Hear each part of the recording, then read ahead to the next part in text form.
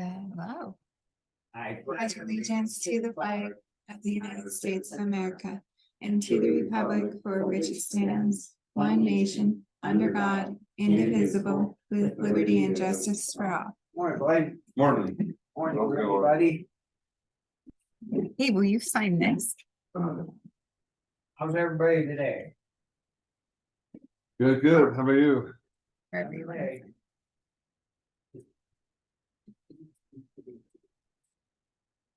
Okay, well, we'll go ahead and jump right into the board minutes. I will make a motion that we accept the board minutes for March 28th, 2023. Second, any public comment? Being none, I'll second or. It's on here. All right, so we'll get into the correspondence. Thank you.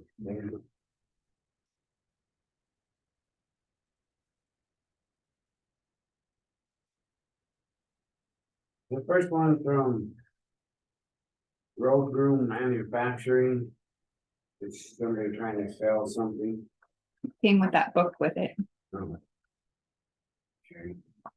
This time of year, it seems like we get a lot of this stuff. Yeah. Next one from the Association of Montana Association of County, the amount due is $2,000. Deductible billing invoice.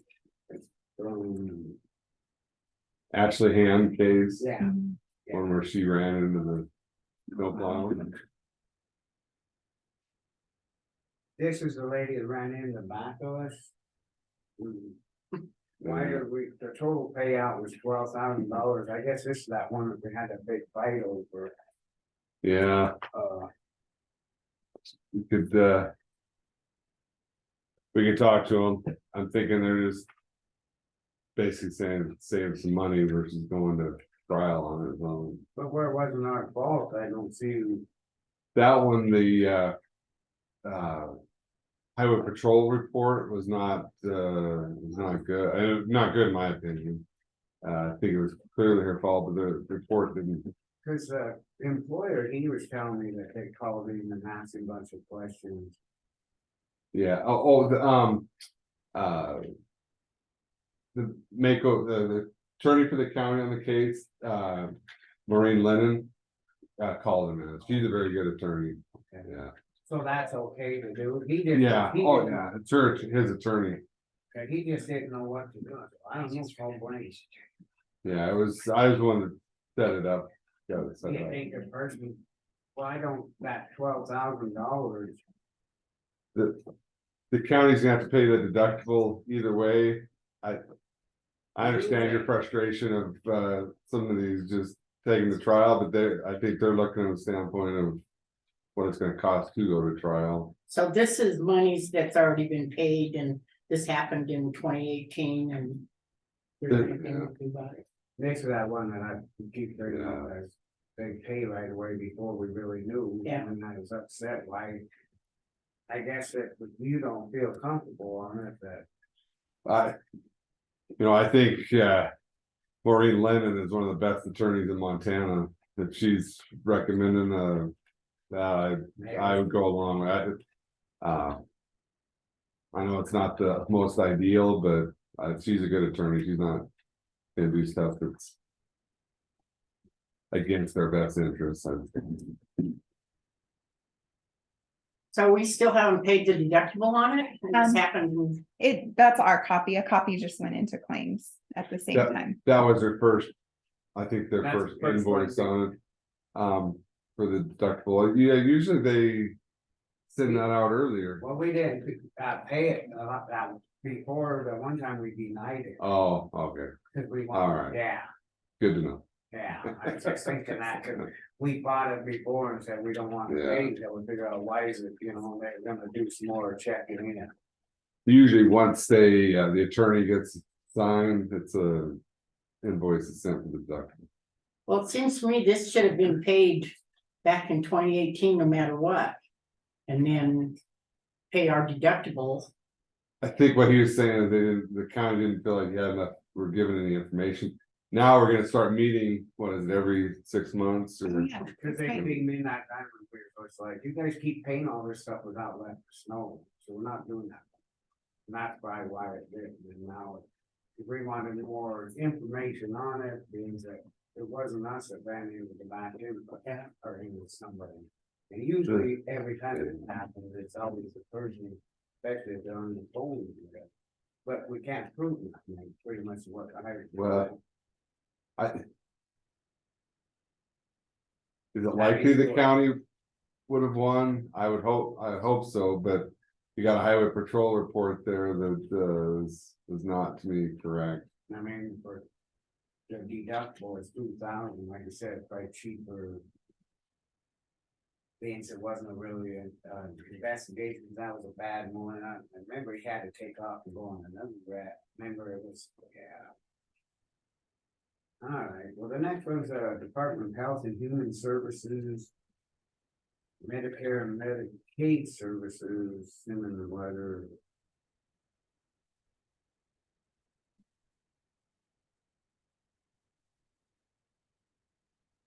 Then we got the county justice court.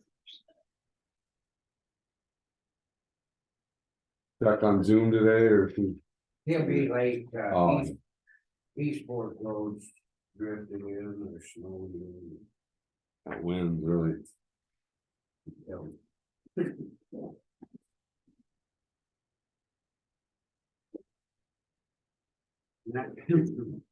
Next one's from the Beaverhead Deer Lodge National Forest. This is about dealing with them who is designated roads and trailers for motor vehicles.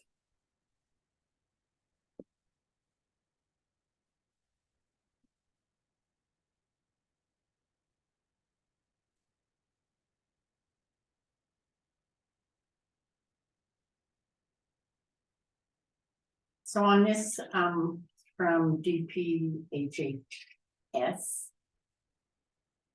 Is this even concerning us or is this with the hospital? Like that, There's discrepancy between enrollment. that bridge down. And Billy talked to Great West and they're gonna get hold of Paul and that, but anything under 10 feet. Under 20 feet. 20 feet, they'll have to come out and do all that stuff, and we'd have to pay them the engineer, but the Department of Transportation, usually, like I said the other day, looked at our bridges, and if there's a problem, they always. Oh, I was talking about that one. Oh, I know, right. Oh. Okay, I believe it's like from Health Human Services, probably for public health. So probably get a copy of them and to them and I'll help them work it out.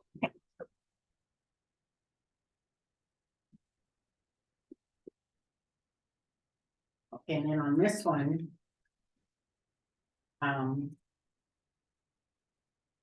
This is the one where. I was looking at this and wondering when. Paul said something about, we need new bridges. Need new signs on our bridges. I thought he said we needed new bridges. No, we only got like 2 bridges that need stuff done to them, but we need new signs on the bridges, and that's So then what did you say about the 10 feet, this, that? under 20 feet with ours that we'd have to have them go look at, like Great West, have to hire them, but Department of Transportation looks at our other bridges. We have books and stuff on the bridges. So do we ask them to, if we have maybe a problem with the bridge, to come inspect it? They usually will get right a hold of us, but I mean, we can ask, it's, I mean, I this is, think he wants to just get signs and like, especially in the springtime. Where the roads are going out, like, they should have like a weight limit on them. okay, So you need like agenda item on that or? But I think when he comes in, it's something we need to Yeah. bring to attention, that if that's what we're doing, we need to make sure we're putting the right weights on the bridges for the road specs. so like what it says here is each summary includes bridges that were inspected. During the past quarter, and if the bridge isn't. Did we get that quarterly report? I feel like Because we, if there is a bridge that wasn't inspected, shouldn't we double check to make sure the receiver center? Well, that's where we'd have to ask him, make sure, yeah, and look at. I guess I misunderstood what Paul said. He said something about bridges and he was on the phone and it. Yeah, no, he just wanted to get signs put on there, there's like 25 ton, 15 ton, like the one going Yeah. in the drum in there, you know, remember years ago, we had to put that sign on that. He might have said a couple bridges need worked on there, but you're, we're talking, yeah. Stony Creek, and then, he talked about that. Billy, the reason I'm, bridge in that case he wants to. oh, yeah, I'm just writing a note. Down here at Maxfield. Oh, okay. I have our bridge report that we received in the last quarter from MDT in October 2022. And I could print that for you if you want it for your. Yeah, well, yeah, road I knew they sent it in, and see, we have a book, we used to have a bridge here. Is I that think something that Paul Right should here. be doing or what? Is that our responsibility? Well, the state does it, and I mean, we should all, we keep it all through, yes. But you guys could just print these and have it in a book too here. Yeah. And I Yeah, think I- we need some kind of paper trail. But yeah, see, we have, all the road and bridge is on that second shelf to the top. But there's a big drawer over here full of bridge stuff too. yeah, we can make it all. Yeah. And I believe he got a copy of this in October. Yep. Freddie, any public comment on the fourth block?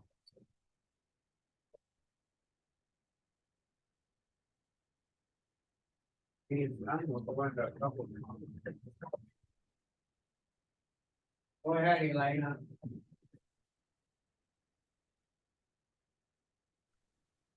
Thank you for the record, Elena Gagliano. On that, first of all, it's very hard following the correspondence. I don't know if they're posted online or if we got them yesterday. But anyway, I think I found the one that you just discussed about the bridges. And this was discussed, and I remember at the meeting, they wanted to know what bridges needed repairs. And I think I even mentioned the bridge on Black Pine. And so apparently there are bridges in Granite County that have been inspected and or whatever that do need repairs, not just signs. So that's my comment. Thank you.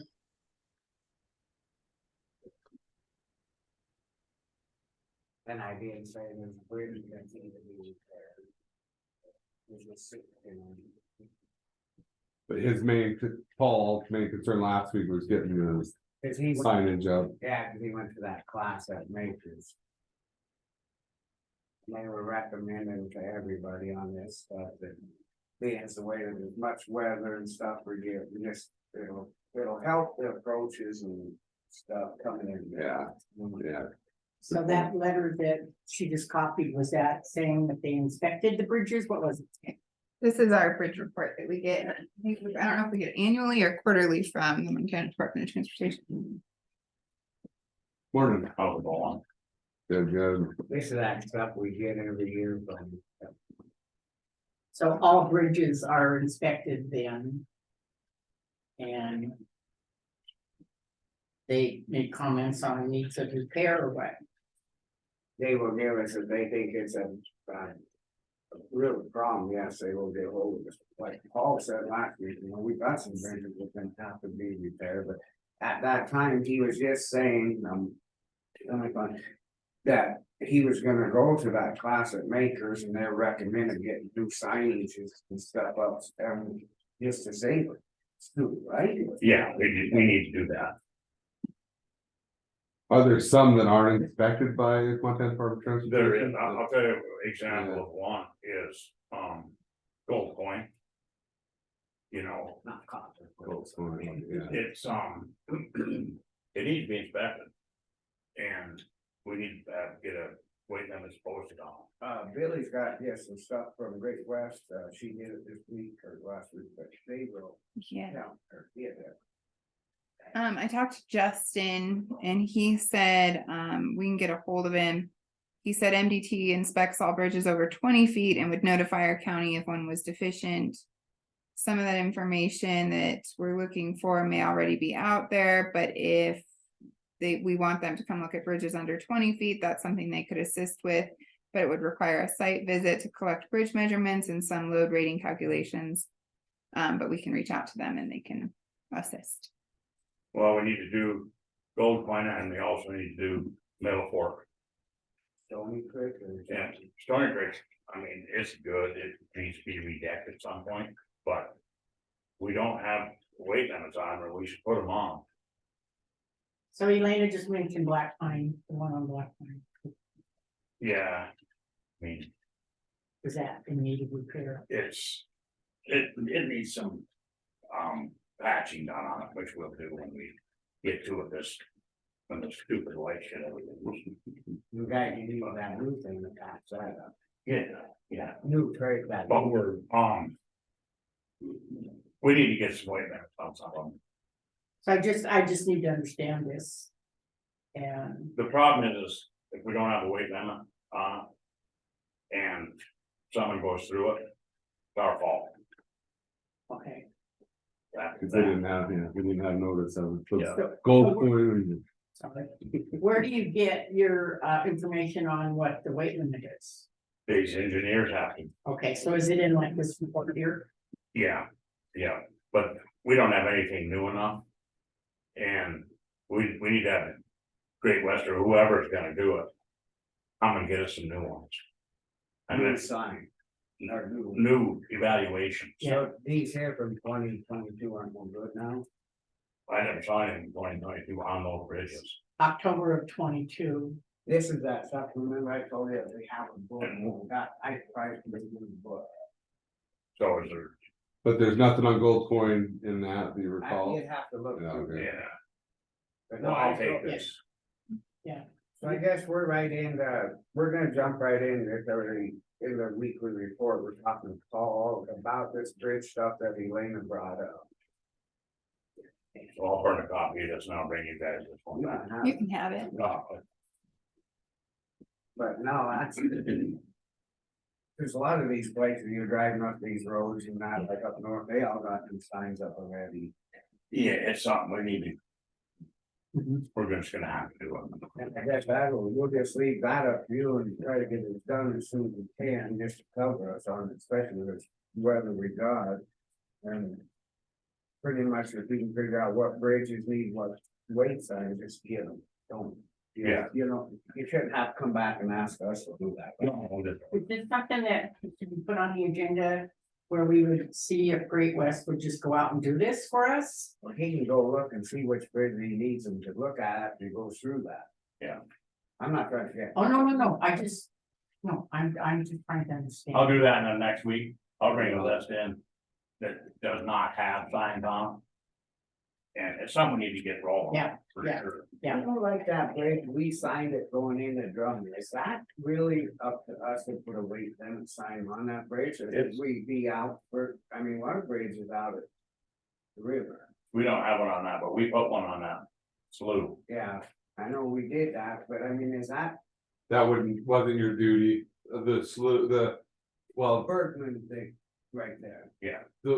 the one, you're talking about by the railroad track? Yeah, Yeah, that'd be the town, but we put a weight limit sign on that, it was back because it was busting at the start, and we put up the wood on it and stuff too, when I was changing it. We They put just- new sides and. working with the town on it, and that's. Yeah, I just wanna make sure that. Yeah, and then we have to get something. So we, I just wanna make sure that if we put up a sign there, we know but Great West was involved in that, I was there in my head, then, I think it was there, anyway, it's that. but Well, I'm sorry if I'm being such a nuisance, but I need to. No, you're not. Hey. Okay, okay, I'm not sorry. I figured that. You need to, yeah, you need to know.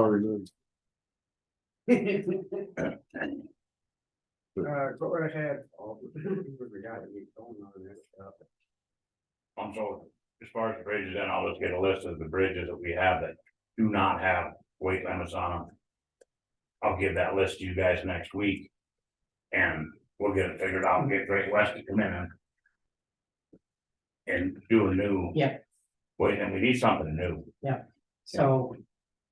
This 2022 one.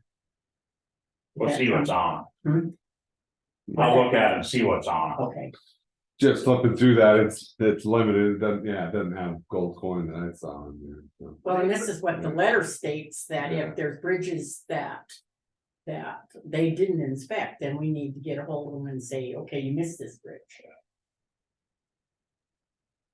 But it's under the 20 feet, right, gold coin? Well, No, if they don't okay. do one anyway, we need to have Yeah. a look at it, make sure we're all. Both points long, it's It's longer longer. than 20 feet. Alright, Middle porch, shorter, but it needs to be done. I mean, I just think if you're giving them just to go and do. Yeah. Whatever, Yeah. so we Yeah. can get signs on Yeah. all these speed. I mean, gold coin's gonna have to get replaced. One of these days. It's the way it is, but. But like. Middleport, for example, you know, we're hauling logs out of there. And. There's no postage, but, I mean, it's good, Yeah, no, I but mean, but we need to have something on it. You know, Well, I think if it covers us, and that's what we're telling them about lots of liability and stuff, that way. if people are crossing overweight, then they could be. They could be but cited. there's no sign. Correct. You gotta give it, it's a notice issue, yeah. Okay, all right, well, we're gonna move on to anything else on the road.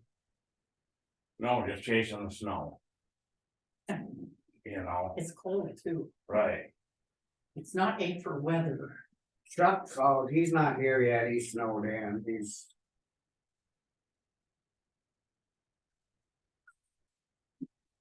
I've had their truck been out there. Somebody over the weekend made a pretty big mess out there. Themselves, Wow. or it's private, yeah, On the county road, yeah. Don't know who did it, whatever, it is what it is, but anyway, they've been out.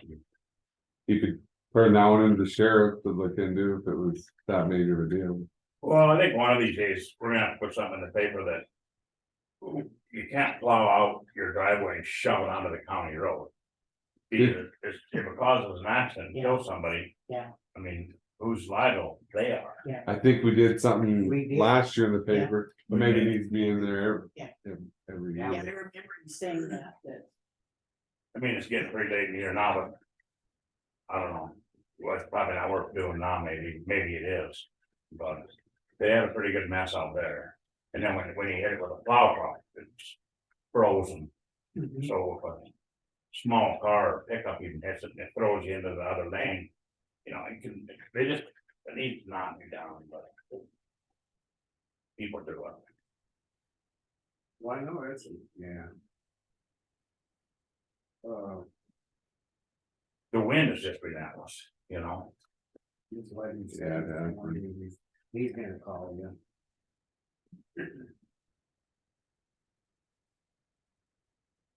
Wow. The time. Look at the time. I know, we're getting behind, but anything on solid waste? You ever hear from Chad Lannis? I didn't.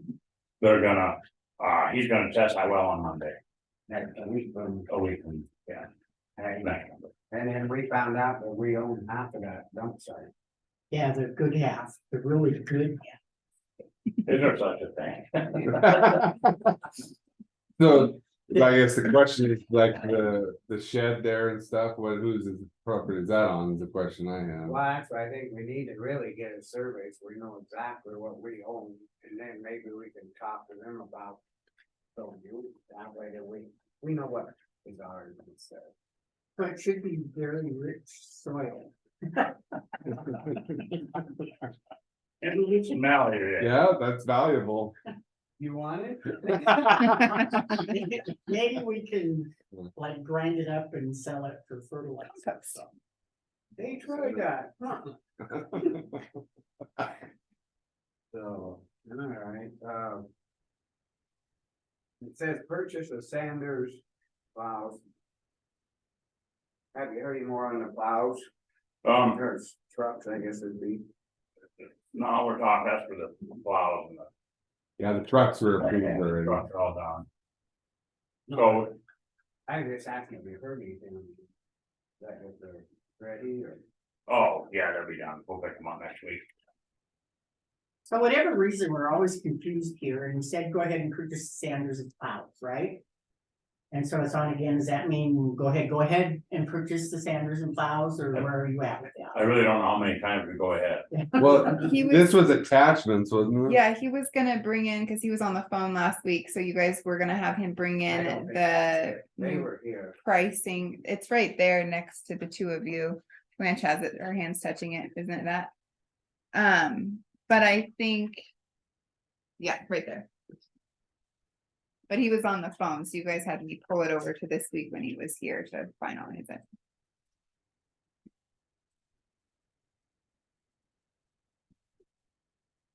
This is the price for the stuff that we already have, Mhm. and we still need to get 2 more plows for the new trucks that we just got.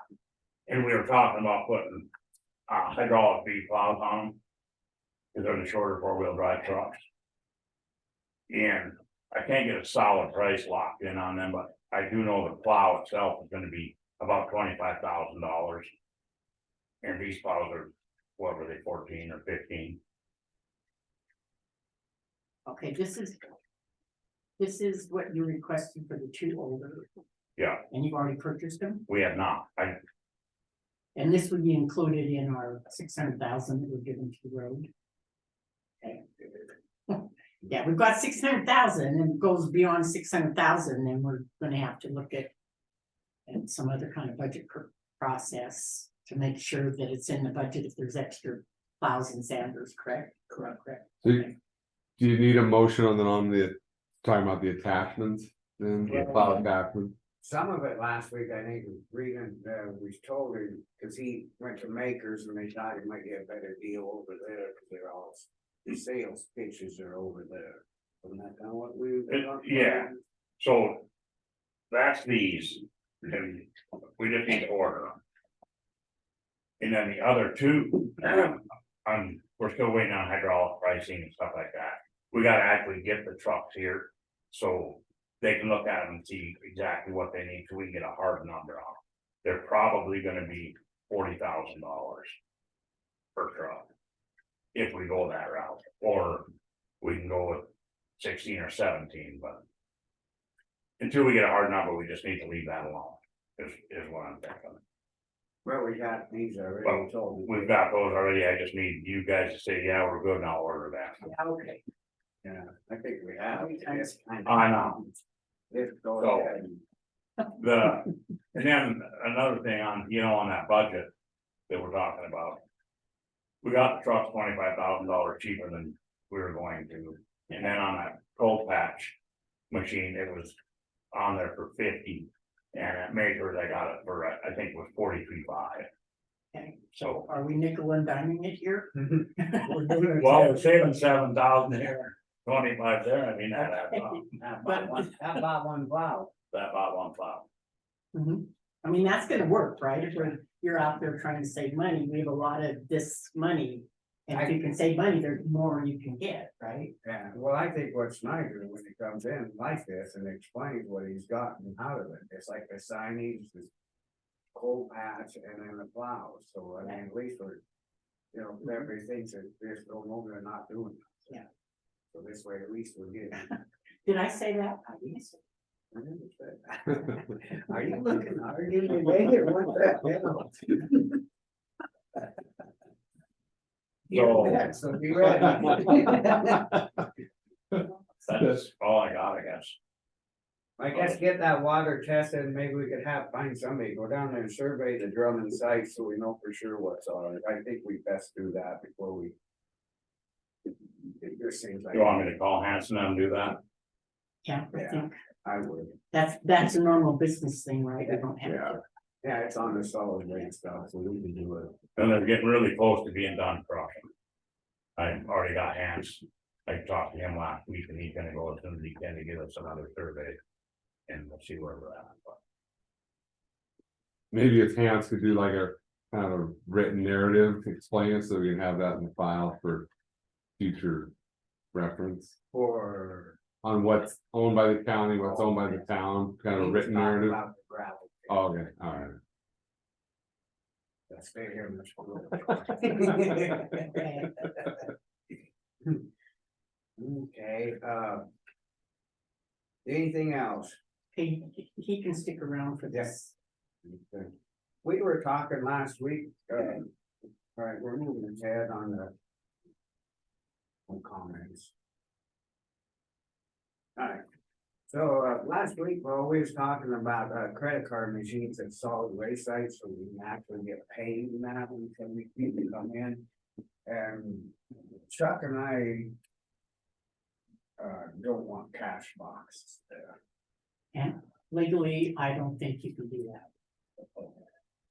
But I'm just saying, if they can put a credit card machine in, then they can swipe it, we're not having to chase to get them. Like, these contractors and stuff, and then they wait when they come through. And well, they pay all the time when they're there. And.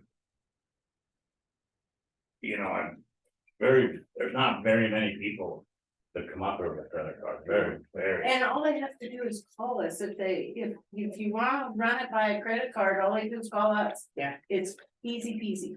we're gonna have And the problem with that is then also, it jacks them up 3% more. And it does, Yeah. and they know that, but in order to hook into, cause we already have a credit card system. But in order for, I mean, they would be hooked into us, and I think that would be Would it a be big mess on my part, if we had a credit card machine down? there? yes. And this is Cause what it's all we done need on to the know. computer, it's done on the computer, we don't have to buy a credit card machine. And they can just come up here. Yeah, and then you come up here and they can call, we can run it on over the telephone. So speaking with Vicky after we spoke. After it was decided that you guys didn't want cash and I felt that we needed. Could have cash. There, I was just gonna look it up on there was a petty cash. That was, At one time, there One was a petty cash. out so there. right now, what Jody does is take money out of her pocket and give them change. And then we gets pay her back. reimbursed, which, If she doesn't have enough change, then. Right. Yeah. Right, You know. well, there's no petty cash, she doesn't have any money there at all. No, but I mean, normally it's $20 or something like that, and they have the right amount of money, but sometimes. There won't be enough. Okay, what I'm saying is. No, I know. And then she'll take $6 out of her pocket Yeah. to make up for it. Okay, what I'm saying, if I may finish, please, sorry. There was a petty cash there, and a petty cash. Box is feasible for them, because then they don't have to dig in their own pocket. And it was already, I was gonna go in here and look, set up. And I know you don't wanna deal in cash, but you cannot turn someone away if they have cash. Because it's US tender and they have every, I think you can, but what you're saying is it's more feasible to do it that way with cash and. it's more Mm, productive yeah. for everyone, instead of kicking the person out and saying, well, you gotta go get cash. Or going up with the credit card thing, it's, I think, more feasible the way they're doing it right now, because they just make a phone call. and there, very few people have, we don't really run that many credit cards, This so is they why don't. it brought back up, we were Yeah. just agreeing that, put it in, but this is all new now that it's here. If you feel it's working and not legal. Yeah, I would say Is that. that what you're thinking? Yeah, and so when they call it in.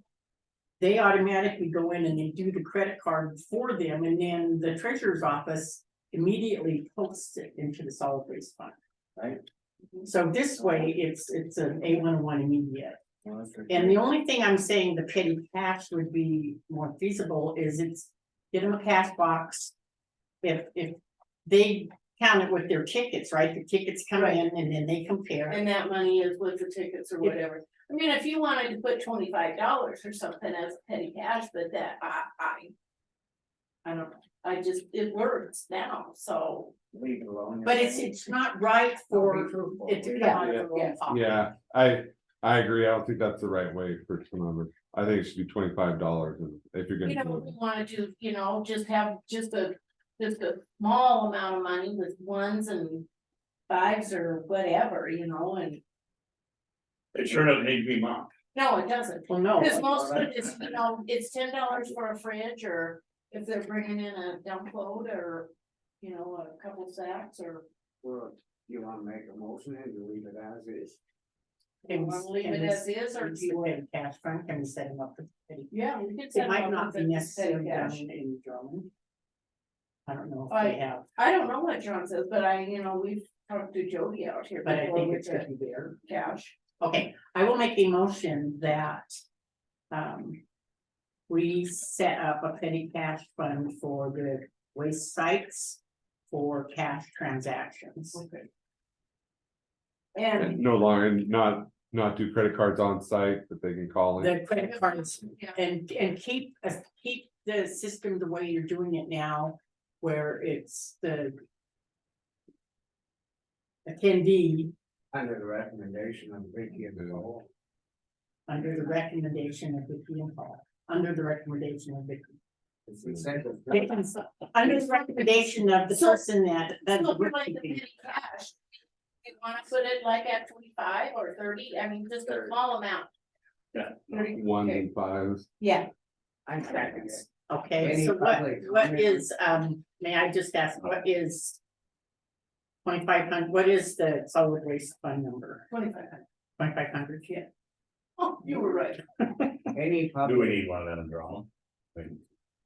If we're doing one, we probably better do both. I would, any public comment on this? Elena, go ahead.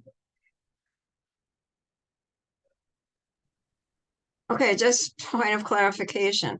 So you're still gonna accept cash at these locations without any limits or requirements or anything? Is that, do I have that correct?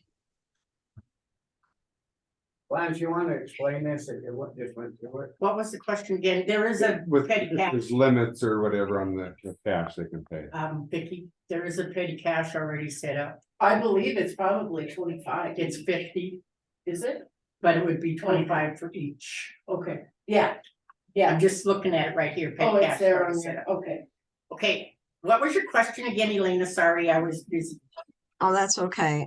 So you will continue to take cash at both locations, because I just want to make a comment. If you have a local ordinance or a state ordinance that says that you can refuse cash, I think you should quote it. But to my knowledge, there isn't any, and so you do have to accept cash. Thank you. Oh, it's, not a statute. The commission controls, that site. You have discretion over what funds you allow. Now, I think it should be reasonable. I think that's what Blanche is saying. It's gotta be working with people there, but you also want it to, you don't want an opportunity for embezzlement of the petty cash. So keeping it at $25, and I'm not saying people would, but we've seen it before. I mean, we've had it before. And keep the written receipts for it, so it all adds up at the end of it every day, then there's not an issue with that. So, I think it's county commission's discretion on how you run that site. Okay, thank you, hope that answered your question. All in favor? Aye. Aye. Motion carried and passed. And then I have a comment on something else for the solid waste. How about, we've never had any signs that point towards the solid waste. Is that something we can make up, like from the prison, because they make those signs? No. Why? It cost money. Would they charge us? Oh, come on. Yeah, they charge. That's money are we talking? I think that's good, because we have people asking for you guys. That says what? But Sorry. it's solid waste site. Oh. or this- Directions. Oh, okay. Would you like to give us a picture on it and stuff? Would you? You said it. No, To put out on the highway one. Yeah, I think that'd be good. Okay, Save a penny, spend $1. Okay, sure. Why not? I heard he'll spend $1, but he want to save a penny. We'll put some- Well, I won't trip over $1 to save it. Put your name. No. Put- Okay, so we'll work on getting a couple signs from maybe the prison I'll order. Who do you order from? I order, well, I make, they got unique prices, Okay, and we'll go with the cheapest place. and just say landfill or whatever. I say solid. We'll let you, Okay, we'll let you two take care of this. You can get your signs and put Vicky underneath them or whatever. So one comment is, Vicky, is that, you'd have to set up cash boxes for them. And, yeah, I can, and then I was thinking maybe some kind of little sheet where they need to count their petty cash, like, I don't know. if it needs it's to be very done simple, every they day, pull out but $25 and then count, and then every match with their tickets. Yeah, Easy, easy. Yeah, they, Did they sign the sheet and yeah, and sign this sheet saying that it's okay or fine or. I'm good with that. And these would be turned in, what are they turned in now once a week? unless there's a bunch of money out Yeah. there, so for some reason, Yeah. and it gets in earlier, No, this is good bookkeeping. yeah, Okay. it's not big. I know it's pennies. It's way better than trying to bar it off with credit card machine and all that stuff. Yeah, Good oh, yeah. Steve, Fred turns. This is why we put it back on the agenda to Okay, get the whole use. okay, What do we need to?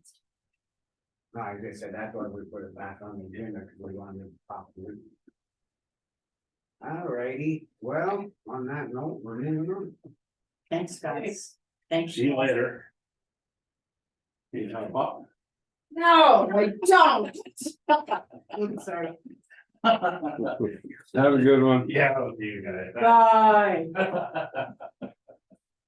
Okay, next thing, is Granite County Treasurer Vicky Harding with monthly tax reports.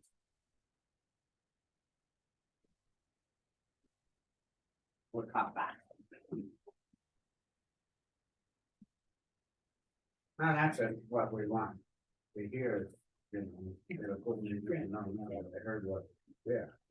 'Cause we didn't know all that. Yeah, right. Okay, what did I just hand out? February? No, I should have done January, but that's okay. I'll do January. Guys.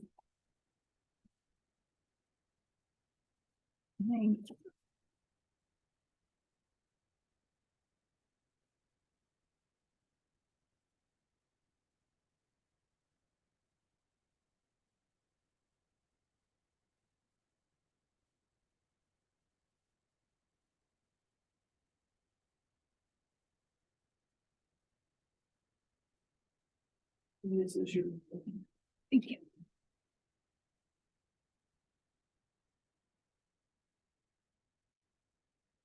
So this is January's. Analysis, and then I have.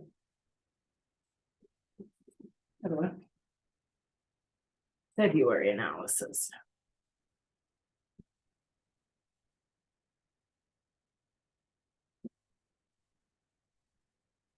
Okay. So we'll do January 3rd. So January, we have, checking was 253,636. Deposits and transit was 25,207. Less outstanding treasurer's checks was 12,493. So bank balance was 266,351.07.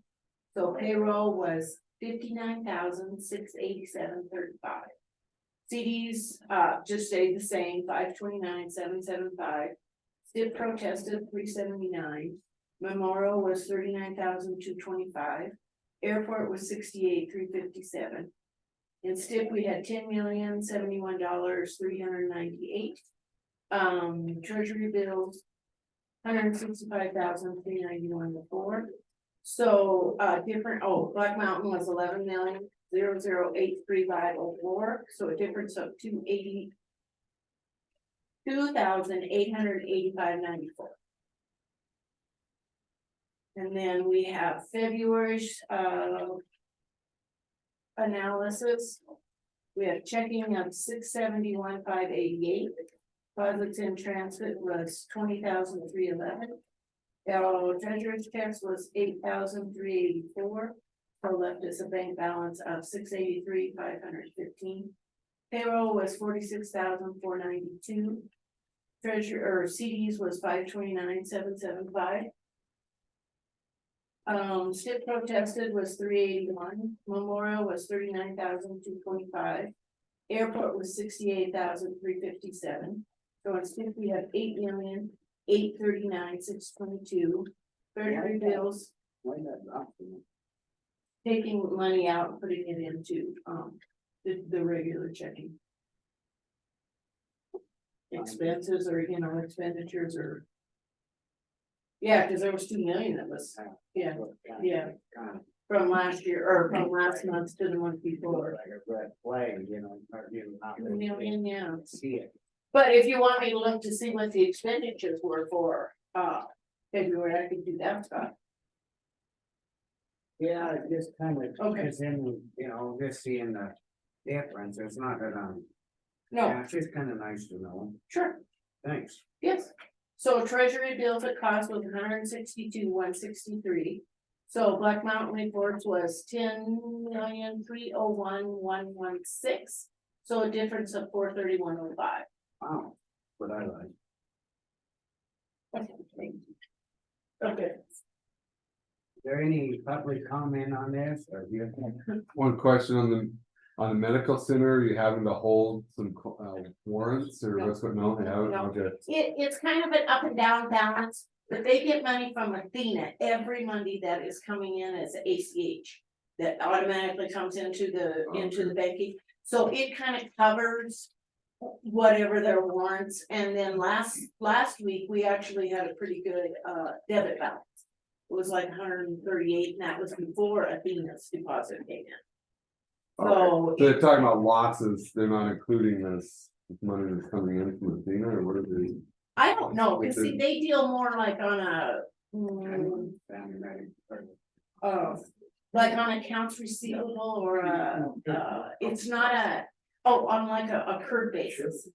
We deal totally in cash, so it's what their cash balance is one day versus what their cash balance is, and they have all this accounts payable, accounts receivable. So what was your question if we were registering warrants? Yeah, Yeah, since you guys Okay. need to, there. Right. no, I haven't, And that would be something that you. would- that, I would have to come and talk to the. I guess that's what I was thinking. Well, Yeah. See, they kind of asked me a couple months ago if I was registering warrants, and I went, no, I said, that's, Is that?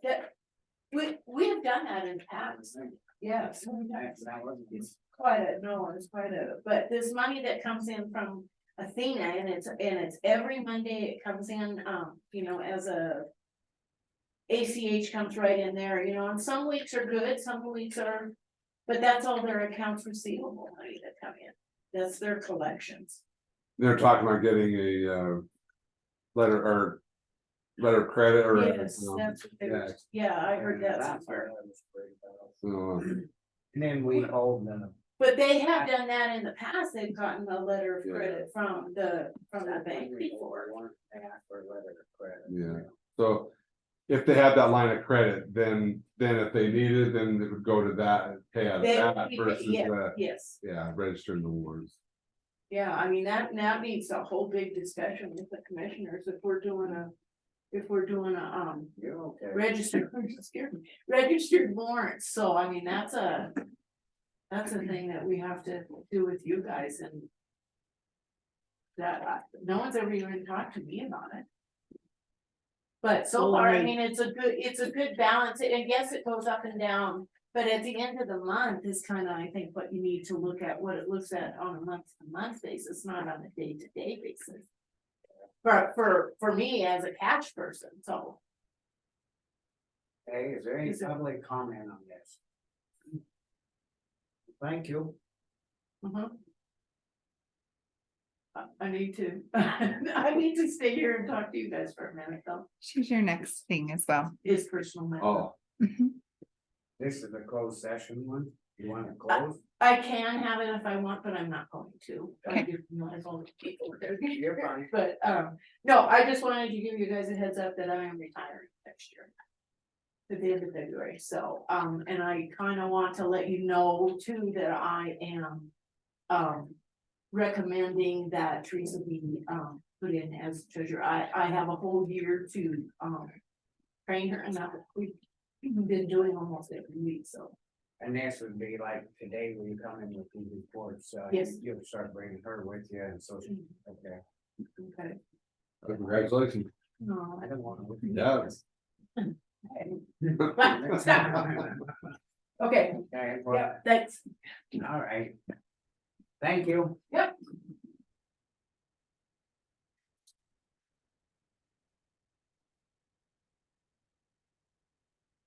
All right, well, we can go right into the dam tenders report, Georgetown Lake outflow review and decision. Oh my gosh, I don't think I pulled it for you. I got, We have it? no, let me grab it right now. We do have Brad Learman on and Stephen Begley this morning though. Come on up, Paul. on that ball. Or you'll get your It coffee mug? is-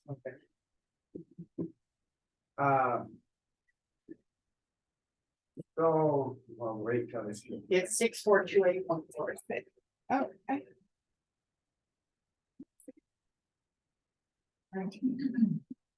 My notes. And. Were we still doing 6 last year this time? You were 12.48 inches below full fault. 12.48 inches are all full. And we went up last week to 25. What's your recommendation? Chuck's left his message with Billy, do whatever. Do whatever. Did the I lake- guess I should say that. Well, is that what he said? People didn't say it. He's deferring to you two. Yeah. The lake level go up? What's Okay, coming in? yeah. Average the last 2 weeks about 30 CFS. Snowpack's 107% above normal. We have more snow than there was 6 inches at my house this morning that we're gonna inspect with the meeting over the week. We kind of recommend over 30, 35 right now. They can't. I'm kind of getting worried, that we're getting dumped and that's gonna, if we get to this 50 and 60 weather, that stuff's gonna start. We're gonna have big ones coming in. Well, this will only be half in an hour, but I would recommend we go to 30. So full pull is what? 6429.5. 6429.5, Yeah. and we're what, 12? We're at 12.4 inches below full. So you're saying it's gonna, it's cold now, which Yes. today, but tomorrow, you never know, it could be 50. The weather, it's supposed to be going up here the end of the week and next week. And we can add, on the 15th of May is when we have to go to 30, right? Correct. But we can go before. I think by just what's here and what's going on and keep getting more and more. And it seems like it's been going more south of this and kind of coming through this, and you look, you're growing up here, we got a pile of snow up here. So like, looking at your graph, at 25, the water's still coming up. And 31 is coming in, On average the last 2 weeks. so could we do 30 safely? I think we're better, I Yeah. think we're gonna have I think it's starting to come and if we don't jump a little bit each time, we're trying to keep up a little bit, we're gonna be in trouble. Just looking at the graph and looking at how it's working, and we're going up and it's not affecting at all, it's actually like at 25, it's still raising. We're still getting, and 31's coming in, I make the motion, we go to 30. They're really pushing for 35. We can always turn it down. It's a temporary modification if you go above the inflows, so, but you can always ask for the consent too. Well, How about, this is me, I know it's we. How about go 35 for this week, because it's supposed to be in the high 50s for us. We've actually gone up like 2 tenths in less than 24 hours. So 35, what would you think on with that? And then we can always turn it down. Yeah, we can turn it down, but if we can't catch it, we can't catch it. And So- I think we go as high as we can right now. Like Blaine's saying 31 is coming in. To go- But like tomorrow, 35 could be coming in Or more. or This, more. this warm weather by the weekend, we might be.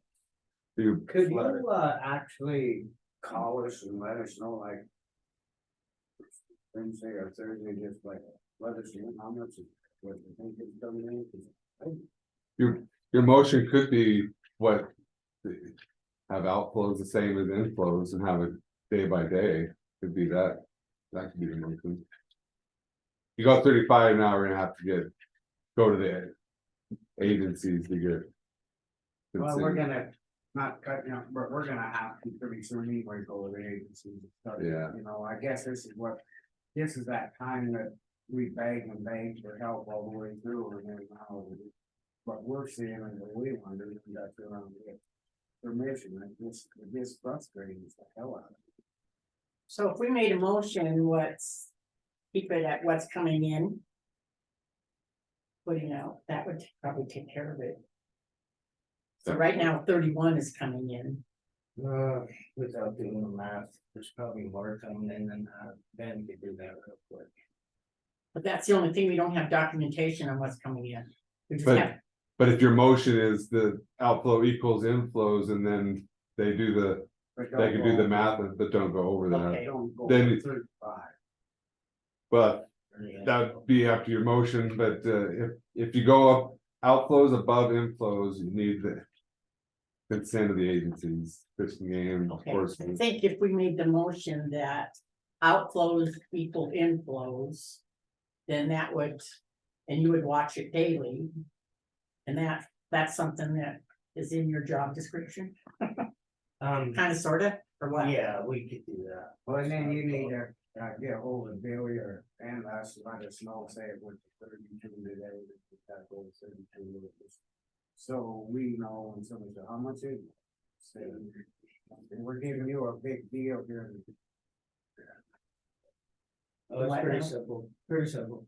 So, Doing keep it, okay, I'll make a motion to keep the water outflows the same as what's coming in, the inflows Day by day, for this week, day by day basis. day by day basis. Second, you public comment. Elena,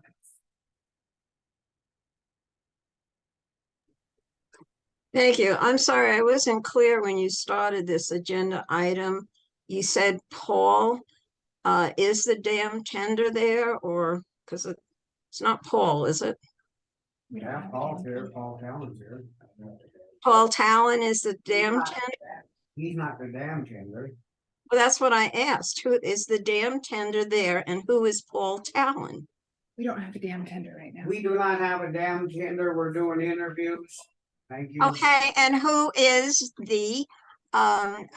Paul Talon? That's my question. There was no introductions. I work for Hydrodynamics out of Bozeman. Thank you. Same person's been here every week. Yeah, Paul has come in and I'm sure you realize that he has. I understand if you're looking for documentation on who's giving us recommendations. Brad Lehrman. Go ahead, Brad Lehrman. Public- Okay, thanks, guys. Yeah, just wanted to give you a quick update. We've we do dissolved auction readings up at Georgetown through the winter to keep track of, because that's what we believe caused the fish kill. We're pretty certain caused the fish kill in 2018, and I just wanted to update you guys quick on that. We're seeing some pretty low readings right now. We're down a little below 4 parts per million, which is at Comer's Point, right below the ice, which is pretty low. It's not as low as what we saw in March of 2018 when we saw the fish kill, but it's pretty low. We were down to about 2.2 at that point when we saw the fish kill that year, but still looking a little spooky when you get below 4. So anyways, what kind of the history of that is, if we get, if we get low water conditions can cause it, but also if we get a lot of ice and a lot of snow on the lake, it can cause reductions in dissolved oxygen. And I mean, that's what we're seeing this year. We obviously have pretty high ice depth with the extended cold weather. And then obviously we're seeing ice is probably going to come off late with the cold weather we've had. So it's a little spooky because we're going to have extended ice cover probably. So anyways, just wanted to update you guys on that. Obviously, the more water in the reservoir, the better it is for DO. So, just kind of that's how we look at it. But I understand you guys have to do some adjustment with snowpack coming off. So not that maybe I'm not making a recommendation, but I personally, I think what you guys are recommending sounds good. Again, if you do need agency approval on something, I got to talk to Pat, obviously, too, and Steven. Yeah, so just wanted to update you guys on that. Obviously, the management you guys did over the winter has been great. Things are looking good. But yeah. And also I want to say, if you guys want me to attend any other meetings here soon too, as things are changing, just let me know for sure. And maybe I'll plan on jumping on in a couple of weeks too, and just check in with you. So. Okay, well, thank you. Appreciate you call in and letting us know. Thank you. On the motion, all in Sure. favor? Aye. Aye, motion carries by. I think all them ice fishermen are on them holes, they did a lot of oxygen down in there.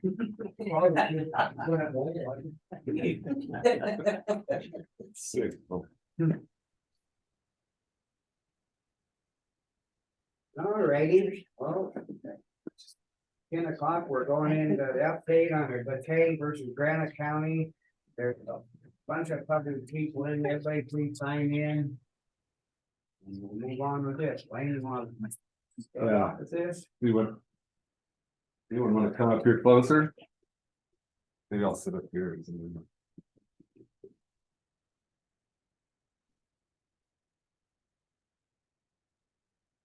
We went over this last week and had a lot of, people in there. I see we got more now. I guess everybody's here for it, right? Do you want me to give an introduction? Yeah. So a few weeks ago, the county had mediation, was unsuccessful with Jim Beckay. He was on Zoom. Was at the mediator was CJ Johnson in Missoula. The idea came up there, some potential ways to come to some middle ground. That's why I wanted to get everyone's thoughts from the public. The county has filed a motion for summary judgment with attached, most, if not all of you did, affidavits. And then Jim Beckay's attorney filed a motion for summary judgment as well, and I responded to that. So, I feel good about it. Feel good about the county's position. The county has argued that it's a county road, and the alternative that there's a public prescriptive right there. I can't guarantee how Judge Dayton will rule, so potentially looking at some middle ground might be an idea. I know last week a lot of people were just saying this, go forward with it, and that's what the commission wants to do. That's your call, but potentially take more public comment. I know, some of you didn't make it last week. Get your thoughts on it.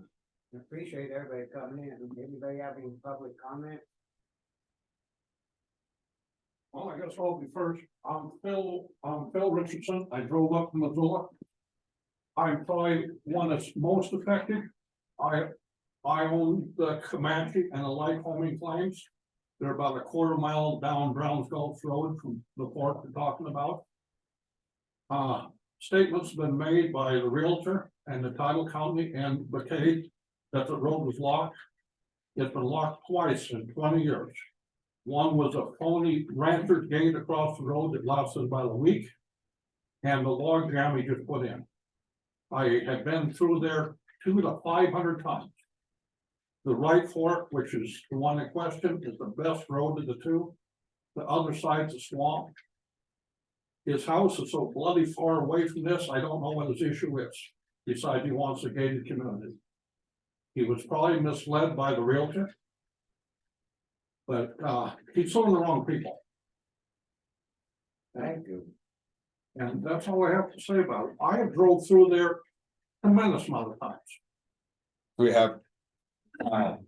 Bill's affidavit is attached to our motion for summary judgment. Yeah, and we talked about his needing access there to, cross there to access his property. Well, if there's a fire, if there's anything, I want two ways out of there. And it's convenient. I don't go back to town by the water tank, I go up to Stewart Lake, go over to Wyman Gulf, to go to the shooting range. And that's the road we took. When I bought the property, I researched it, I knew it was a county road. Now all of a sudden, and then when they had the county commissioners meeting to rename the road. If that was advertised that it was a road closure meeting, this place has been full of people. If he had gated the thing anytime. You would have had complaints to sheriff department, county attorney, and the room would be full again. This is just a backhanded way to close the county road. Thank you for your comments. Okay. Appreciate it. Thanks, Bill. Anybody else? This is a fireman, I think. You gotta state your name. I'm Dave Croft. Volunteer fireman, just, it would be good to have the access for. You know, access and egress in case of a fire, that's my big issue and. Plus, we've always been able to use that road to begin with, forever, to do whatever we do. As we live here, so. We're trying to keep that option open. I mean. If this guy's house catches on fire, what do you think we're gonna hurry up or not? Probably no. You know, one hand washes the other. Have his Dave's affidavit as well, so, yeah. Well, thank you. Anybody else? Bill, I don't know what's going on. State your name and. It's good that you warned everybody. I'm Bill Adnoli and my family has quite a bit of property in and around the road in question. I guess a little historical perspective from my point of view. So some years ago, Deer Lodge County tried to get a road to remain open over on the other side of the Flints. It's called the Modesty Creek Road. And the Modesty Creek Road accesses several lakes that have dams on them that irrigators use, and also accesses some private property up there. And a rich feller bought some ground down below and he closed the road. I can remember going up that road to those lakes, Pazega Lakes, in the 60s and in the 70s. And what happened was this guy closed the road, put a gate across it. And the locals over there, I am told, Anaconda people, they just had a way around the gate. So it didn't bother them, they just kept right on going up there. Well, eventually the county commission over there and Sue Sweeney's husband, the dearly departed Mark Sweeney, he was on the commission and they tried to get this road declared open for public use. I don't think it was a county road, okay, but it had been used by, you know, hundreds and hundreds and hundreds of people over a period of more than 100 years. And the case, as I understand it, went to the Montana Supreme Court, and the Supreme Court decided that the county and the interested people had waited too long. And they let that guy keep that road closed for I don't know how many years. And the Supreme Court said, no, it's not going to be a public road. So a number of us that have property up and around and other people that recreate in that part of the county up there paid a lot of attention to that that circumstance over in Deer Lodge County. And so we have been very sensitive to the idea that the road has not remained closed. My recollection is a gate went up, and in fairly short order, not me, but somebody jerked the gate out of there, and it remained open then for quite a period of time. And I think it has been maintained by the landowner that they, and maybe by the realtor, that this road, every time that the barrier has been removed, that they've immediately closed it again. That is not what I remember about that road. It has stayed open for years and years. And fairly recently, not a gate, but a barrier with logs and dirt and stuff was put up. And when that happened, several of us that have been using that road, you know, since the 60s or the 50s, as I understand it, approached the county about the fact that there was a barrier, and now that needed to be addressed. And so I guess all I'm saying is I and a number of other people that have used the road have a different recollection as to whether or not it has remained closed for years and years at a time, and was immediately closed back up every time that a gate was pulled down or something. That is not true. So yeah, you're correct on the 5 years a gate you can get a prescriptive right to a gate.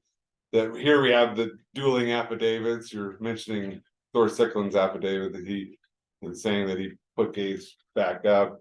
Everyone else's affidavits are countering that. So the summary judgment on a prescriptive right argument is probably not going to go for either one. That's going to be a factual dispute. So hopefully the county would win on the summary judgment argument for this a county road.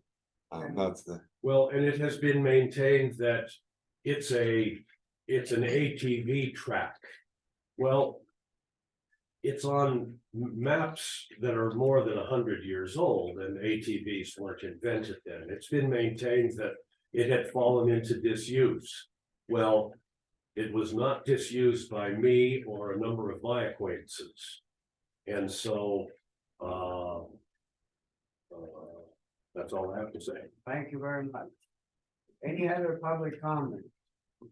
what I was going to respond to. He talked about how yeah, they're making the argument that it was abandoned by the county because the county named it Tungsten Lane and so forth. But correct, it was Mr. Beckay that came in and said, oh, it's a private road. Thor Sickling came here to the county commission, said, yeah, it's a just a cutoff road created by ATVs and so forth. Yeah, it's not factually accurate either. So I think got some disputed facts there. And, Like on your statement there, you're kind of saying too, don't sleep on this, because then like you're saying over Deer Lodge, they could, start playing that game. That would. The way I take it. Everywhere. I don't think we're going to. Okay, I just wanted to remake this statement that when the landowner requested a name for this road because he needed a name and an address, and it went to Matt's Mapping, and Matt's Mapping sent out a form letter giving him a name for this road so that he could get an address to get electricity to it. And it was a form letter from the county commission. So Matt didn't have the information either that historically it was a county road, and he assumed it was a private road and gave that name to the property owner. And it was overlooked by the commission because it was just something, it was a form letter, and it wasn't realized that this was in dispute. yeah, and that's their argument. They're jumping up and down saying the county named it Dunstan Road a private road, but But their representation is why the county, It wasn't even a motion. correct. And if you read in there and if you don't see where they made a motion or nothing to say it's a private. But. Yeah. But there's the commission meeting where they said we have a feeling it's a county road. That was, yeah, not done by motion. Later on, there was a letter from the county commission naming it Dunstan Road. I don't think that totally wins the day for the Mr. Beckay at all. Name and. It's Bob Stephanie, yes. Scott, and I didn't go ice fishing again today. Because I wanted to be here. This. It's been brought to my attention by a friend of mine, an acquaintance. That. He doesn't feel that the. Folks that were on the commission at the time that this event took place, even went up to look at what the situation was. They didn't leave this room to go up there and say, oh, this is what they're talking about.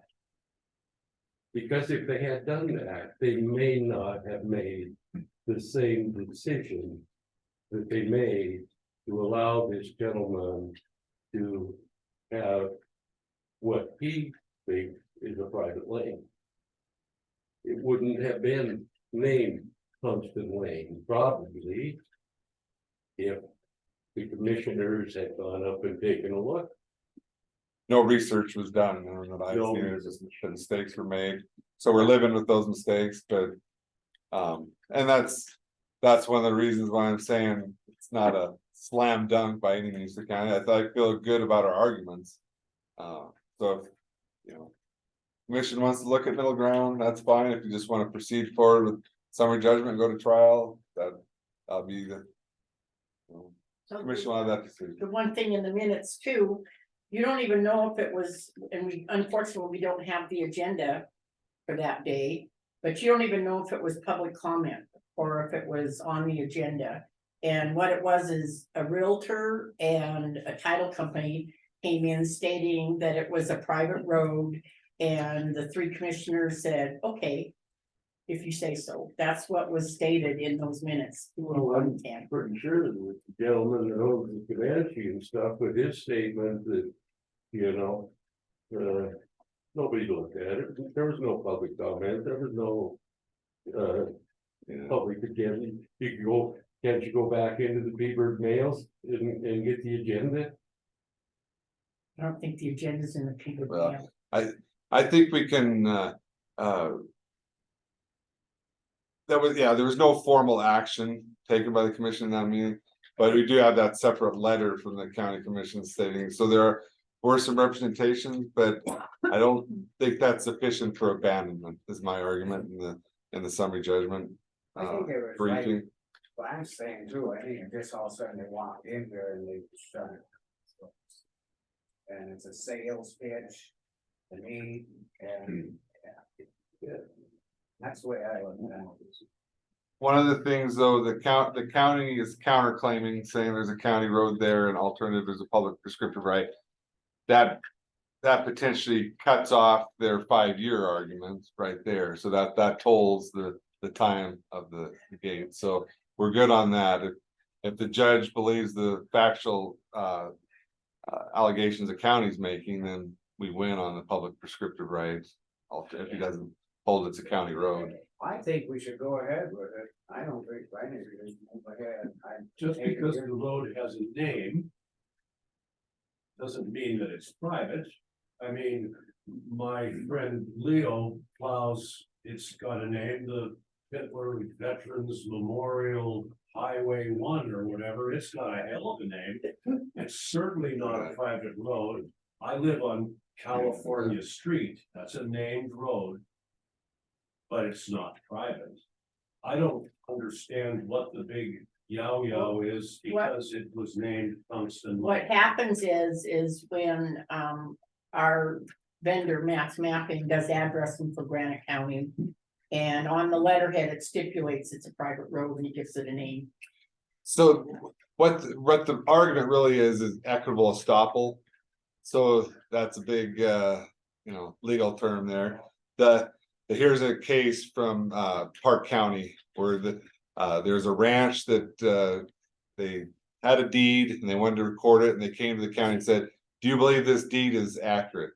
And the county said, yeah, we believe that deed's accurate. It should have probably stayed out of that legal opinion, but the deed was recorded. Later on, it was found out that deed was invalid, and so the county said this deed is invalid, and the ranch came in and said it was called Elk Ranch is the name. They came in and said, you guys are equitably stopped. You're prohibited by law from arguing that it's not a valid deed because you already represented it to us. It was, and the district court there said, no, if it's purely a legal argument, you guys could have gotten your own attorney. There's a factor of that's an element of equitable estoppel, and so they came back and said, district court and the Supreme Court said the county can say now it's not valid because they could have hired their own attorney at the time. That's the same case that I'm arguing here, that the county made that representation, but it's a purely legal argument that was being made there. Equitable estoppel does not apply. So that we're getting into some complex legal arguments, but I think believe the county wins, but that's why I'm saying I can't say 100% the county wins on that argument. Does anybody else want to chair? Oh, yeah.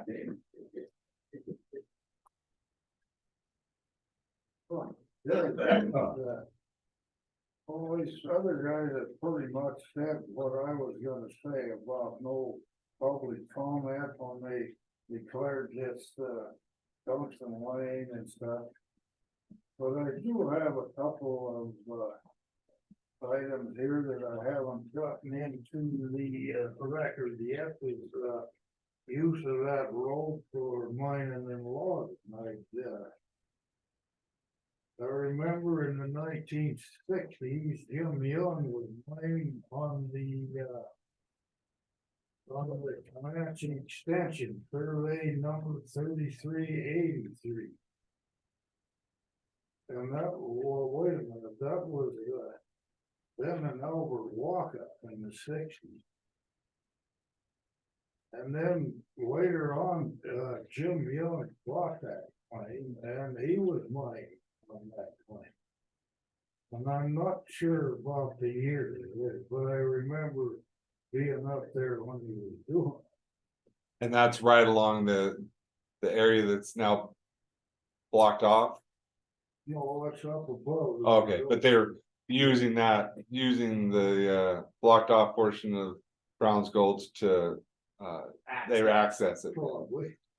And then Dave Benson was logging on the Democrat claim. That's belongs to that Northeast. And that was either in 1988 or 1990. What was that claim? The Democrats, I don't have a survey, man. I know Dean Harding talked about Tiny Johnson was mining up there as well. Do you recall that? No, I can't say that I do. Okay. I was logging with Dave. That was good. That Leo Graham is one that said that. Thanks. Any other, I maintain again that controversial part of the road is the Brown Gulch Road. It's named out on the 1913 survey plat. And that's what everyone stated in your affidavits Yeah. as well, so.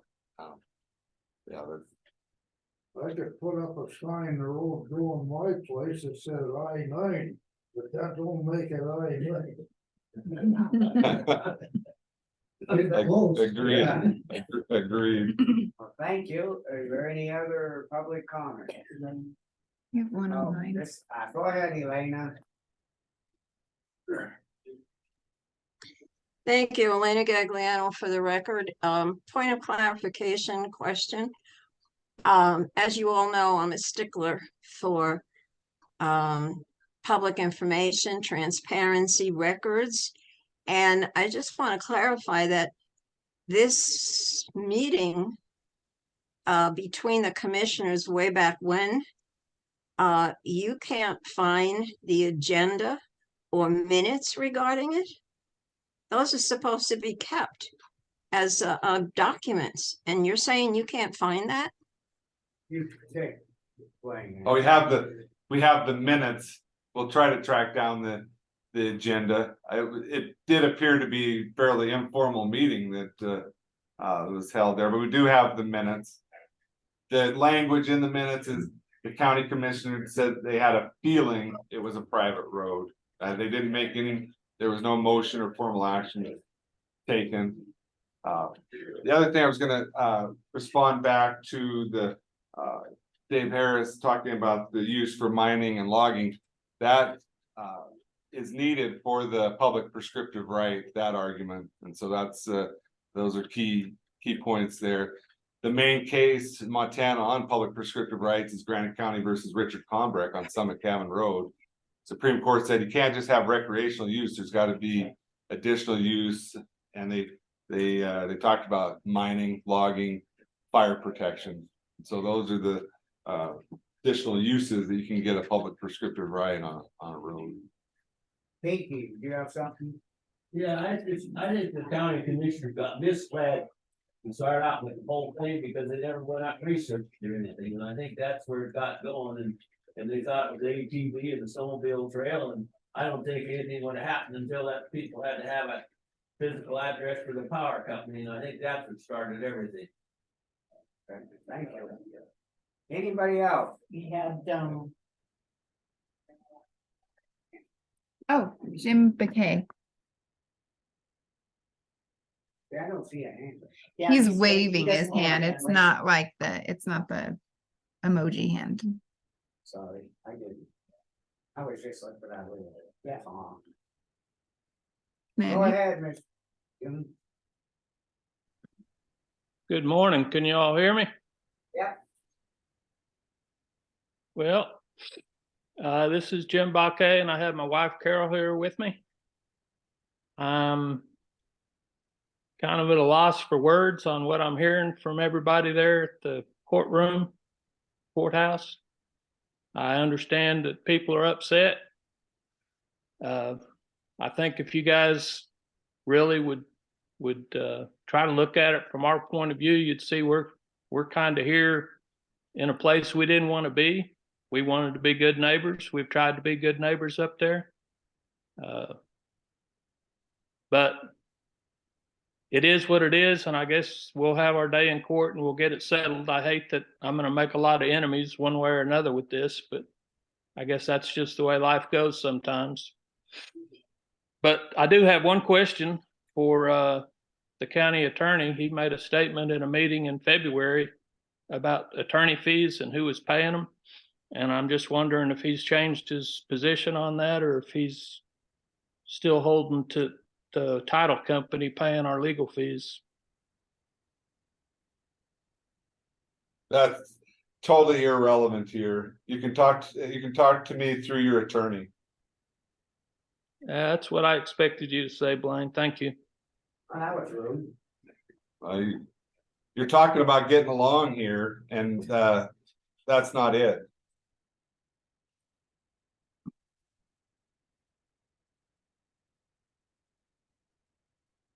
Anybody else, public comments? Right, well, It might make someone's perception a little different if the guy was here 365 days a year, being he's a fly by night.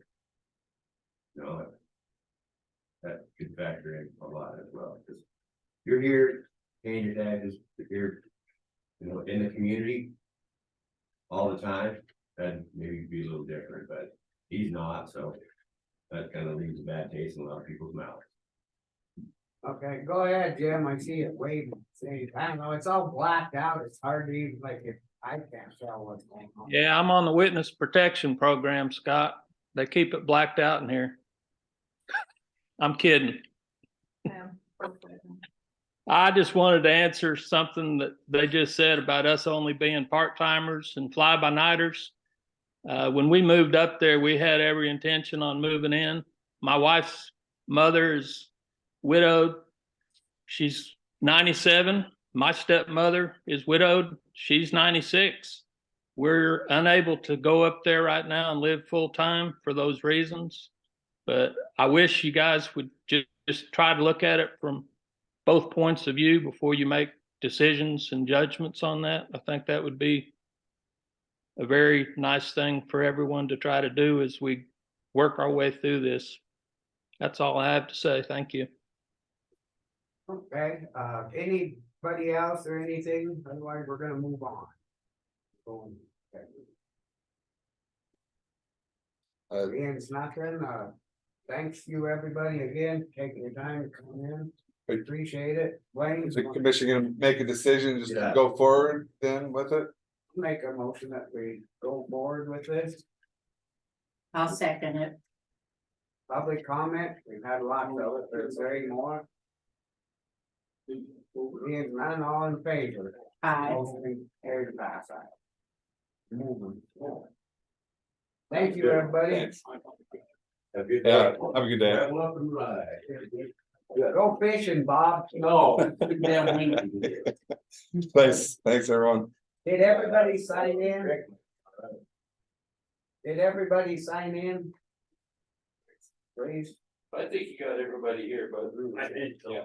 Thanks. So the one thing about the agendas, I'm not sure that, it's required to save the agendas, or there would be a file Yeah. where Mike would have been saving the hard I- copy. It's not by the Secretary of State's, because I have that record keeping thing. I don't think that's critical to the, I mean, if they would have made a decision, then they would have to be on the agenda, but there was there's no decision made here, so, maybe do some more digging, but I get the feeling that was kind of spontaneous. So on the letterhead that, did one of the commissioners sign off on it? It was just on the custom was using the county commission letterhead, but then so we've changed that policy, but, yeah. And, I think both of you brought that up in your deposition, but it was not signed. Yeah.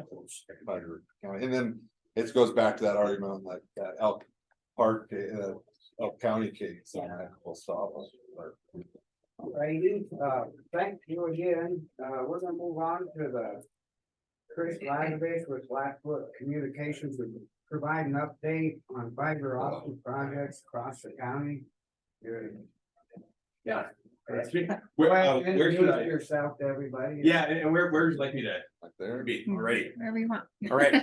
So yeah, I'm Chris Laswich. I'm the public affairs manager at Blackfoot Communications, and it was a great honor to be identified as a native of Anaconda in the Daily Mail. But I actually grew up in Missoula. My family is from Anaconda, but I don't want to misrepresent myself, or I'll hear Oh, no, I. Sorry. Oh yeah, no, that's okay. And we've spoken on the phone. And does everyone know JB Ray? I spoke to Yep. Hello. And then Debbie Dantic is our community relations manager at Blackfoot. So I'm the county attorney, Blaine Branch. I'm not Chuck. okay, Chuck- okay, Chuck here. all right.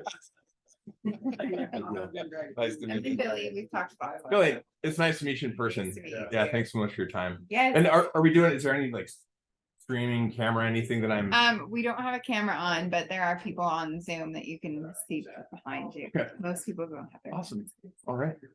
Good deal. Well, I'll try to be brief, and JB we'll have a few comments as well, especially if you have specific questions around anything related to construction. But just by way of background and sort of how we got here, and I'll hand it off to JB on sort of next steps.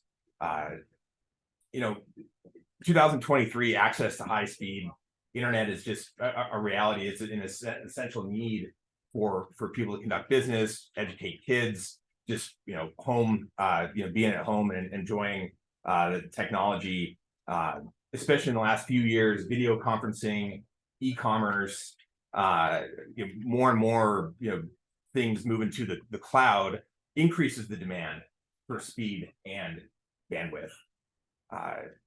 According to the FCC, 1 in 3 Montanans lacks access to high-speed internet, and that number goes up to 3 out of 5 Montanans when you're looking at rural communities. And so looking at the current accessibility to internet connectivity, Congress acted to pass the American Rescue Plan Act, or ARPA, and $25 billion was allocated for broadband access, especially in underserved or unserved communities. Montana has received significant funding to do that, to administer that in our state. $309 million. I know I'm putting out a lot of numbers, but that's through the Connect Montana program. So as you're all aware, and we're part of the process to win, to apply for grants to bring this high-speed fiber-based internet to Granite County. Blackfoot was successful in winning the 3 grants that we applied for. So the 3 are Phillipsburg Valley, Phillipsburg, Rock Creek, and Drummond, and that's kind of the order as well. And JB can again speak with a little bit more detail, but between Blackfoot's investment and the state's investment, that's $36 million going into fiber into Granite County over the next few years. The technology itself is future proof. It's we're talking about strands of glass. Glass sticks around for a long time. You don't have the drawbacks of copper. So distance, the sort of capacitance issues and things that you run into with copper. I mean, this is, as I like to view it, we electrified the West. We brought telephones, and then the freeway system. This is that next step in infrastructure to this part of the country. It's really an exciting time.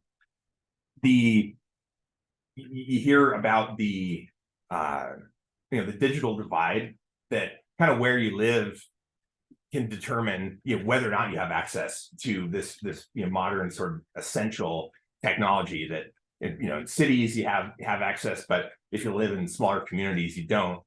And this project and program, especially as a company that's been around for almost 70 years building and maintaining networks in Western Montana, that's going to eliminate that divide. So I think that the sort of freedom and options that people will have in this community, that if you want to start a business, if you've been, if you live here and are thinking about either doing something from home or something in town or wherever it is, but having this technology will allow you that freedom.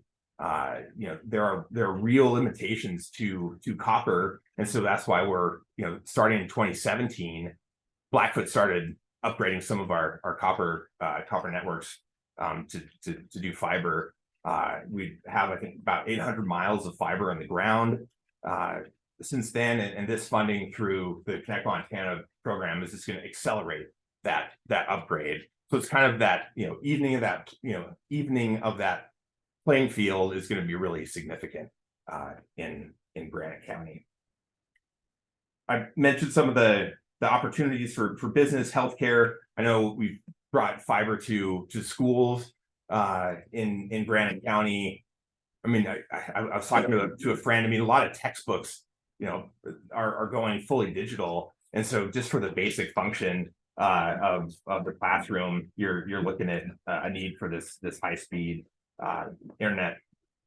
In the short term, in addition to just to the money that we're spending on through the grants, there will certainly be a short-term economic boost to Granite County as we're have a lot of construction crews out. There's going to be food, hotels, RV parks. My guess, if you spend any amount of time here, you might fall in love with parts of Granite County and want to buy land or relocate further down down the line. So I think there's a lot of upside there too for local businesses as all of this work is happening in your community. Introduce yourself to Chuck. Oh, yeah. Oh, hi. Yeah, Chris Laslovich, the public affairs Oh, manager. okay, Yeah. I'm JB. Sorry, you're kind of. JB Ray. No, that's great. Debbie Dante. Oh, Very nice to meet you. Go ahead, sorry. Oh, no, and so, I think just to kind of summarize, I mean, the spirit of what we hope to continue, and I know JB's done a great job, Debbie and others, but it's making sure that there's that open line of communication, because, I mean, we're not just talking about our customers. I mean, you're, cooperative, member owners are the people who we're accountable to, and Butch, behind me if he's over there, but we are a local Montana company. We care about the communities that we serve, and understand that this is a big undertaking. There's a lot of moving parts and pieces, and we just want to make sure that how to get a hold of us. We're always going to be responsive and make it right, and do our best to serve these communities. The last thing related to kind of resources and providing information is what we're going to do to reach out to either existing customers, but just the broader community about, it's like, hey, I hear about fiber, but how do I get this, or how does this work? So there's going to be a whole heck of a lot of information shared through direct mail that goes out, and emails and phone calls, community events, advertisements, certified letters to make sure people have a clear understanding of what the process looks like. It's not too daunting, but it is important to set expectations and make sure people understand what's going on. Because if you see a truck, or if you see a line being plowed, it doesn't mean that the next week necessarily you're going to get this high-speed internet. So we just want to make sure that that there's lots of information out in the community. So we'll certainly be doing that. We have, and I can share, maybe I can send to Billy or all of you, we have a page on our website specific for the Phillipsburg projects to get more information, so you can share that.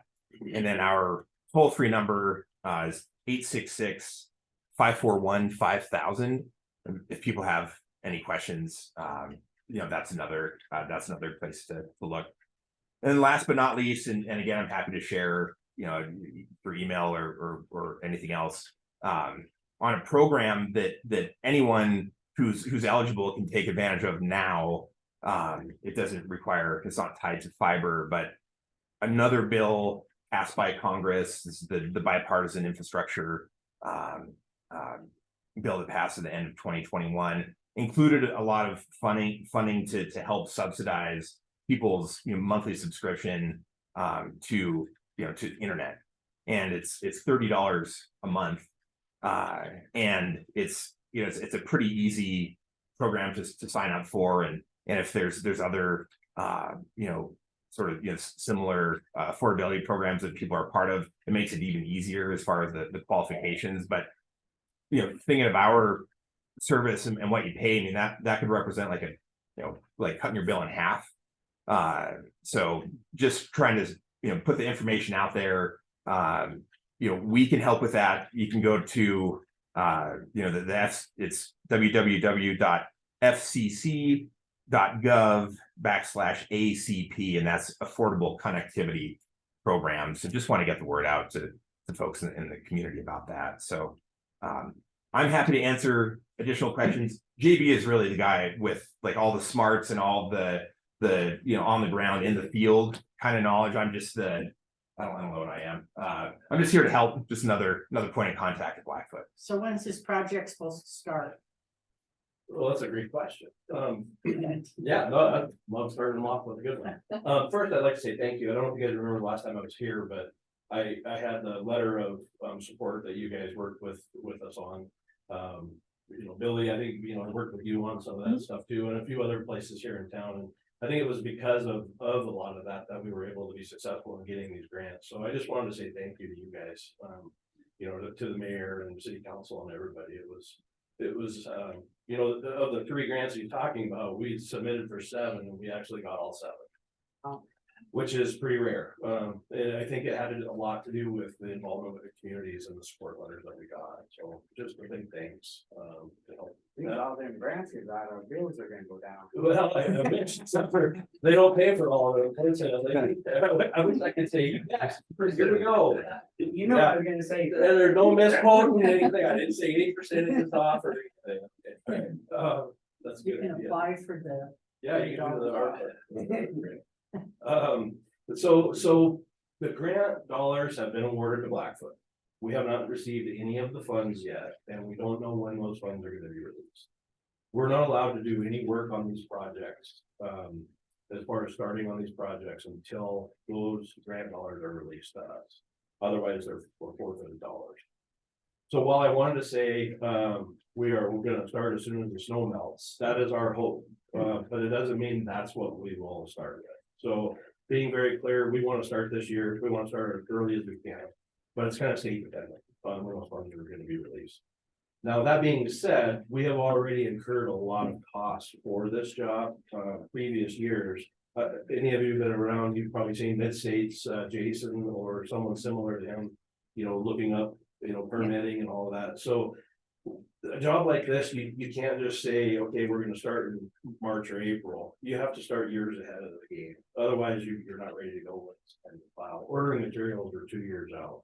You know, things are up to 2 years. So we've had to be kind of a little proactive, knowing that we were gonna lose some money, you know, and that wouldn't be reimbursed to us.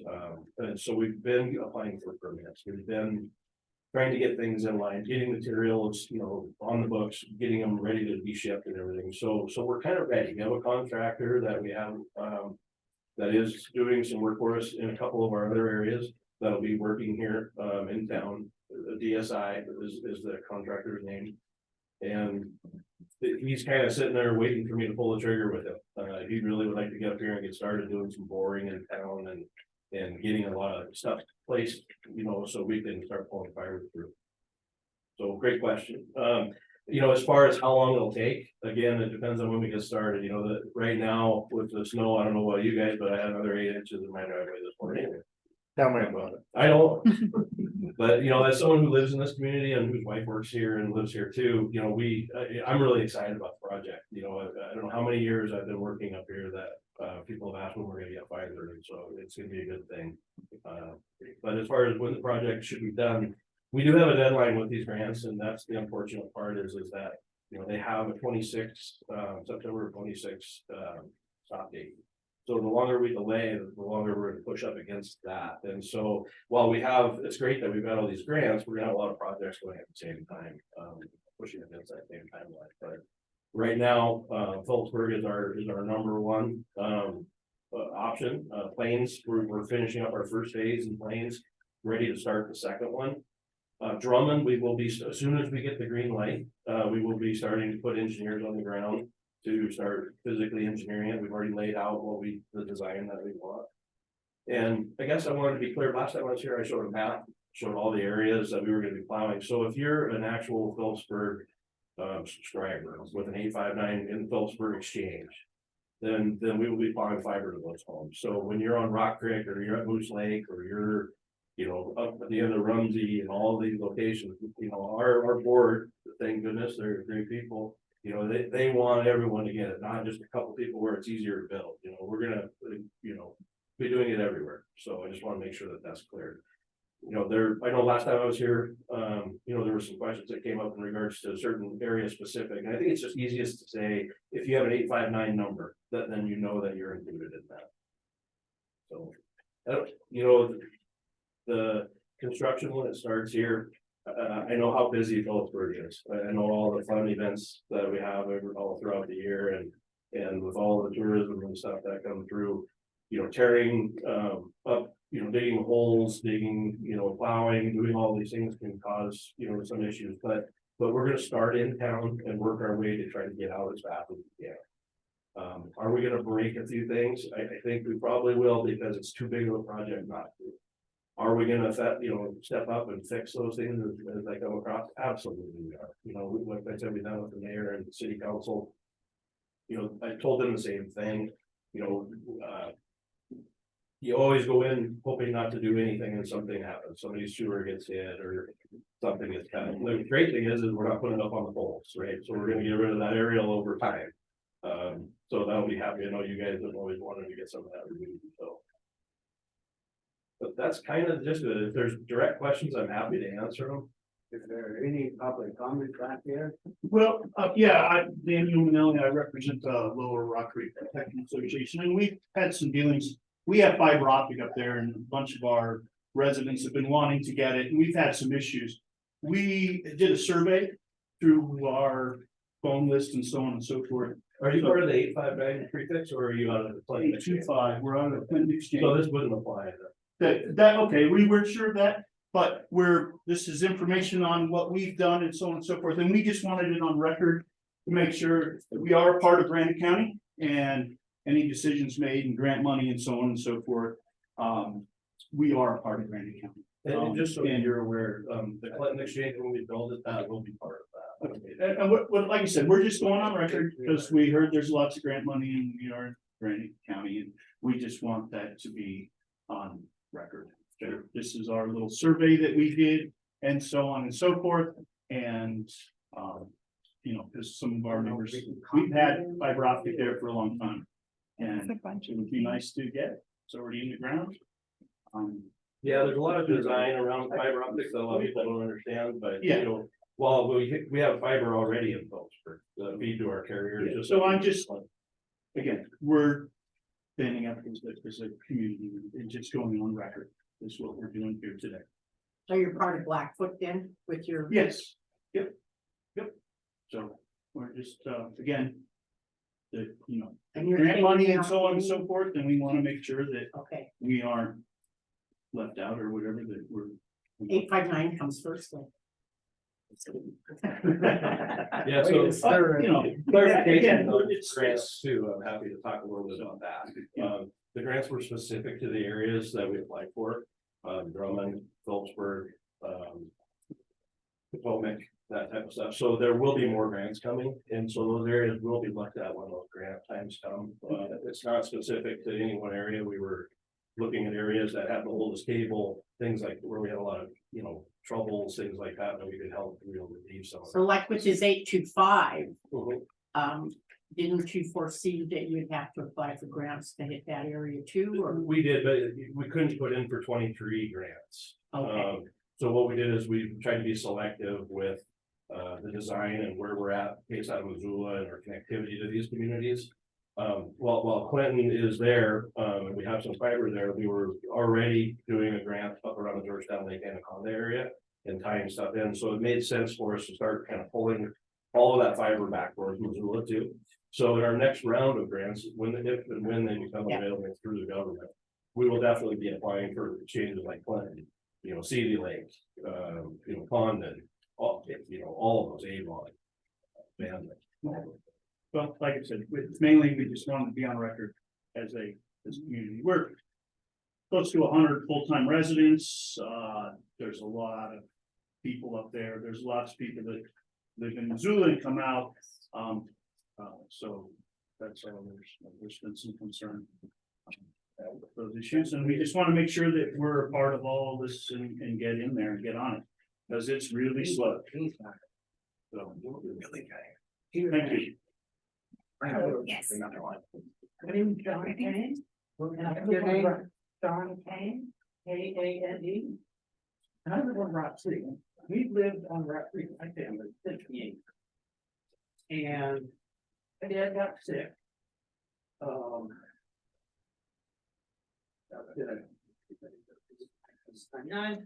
He had blood cancer. And about 2011, he called me up and said that he could no longer take care of the house. He could no longer take care of himself, and I, somebody from the family. Hey, Scott, you guys, I'm really having a hard time. I'm sorry. So the interesting part of my story is because I went and resigned, I had a very high pain about the work, and I went and resigned my boss, I'm the data scientist. And, they said, you're leaving, where are you going? And they said, I'm going to Montana. Like, is that some kind of hot new shop across town? We'll pay you more. And I'm like, no, Montana's a state. My dad lives there, we live there. And, so I resigned and I talked to my dad. He said, we didn't know. We had fiber. I know we had fiber and all the neighbors knew we had fiber. It's all state. Now, my dad was there when they put it in. He said, you talk to your boss, you can come out here and live. You get fiber and you can be a data scientist here. So I called, I talked to my boss and he's like, here's your laptop, dude, take it, just go to Montana, take care of dad, get fiber, be a data scientist, continue to work for us. Which, by the way, would have been tax revenues in Montana.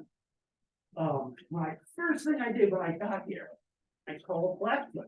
They're like, oh, God, yes, you guys have fiber, and you can get it, you're gonna get fiber.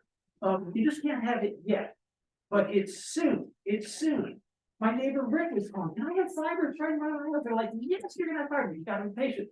I said, can I provision, because I know this stuff, right? And can I provision the fiber? Please? I'm like, I'm getting paid hundreds of thousands of dollars. I can afford it. How much will it cost? $50,000, $100,000? I'll pay it. They're like, we have a rule. You, as a member, cannot provision. Hold tight, it's coming, you're gonna get it. All your neighbors will get it. You just gotta hold tight. Be held tight. 2018, to our surprise, a backhoe showed up in front of my house. And Roger told me all about what they were doing. They're trenching up to the rich neighbor's house, the billionaire's house. And Roger said, we're giving them the internet. I'm like, well, can I get internet? Can I get the fiber? He's like, well, of course you can get the fiber. He's like, we're calling up engineering right now. We're gonna make sure you get fiber. And they did. I got a call from sales, Jackie in sales. 2 days later, she says, we're selling Rock Creek. Call your neighbors, everybody's gonna get it. We looked on the map, the engineering department okayed it. You guys are all getting it. Jackie told me fiber. He said, connect me with Rick. Have Rick call. You're all getting it. And then things changed. Suddenly, I get after hours call from Ross in engineering saying, we have to cancel your order. We cancel your order. He's like, we've given it all to the new big bed and breakfast right next door, that new business. I'm like, bed and breakfast? Like, yeah, the big bed and breakfast. Like, all the fiber optic of Rock Creek is going to the bed and breakfast. Like, that's not bed and breakfast, that's the billionaires who are building a new mansion. And then, like, he said, You was like. Where it was like. north of Rock Creek. Okay. 6.7. And so Ross apparently didn't know the secret. He told me everything. He said, oh, all the connectivity's going there. Because after we're done, unfortunately, no more fiber optic for the neighbors.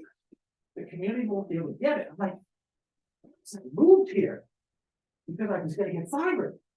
I'm never gonna get fiber. He's like, for 10 or 20 years, probably not. He's like, I'm really, really, really sorry.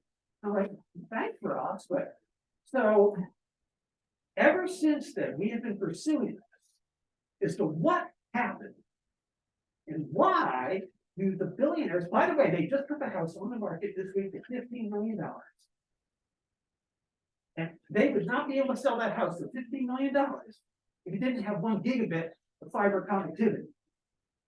And we were all, that was all supposed to be partitioned up into 40 megabit packages for all the neighbors, and I was sold one of those. So where do you get? So that something happened. Sorry. Something happened. And we do not think Blackfoot has treated their co-op members fairly. And in 2000, there was a USDA loan, a federal loan, that Blackfoot took out, 4 L's, to pay for our cover, which by the way starts in Clinton. It was 14 miles up the Future Road. Big project, all trenched in, all marked. That was federal money, public monies that were used, and who's benefiting? 1 billionaire family. Also, it's a loan. So the co-op members paid the loan back. Now, who has what we bought? We don't. So, we're not, so, just so you know, the communities the strategy, the sunshine strategy, we tried this a law firm. We have a sunshine strategy, and and we're here today, it's part of that, to make sure that all public officials, elected officials, hear our story. And eventually, we've been advised that we should go to the USDA Inspector General. They feel laws have been done.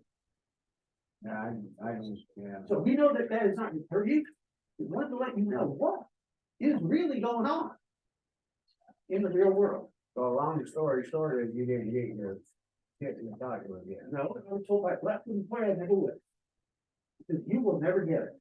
So. He didn't know he shouldn't have said that. He's not in the PR department. He said he's in operation. That's what he told me. He told me a straight story. Yeah, I know Russ, he would have, given you information, some of what you're talking about doesn't make sense to me, and I've been with Blackwood for 30 years. And while you might be able to provision your fiber, I don't know what that means, and I've never heard that term in regards to anybody other than who operates a fiber optic. Our company. neighbors were given permission, the new rich neighbors were given permission, to pay to provision the fiber. They got permission to do it. I asked if I could do it. And why did they get? Yeah, permission? they don't have permission to provision fiber, that is. They got That's permission incorrect. to We're pay you. not gonna get. it. But anyway, so I apologize for any of the trouble that you've had. I don't know your specific circumstances in this situation. The only piece of fiber up Rock Creek that I'm aware of that went to a home, was in the 825 exchange, again, not in the 851. And my next door neighbor. Yeah, so again, we're not talking about Phillipsburg, we're talking about the Clinton exchange, which isn't part of what we're talking about here today. No, it's. But I understand if it's still in Granite County, you have some concerns. I'd be happy to take a look at it. I just don't know your. Oh, we've been talking, we've talked with the studio. This is a secret. Blackwood is not one people know about. So is this where the community people, yeah, we offered to do higher speeds and nobody signed up. If I believe that to be correct. You We're not offered us. gonna, hey, whoa. We're not gonna get into a big old hellacious. That's All right, great. We you guys can't, are we here to just. tell us what's going on, and I appreciate what you're telling us, we need to hear this stuff, but I'm not gonna get in a big old fight here. So you know what? Yeah. What's going on for you? So we wanted to let you guys know what we are doing. And that the ultimate path we have been told is the Inspector General of USDA and 2 other agencies. And that's what we're doing. And we thought you should know what's going on in Granite County. Well, there's another Thanks for your information. There's another gentleman here with a comment, I think.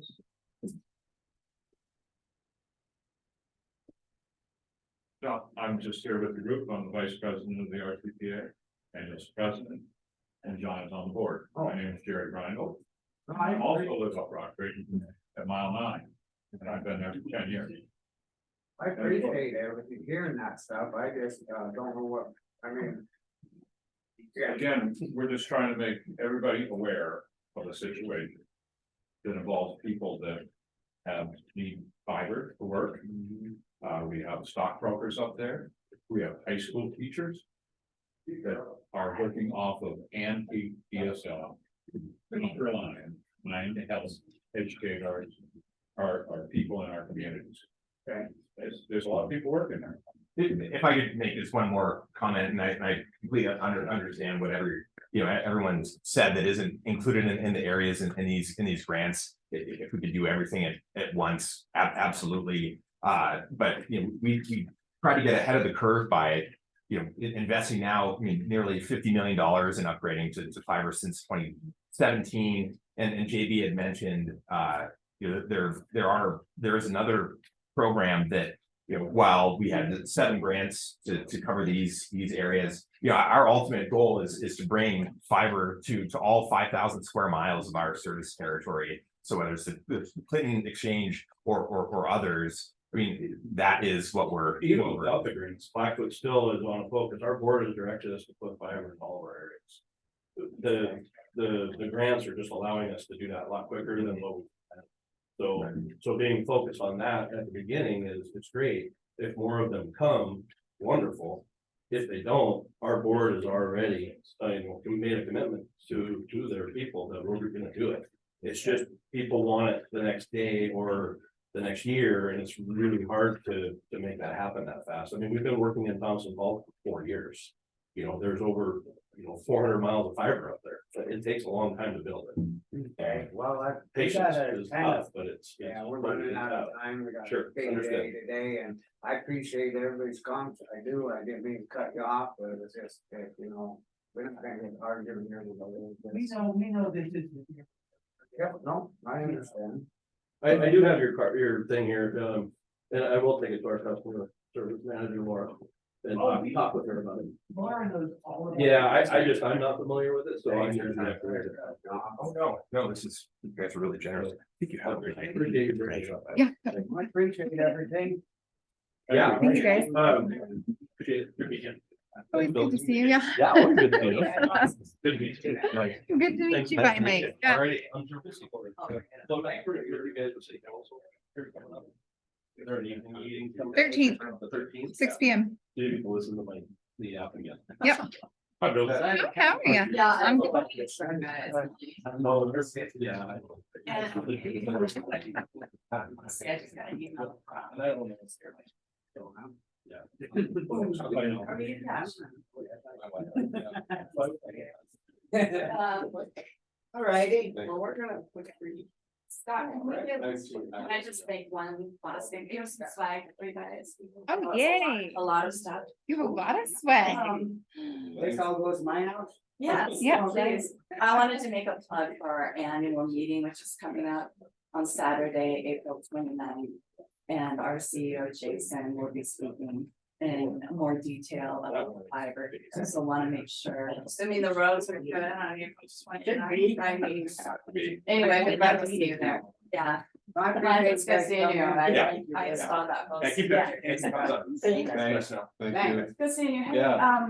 I'd love to have Chris come to a chamber meetings. All righty, well, we're moving on here with the. Oh, you don't need to name. Thank you. 11 o'clock, Granite County. Discuss community benefits of. health Anyway, I'll insurance. ping you between now and then, but that would be great. Thanks, guys. Thank you. Thank you, guys. Good to see you.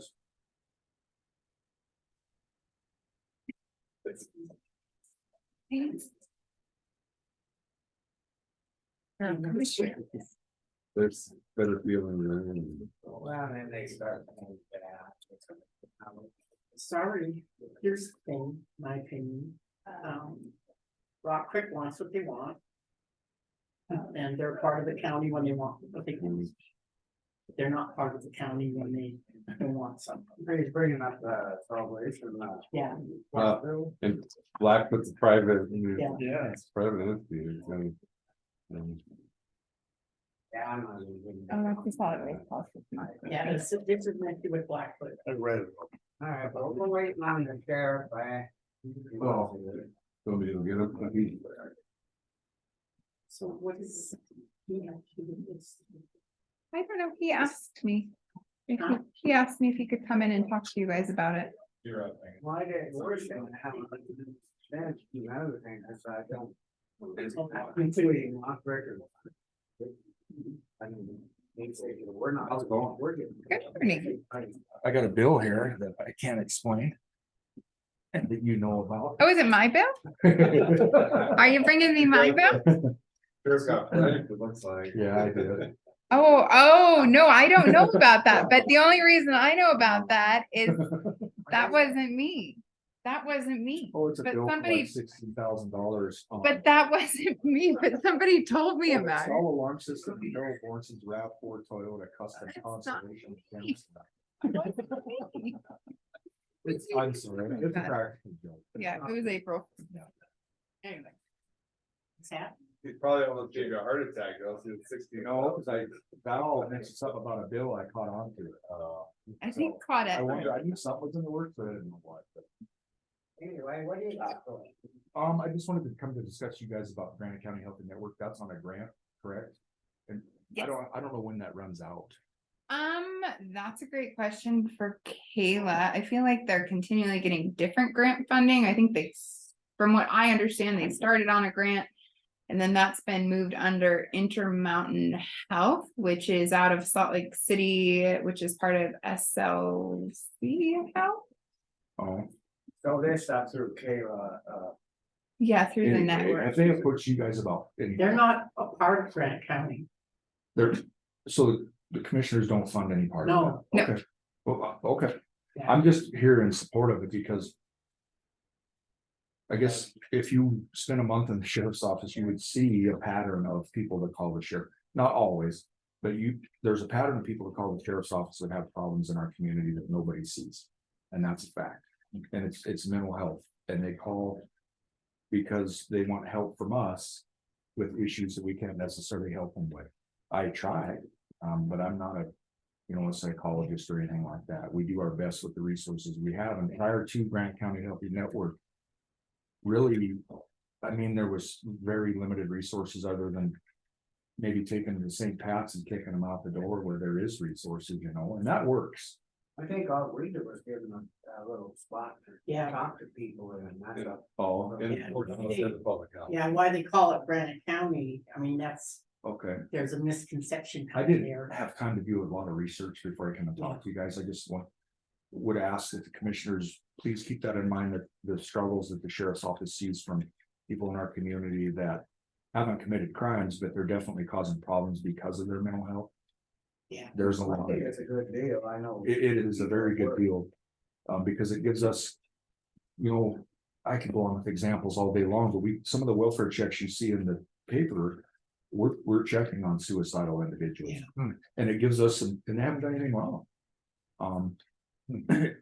If they'll voluntarily go, I can take them to talk to somebody and have them screened and stuff like that, but if they don't. My hands at that point are somewhat tied. At least I could give them some resources, this is a local counselor that you can call, hook them up with a provider and stuff like that. We didn't have that before. And, hopefully I guess you'll never know the fruits of your labor of what you prevented by doing all this work. I support. There is a problem there. It's just not seen very regularly. It's seen by us all the time.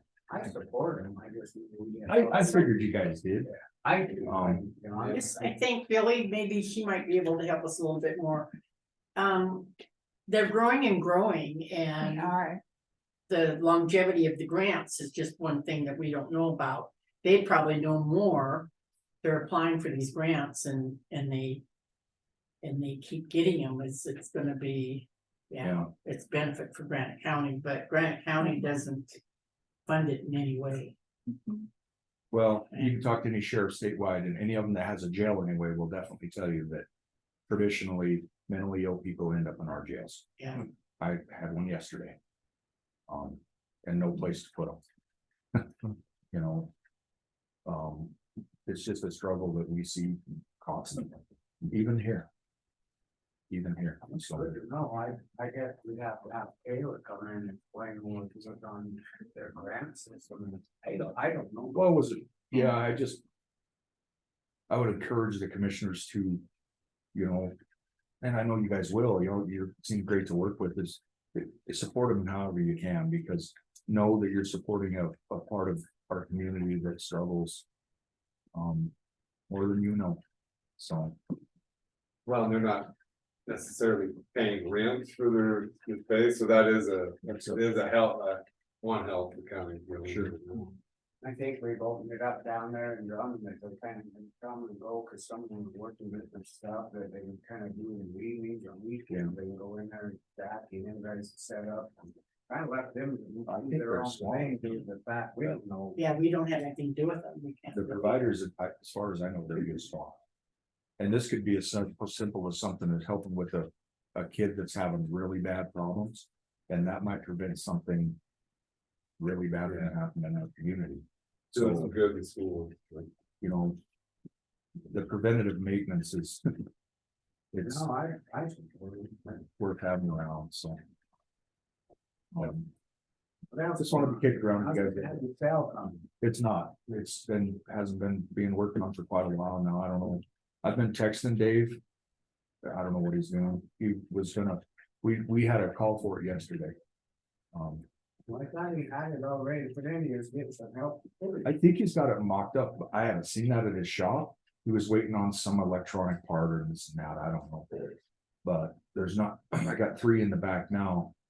And I told Dave that I would really like to have that done before summer, and I hope that's the case, but. He told me he was gonna have it in, I thought last week there, earliest, he was getting people, cause I said, well, if we need help lifting and stuff. Maybe we can find some other people to help lift, but. And you commented, can the prisoners help I him? got 3 in the back. Yeah, Well, cause volunteer, we yeah. talked about this, and it was gonna be a done deal. No, I haven't seen, It's gonna be in on the concrete stuff. Yeah, they I haven't seen him, I don't know. On the concrete stuff. This afternoon. this afternoon, yeah. Oh, that will run on water thing, but, well, I guess. Well, I you would- want us to mention something? I or wish you that guys would could be- have come and did a building inspection yesterday at the jail and witnessed what that is going on over there with why we need that, so I wish you could have done that. I'd call him, someone asked him, and we'll ask this afternoon. I mean, we gotta get these things done, it's just, Yeah, I know there's parts here waiting that, but I seriously, cause we talked about it, thought it was gonna be done. I've seen him, but I haven't seen him over there doing much, so. Yeah, he was waiting for hands to, Yeah, which he didn't even approach you. I'll call the fire department to get him up there and lift stuff in there, that's. well, that's the thing, I said, the reason why, I said, that you guys can help too if they're not doing it, I mean. we need to get It's a this- custom deal and, They're 300 pounds, I mean, we have 4 guys, I mean, not gonna- yeah, On the latest, I thought he was waiting on like a lock or something, but I guess. well, last time I talked to him, he said he ordered a lock and it didn't get ordered, and I don't know what happened, I have no idea. Well, let's, we'll bring it up today, but I mean, this is stuff we just need to figure out what's going on. Yeah, maybe Dave, I mean, I haven't been up to look at the dome, the thing looks really cool, he does good work. I don't know, maybe the commissioners, if you, maybe should consider putting timelines on things in the future, I don't. But, on any contracts that are rolling this and that, but. We do, and Oh. except for that one, there were unexpected things come up on the dome, but. Oh. Yeah, it does, being a 1-man crew does. And I'm not done. That limits you, that limits your. ability. Sometimes I think we put too much out too quick and then it kind of overwhelms and then we put, Yeah. so let's just. Well, like the work He's he the only did on one the, bidding on it. Yeah, he was in. well, that's true too, you know, So I need we'll him, ask- I need him to finish it, we'll give him a call when you leave there and we'll make sure we talk to him. today about our it. jail's still And tore he up, can Come so over and talk to me. it's still tore up, and it'd be nice to have it. We've had a call for it multiple times since he's started that company. Well, let's see what we can do and get it done. And when you have somebody like that, the county is they're in the win in that front cell, because we can lock them down in it, but. We've already had one in custody death. If I can prevent one, I'd sure like to be able to try something like that, because it's a big that jail's the biggest liability, in my opinion, besides the dam that the county has. Are you on this next one too, the substance use disorder? No, No, that's. It's just our the thing alcohol that we- tax dollar designation. An You- annual thing that we. I designate. talked to Kaylee Blackwell. She said they don't operate out of Anaconda anymore. They just have Zoom rooms. They don't actually have We're not licensed seeing addiction any. counselors. we used to have a representative come to the DUI task force meetings from those folks, right? Yeah, I think that,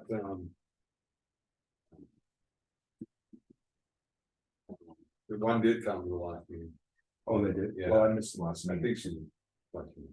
Oh, well, that's the first time in a long time. Yeah, I don't know what Granite County's seeing back for their buck out of that money. I can't physically see what we're getting for that. And I don't think I could be wrong, but it's nothing like that I can the, see. Prime for Life is through them.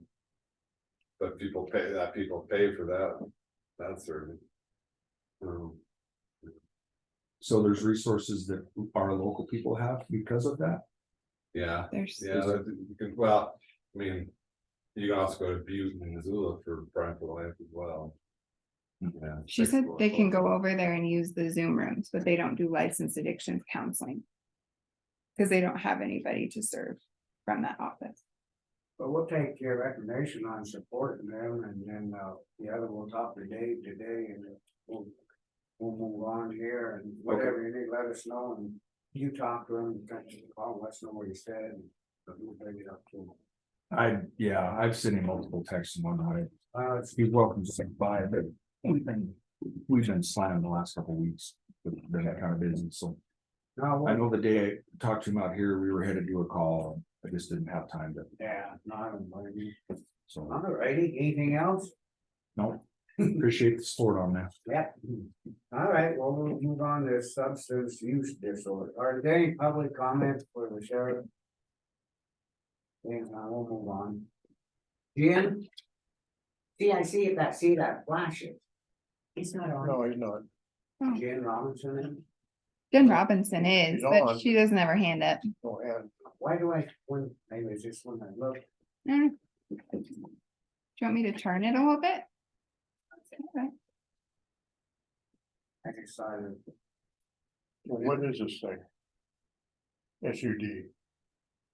Substance use disorder. This is money we get every year, we send it, we don't have any place for this, so we send the money to, right now, the Western Montana Addiction Services. It's Here money for that comes this? from the state. And it's been ongoing for years. Yeah, I kind of remember now. It's just that, I guess we have to sign it, and I guess it has to be on the agenda. Yep, and you have to designate it. Western Montana Addiction Services. I make a motion that we give Western Montana Addiction Services the money we get that's designated for Granite County. I'll second Any public comment? They did have a representative at their DUI task force at the last meeting, and they do offer service, their only game in town really, but I don't know that there's an alternative to. Okay, all in favor? Aye. Aye, motion carried now. Give you the copy of my.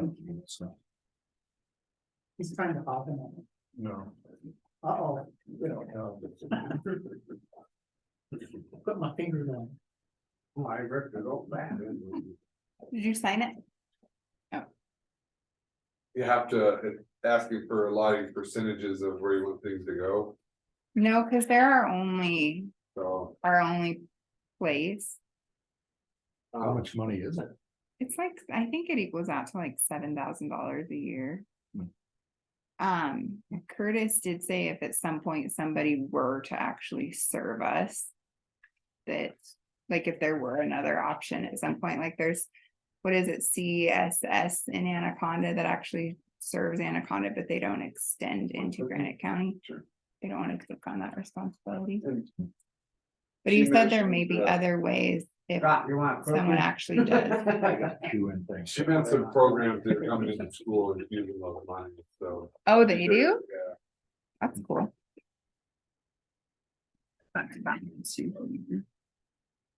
What else did? It's been busy. I know that. Yeah, we got things on top of things though, so. We have. I haven't given conditional hire to a new deputy yet, but we got a guy that's doing some testing and stuff like that to fill Jason's spot. Oh, Yeah. And I think it's gonna work out pretty well, I hope, so. And,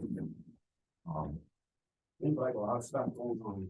yeah, we've already been through the interview process and psychological written exams. You gotta go back to visit with the doctor, and then I gotta do reemployment, physical and drug screen, and he's already passed the MPAT, the obstacle course for the academy.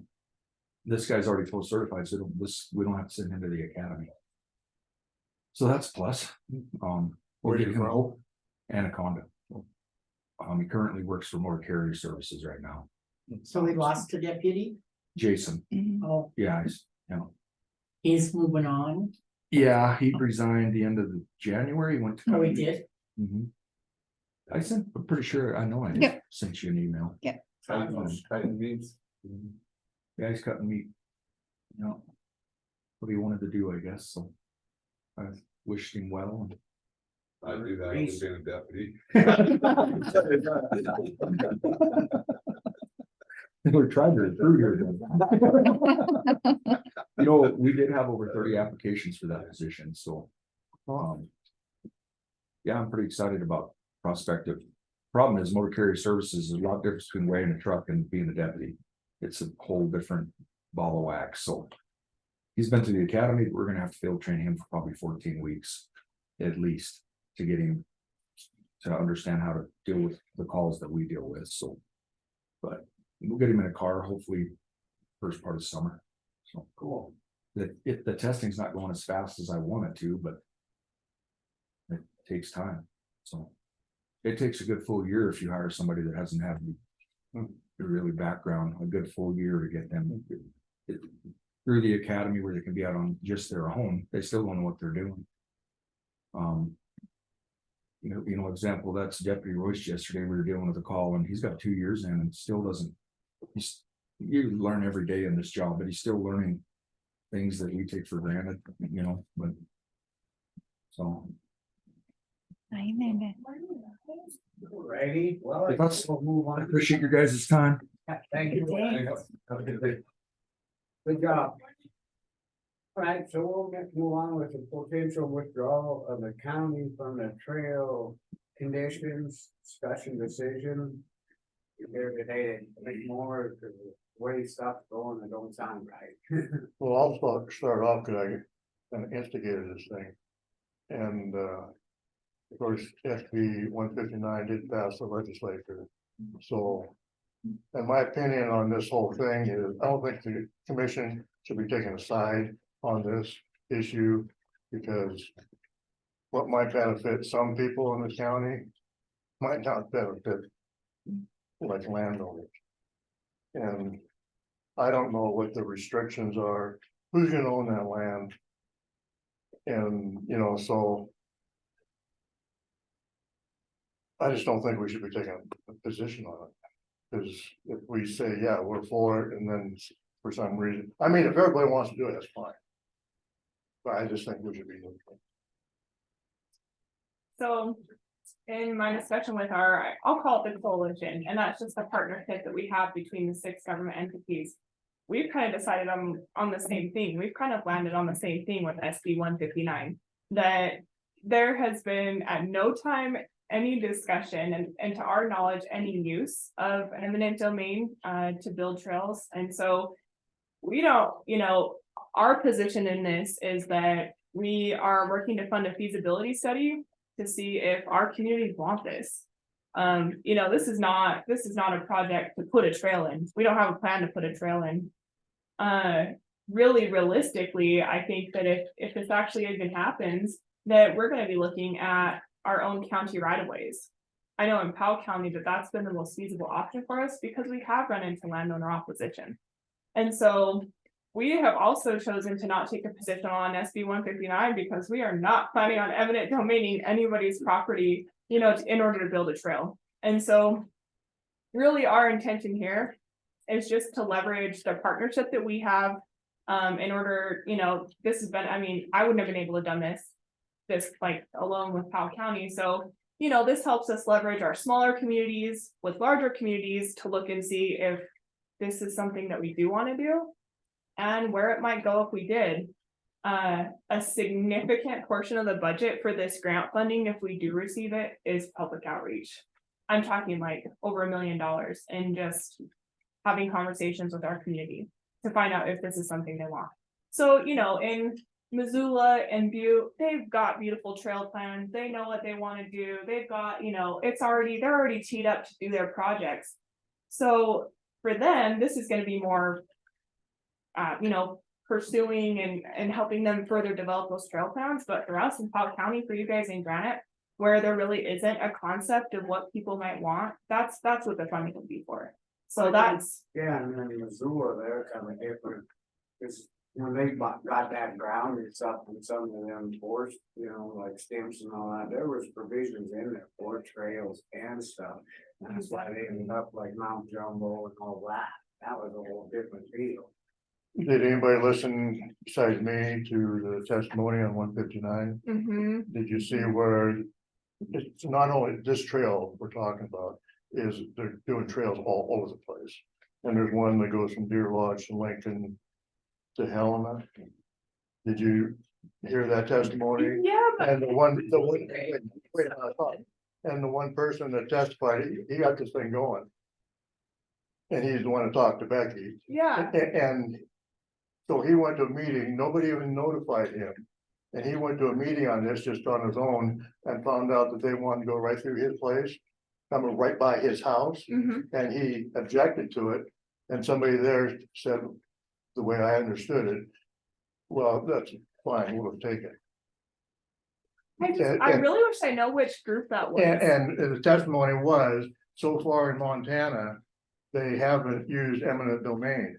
But this is a thing going around the whole country, and they have used eminent domain to go across private land. Okay, so why should we be taking a position as a commission, as a board? I think you agree with us, we're not taking a position on it, right? You know what you just said? Yeah, I mean, we have absolutely, I mean, I'd be happy to put that in our contract, like working with you guys. You know, we are working on kind of looking at what a grant award will look like and, you know, making sure that we have all those details ironed out. And I'd be happy to put that in there that we have no intention of using eminent domain. We ran into this issue when we were building the old Yellowstone Trail.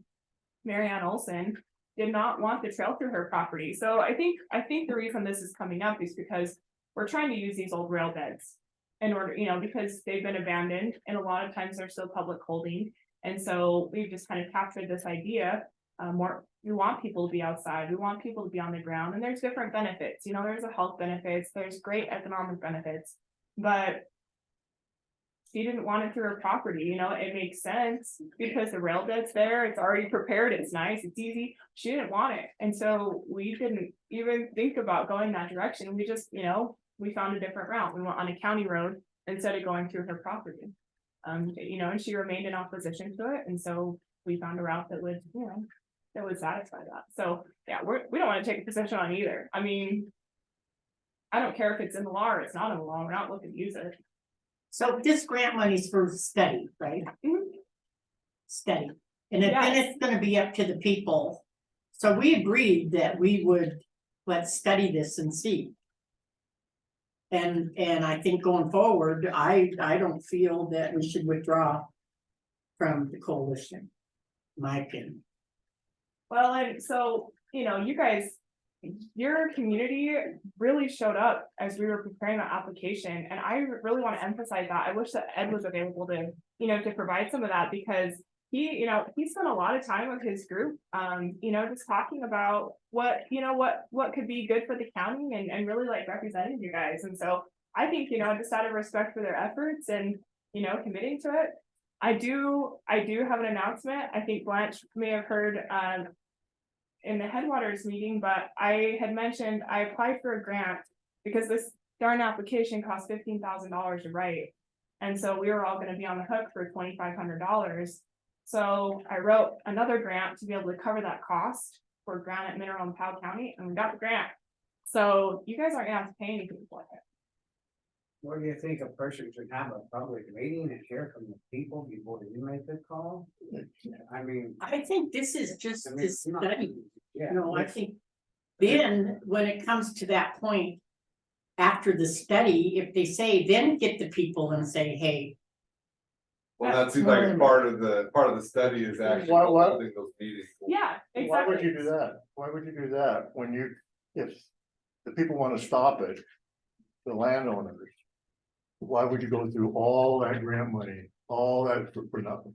Because this we'll find out for sure. We don't know, right? We don't know. And so this funding will be used, and it doesn't have, you know, we might hold a meeting with Granite County and this, so what we'll do, the way that it would look is that we would find a contractor.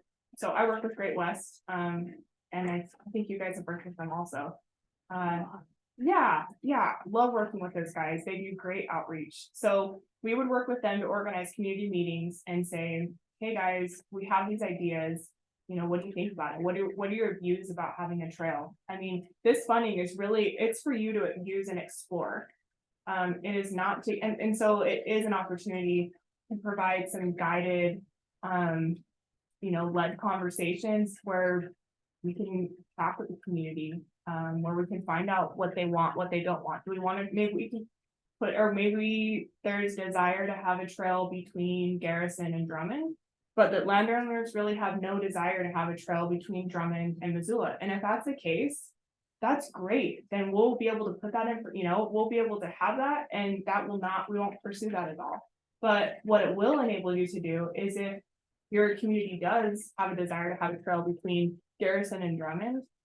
Then we gotta plan for it, and you gotta use this money to help, look at what are the potential routes, what are the landowner attitudes, are there really, I mean, in our high level, just kind of looking at what connects our two communities, we're looking at like Highway 10. Could be a potential option, but this would pay to look at that.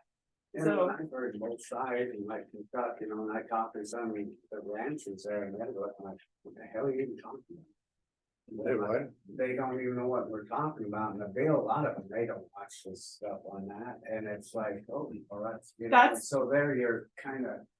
Until a person gets stuff out, so people understand really what's going on, it's kind of hard to. That's why we should have a public meeting. Well, and that's why we built up the budget so much. Yeah, that's why we built up the budget so much, as far as, so in the grant award, that's why we elevated the budget. We really, really put an emphasis on making sure that there would be like, not that we're just gonna put out a public notice and say, hey, guys, hope you can come to this meeting, and then nobody sees it, but so that we can really make connection with, Go ahead, Dale. Gailey for Drummond. So a couple of things with it. So now it's all paid for. Granite County doesn't have to put any money in. Okay, so that's number one. Number two, the data that could come out of this is what I think we should look at as a county. And number three, this is where we put it on joint sessions agenda. And talk about it. You cannot make people, you guys put your agenda out every week. And you can't make them want you, but we can keep trying. We can go, I'll go to different organizations and talk to them about it, but we're not committing to anything except for maybe collecting more data for our county. So, and I don't think that we have to have a public meeting for people to say whether or not, we've already got the funds that they can do their research or can't do their research. I think the coalition is formed. We agreed to it. Now we don't have to pay any money. Let them do their research and then come back and explain it to the people. Okay, this is what we have. This is what we're looking at. You don't like it, you don't like it. I don't think you could decide right now, well, we're not even gonna have anything to do with it because Well, we can do of that. one person going through and saying that eminent domain was gonna be put on his property. Well, I think that's what really scared everybody to death. I is know. that comes flying out, and it's just like, man, but then you go try to explain that to people, and that feels so hard to understand. It really threw us off the rails. I mean, we saw it come up and I had written a letter to Becky Beard about it, but we didn't, I mean, like you said, we didn't want to take a position on it, so we just didn't take it that seriously, but it's really caused a lot of just confusion. I don't see the problem with going on and studying a little more and see what's there, but I don't wanna be the person that's gonna be, they're coming through and taking the ground. Yeah, I don't want to be that person. Yeah, I go along with that. I mean, let them do their study. Right. I mean, totally that's. agree with that. Let them do the study, but we should not take a position on it. We should not promote it. As a commission.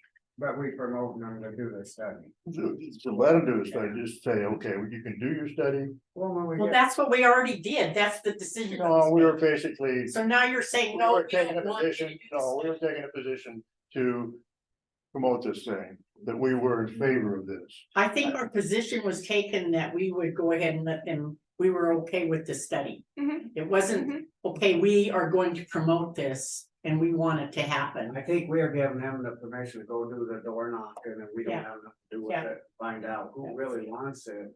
And when you start coming through there and somebody says no, but that's up to them to figure out how to. Right. tame that down, or whatever you call it. I mean, if we're gonna be nitty gritty about it, I think that the main reason we came to the commission is because we were looking for funding to support the To study. get started. Yeah, and we came up with the funding, and so now, so now it's just a study and. I think you should still keep studying it and seeing, and if it works, it will. If not, I guess that don't mean anything. I think it scared the hell out of everybody. Well, yeah, and then what's to stop them if they got that through? What about this train right away, this railroad right away from Phillipsburg to Drummond? Would they wanna, And you know, would they want another trail going down there? Gail knows a lot of that. I don't know anything. Also, Elena's your representative. She She came has her hand down up. and asked us for a donation. Just like the county had given that a donation, but you know. That's nothing to do with that. It doesn't, But I and see his point though, because once it starts, then they might turn and go, and where they can't go to Missoula, then they might want to go south. Well, Right? but don't you think that Sorry, as Dave. elected officials that, you know, we need to try to do our due diligence to at least look into what it is. It doesn't mean that we have to do it. No. But for Drummond's not going to grow. Our city limits is very. You know, it's just so limited, but outside of those city limits is gonna grow, and that is going to affect us.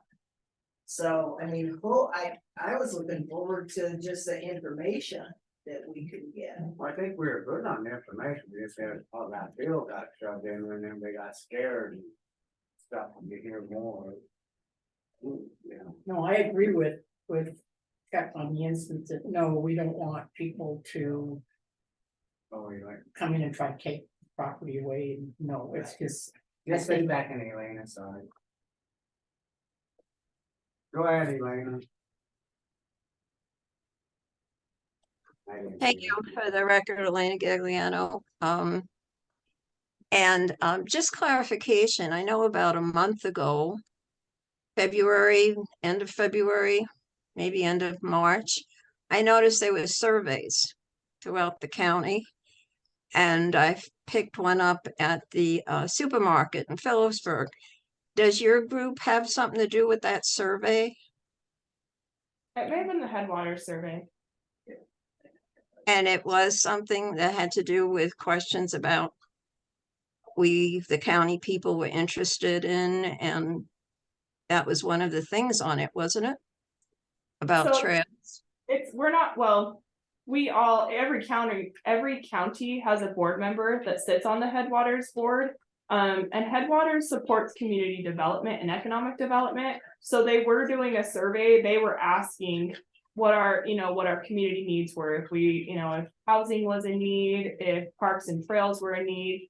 Because once they identify those priorities, then as communities, we can go to them and ask for support to help get those. Get support and funding for those things. So no, we weren't affiliated with that. That would just be used to gauge, what the community needs for that Economic Development Corporation, and all of our communities participate. That answer your question? Yeah, partially. So that would be an idea of how to get the county interested, or at least a background on it, right? I mean, because there was that question on it. And that's a good idea. I mean, the question and getting the survey out. That would be an activity that this study could fund. It doesn't make any difference what the people want.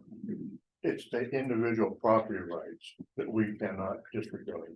I mean, those property rights, those people have that right. If there's somebody there and they put a block on it, that's the way it is.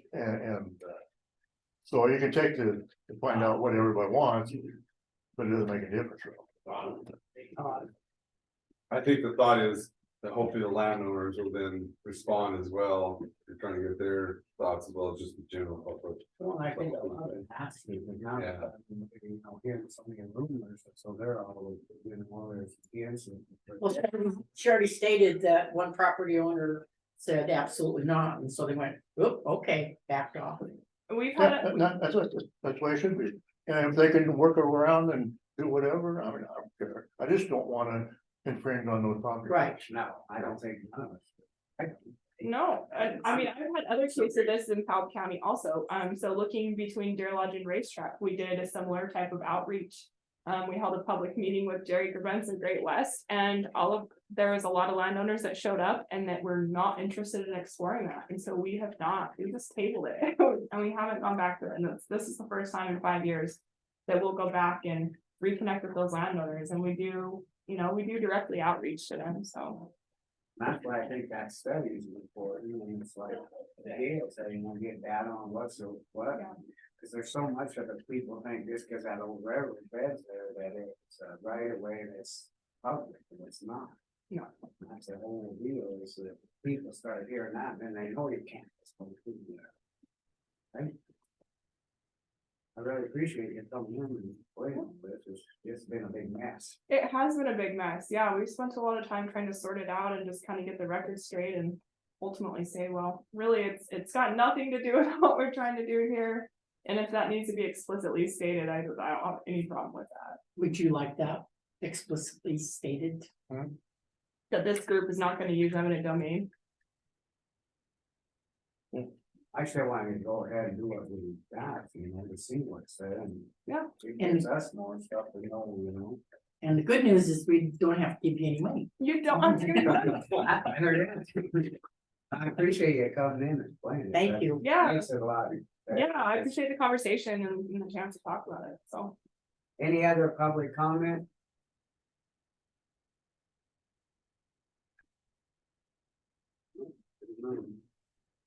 All right, well, thank you very much. We'll keep- Yeah, have your growth back. Better take two. Here, Amanda.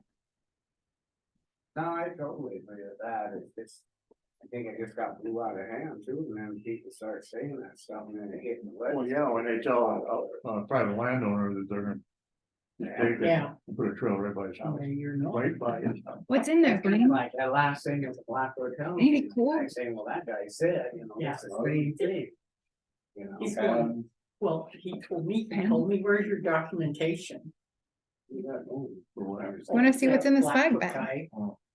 Oh, you need some reading glasses? Yeah, I do, mine are bent and falling off. Oh, there you go. You got new ones today. It was the lake. It was like, We're like a 31. Matching infos. But if we're going day by day, cause it's matching the outflows, or, yeah, the inflows, match the outflows, so tomorrow if this shit starts turning and getting warmer, he can move it up. Just this week. And that, who was on with it and agreed. Brad. Yeah, Brad said it was, He was worried about the oxygen, it's. Yeah. Going down. yeah. Fish dying. Critical. But I think it's, yeah, you guys will keep getting down. I got like 2 to 3 inches last night. Gonna need the freeboard, you guys made the right decision. yeah, we got it, but I went out, I know. the one thing, I went out in my pasture and I was looking for something, and I dug down about that deep. So sugar, all the way down, except for the last couple of snows, there's a little bit moisture now. Well, it's hopefully, like this jumps up to 50 and that moisture, the top's gonna start squeezing it down and we're gonna start getting a compaction of the water. But if it gets up really warm next week. We're in trouble. I come down fast. I mean, we've already put sandbags in Rock Creek, Hall, Hillsburg, but I can see it coming. I called Jack and we talked about it. I think you better get their crap ready in these. What are you digging in, Ben? Seeing what you're doing. What about? You guys breaking for lunch? No, point. Breaking for lunch? We go off. Yep. Okay. All right. So let me.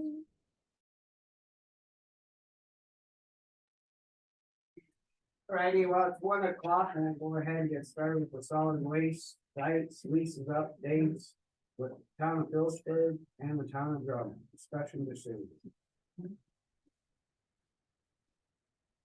You wanna, Mayor, you ready? Yeah, you ready? I heard you. Whoa.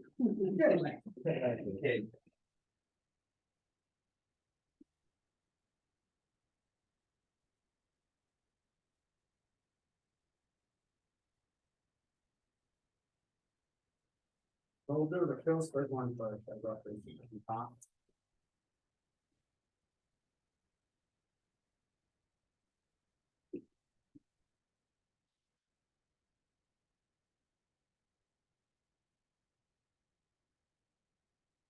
Were you able to get the report from Lynn on what's being dumped?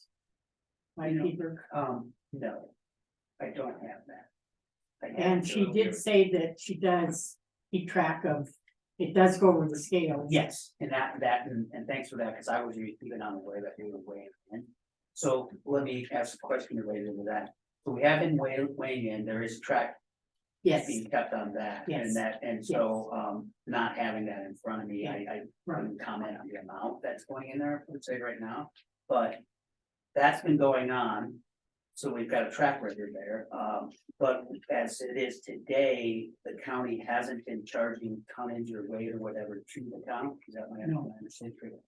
Right, All correct, right. as of today. So in this new lease agreement, that there's some verbiage reflecting that possibility. Possibility. Right, and so we have to look at, well, tenant shall not pay rent, but shall allow Marshall Creek Ranch and the town of Phillipsburg to reasonably dump solid waste, non-hazardous, non-toxic material as reasonably historically allowed, but in no event may the town of Phillipsburg or Marshall Creek or successor dump more than combined total of blank tons of solid waste in any given fiscal year.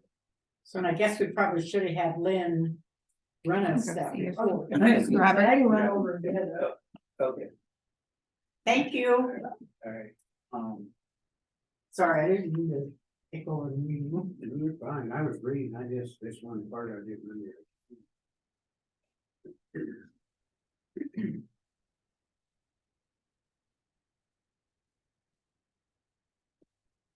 What's your feelings on it up to this point? the whole lease agreement, I read through it a couple of times, obviously, the, charge is an issue, and we have to discuss something about that specifically.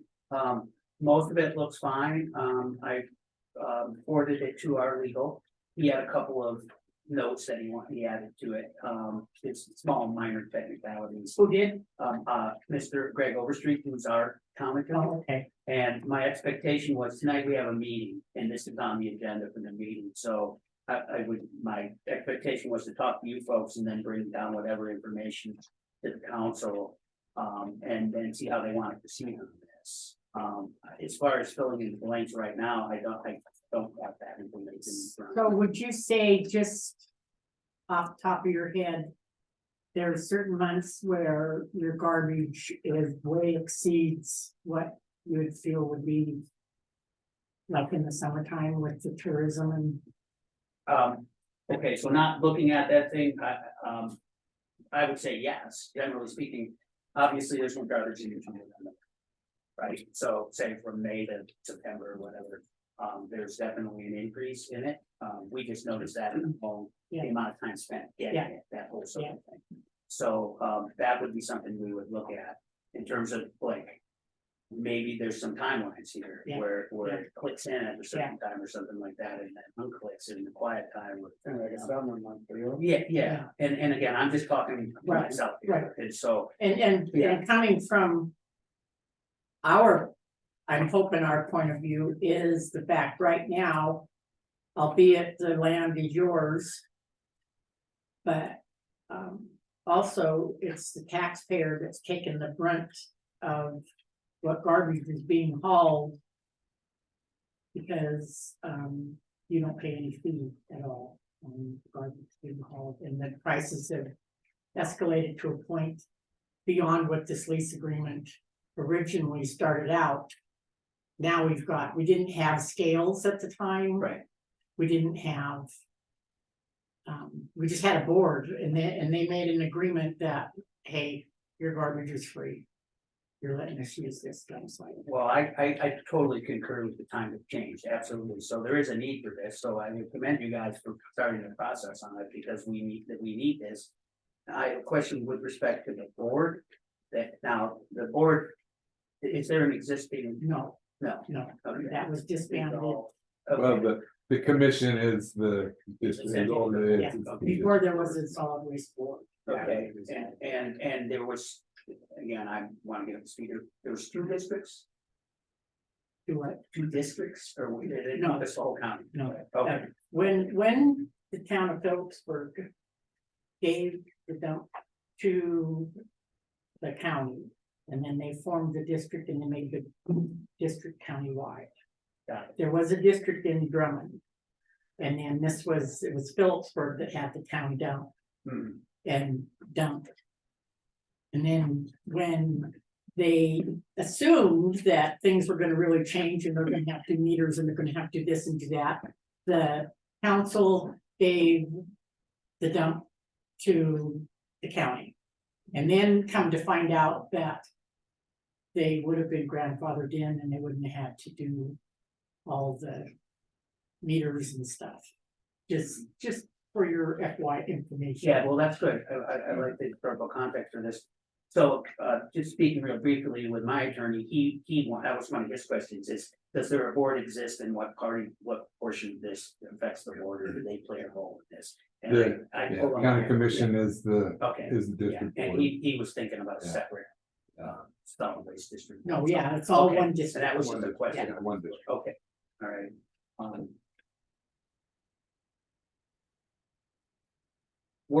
We definitely are amenable to this. We think it's reasonable to go down this path. And I guess the question is filling in the blanks in this. And I guess would be something you would like to add. Yeah, I think that's a good plan. If you could talk with the council about it and have proposed changes and get those back to us. Okay. Yeah. Yes. Yeah, that sounds like, because I'm sure Mayor Leeper will do the same there. The thought I had, and just throwing out an idea, is looking at what the fair market value of that lease is, the value to the county, and then have capped the garbage accordingly. And so I just don't know what the fair market value of the lease is, but Right. something to be, I guess, looked at. Right, and with your permission, I would have my attorney talk with you and if you remember that and just, for instance, he did mention this, attorneys. This is a lease, but there's nothing in consideration, so he's like, well, maybe you should put $1 in there. That way, that's just something him sort of spitballing and saying, maybe this would be a good idea. Yeah. Lease it for $1 for example, as opposed to nothing. I think there's, I mean, I understand his point, there's gotta be consideration on both sides. I think there is, in the county's operating the dump, and then you guys are allowing the use of the land, but putting in $1 is. Yeah, and these are incidental, so Yeah. you guys would probably take Yeah. 5 minutes and. Well, and that's happened lots of times Mhm. where you just throw a buck in there. Yeah, Yeah. I think aren't releasing the hospital to yeah. the district for a buck. And, it's easily put that in there. Yeah, those sorts of things. That is in-kind consideration. Yeah, but put $1 in there, and I guess if it suffices them. Yeah, it's not that big of a Yeah. deal. And also, I, if we're comfortable with something, then certainly I consider it's not. So you feel what? No? Rather than call it rent, you call it an in-kind consideration. Is because the towns, both towns are allowing the county to use their property. And in exchange for that, they Yeah. don't have to pay garbage fees up to a certain point. So I mean, there is Yeah. consideration in it. Yeah. The first paragraph. Okay. Got it, okay, so I guess what we'll do is we'll look at these numbers here and figure out what's going on and then we'll move forward on this. What Reddit said is that they have a council meeting tonight, they're gonna discuss it down there, and Greg Overstreet, their attorney, will talking about proposed changes. Sure. So, Everything right back next week. Yeah, that's what I was thinking, if that'll work for you guys. It's just a good time. I purposely put it on the agenda now there knowing that we were gonna have this today, so. So was it just a total on there, or did she give? No, I just asked for the total. So Peter has a lot more coming through than Drummond. Pretty much because of the tourism, correct? I mean, looking at the figures. Drummond, I think we have, like 7,500 for this fiscal year. And we're at 11.6, 11.7.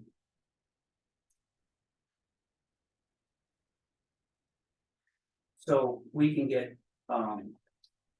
more details. Yeah, you can. Yeah. It was just. Yeah, no, that's fine. Time. So this, we'll need to look at that in terms of time of the year. Yep. And that's so we Absolutely. get a monthly report. Yeah. Okay, we'll do that.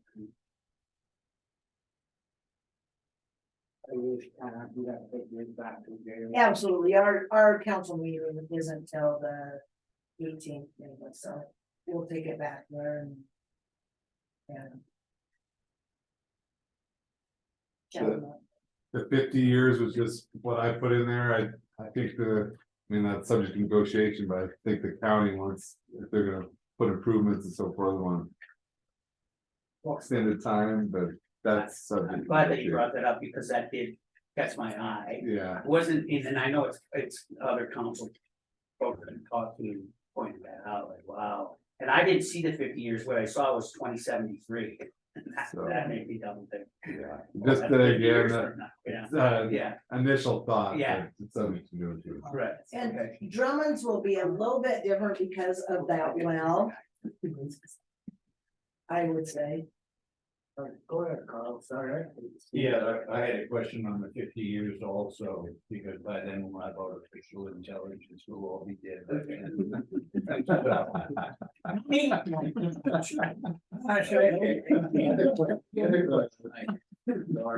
Two other things. One is, quiet. Yeah, quiet enjoyment. Well, how is that defined? That's your number 20? That was another typo, I think that. Well, yeah, this was a commercial use, lease template, but could be, interpreted as just, not interfering with the use of the. But it could, yeah, not the. Get rid of it. Yeah, not necessary. Get rid of it then? It would be default anyway. Okay, and the last question, I didn't understand that. It's not abnormal, but on the notices on 27. The landlord is Granite County and the tenant is town of Phillipsburg. Oh, yeah, Isn't that reversed? correct. That yeah. was the other Oh, one. yeah. Yeah. I actually thought enjoyment meant employment on there, and I thought, well, maybe it was a thing, but now I understand what you're saying. Yeah. And I did notice that other one about 3%, so those are the seasonal things. And there was one other, do you take pause right now? Yeah, the county does, yeah, to they're stored out there, yeah. You're stored up above the landfill? Yeah. Okay, that's all I had, thank you. Whereas town of Drummond, there's no vehicle right now. That'll come up there because this was state designated area.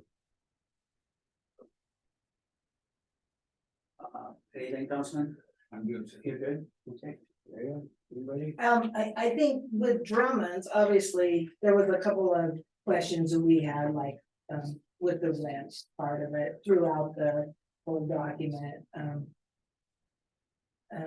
so we'll get that cleared up of what that is, and then. Conditions upon moved in. So we're gonna have to be in the consideration of the well part of it, what.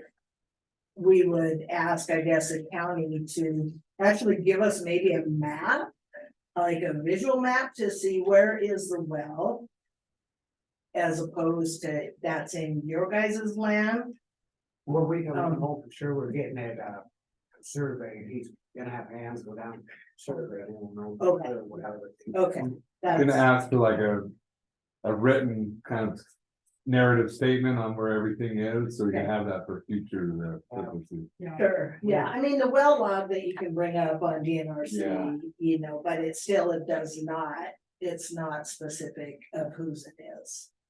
Whose I land. think it's a good idea to have a rendering of where the two properties are in relation to the landfill and then the location of the. Yep, so, I mean, we're the same as far as taking it to the council and just, it's a matter of cleaning up some language, I think. Okay, any other public comment on this? Elena?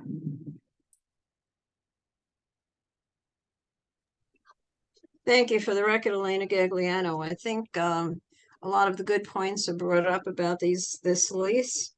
Carl, I believe it was, brought up the page 5, where there was a mixture between the landlord and the tenant. I believe that's the same thing in the Drummond lease. I have a problem because it kind of, and that's why their confusion. It's almost like based on a boilerplate of a commercial resident lease. We're talking about 3 entities, government entities. And one happens to be in the Phillipsburg area. The other one happens to be in Drummond area. I believe the Phillipsburg one is outside of the town limits. I believe that's the one that's outside, but then you have the 3 limit buffer, which kind of opens up another ball game. But I think that's probably why there's a confusion. I mean, looking at this, it looks like a resident or commercial, improvements, and you have to get this, and the county can close or do the hours of operation, or is it the towns that can decide? So I think it has to be looked at a little bit better. Well, this was represented as an initial draft. It's not a final draft, Elena. Right. So I think that's probably, Yeah. and that has to be taken into consideration, definitely, that there's 3 entities, and they're incorporated, and they do have some say. Thank you.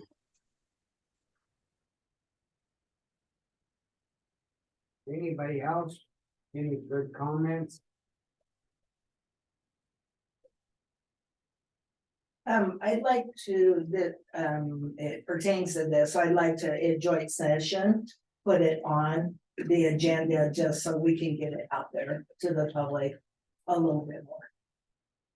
That, we can have Jen tomorrow for that meeting. When's our meeting? 13, 6 o'clock. Or meet from Thursday. 13, 6 o'clock. At 6. Okay, anybody else have anything for this? So basically, you guys are saying that you understand the need for possible inlet of some dump. Yes, or Yeah. I'm saying it for myself here. I don't know what I'm saying. I'm not that, I don't know that I'm not either. I just, I would you know, emphasize the word nominal in my yes. I mean, it's two different, way too different. Our situation, if you heard Yeah. yours and. which it is. Yeah.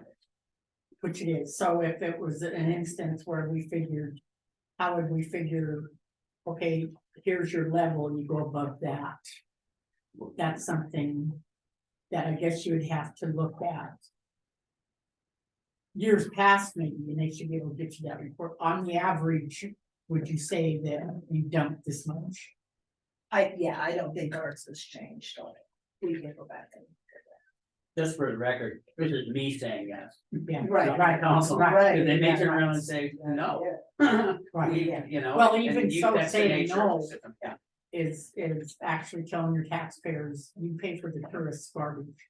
that's the way it is, Right, and which right. isn't fair. Right, understood. And there's avenues to address that. And that's the only reason that this is even bringing up. Because of bringing it up is Yeah. because of the fact that the residents are taking the brunt of tourism garbage. What I brought up, I don't know if you heard, is that to look at potentially, my recommendation, be look at the fair market value, of what that lease is, and then that would equate to how much. Dumping would be free, I think that's the fairest way to do it. But what that fair market value of the lease is, Right. I'm not, that's. And then that to me is gonna open. For me, the question of. How is it that the commission addresses granite disposal in what they do? Do you know what I mean? Because. I had gotten that, and to date. They have dumped. 572,000 pounds. With it. So, you know. And that list of the five is going against homeowners too. It is. It is. So they're dumping homeowners garbage that's going against the homeowners, right? It is, but they do not have scales, you know, and this has been brought up before. I'm not trying to be a jerk about it. It's just something to consider. That's a lot of poundage, you know, and how that goes about, how you, just food for thought. And you're right when you're saying, okay, who gets what? Right. Who gets charged this? Is there reckoning with that? Right. Or does he turn in a list? I don't know that answer. How does he know is right? Yeah, that could be a can of worms. So. Does the county have an existing contract with, food disposal? Is that what you mean? Yeah. No, he contracts with the. Customers. I see. Yeah. But he takes the Yeah. material to the county. Right, but his trucks do not have scales on. Like the mayor said, we bag, he said you can't put them on there. It can be done, it can be weights on. So you could also say, I mean, before they did the scales and they looked at your truck. That's a quarter, Right. and it might be 2 bags. I think we have to go over it with them again, cause I mean, we're all getting beat on this. Yeah. And it's not that I'm trying to make it pretty sad, but. It's only fair to the rest of us. Yeah. Yeah, and our tipping fees is not, I mean, this stuff isn't. Well, I understand that aspect. I understand where the pressure's coming from, and that's why I'm amenable to the to adjusting it somehow reasonably. Because it's the world we all live in. It's only going one direction, and it's just starting on its nation. It's gonna get a lot worse. And so we've got to kind of address that amongst ourselves responsibly. Is it worth the courtesy to give a final copy of the lease agreement to the Marshall Creek Ranch? We can give one, so when did we get it? You mentioned them dumping also along with the town, so I think it'd be nice if they see what this lease is. Yeah, I can do that. Yeah, and that kind of. I wonder about that one because. Marshall Creek deeded to the town of Phillipsburg.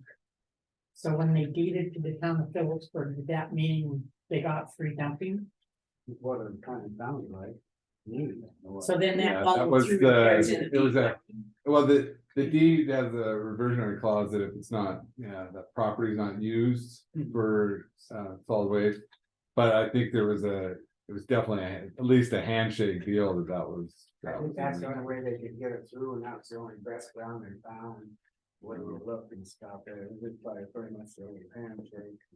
Thank you for giving us ground, and you don't have to pay. You damn near see it.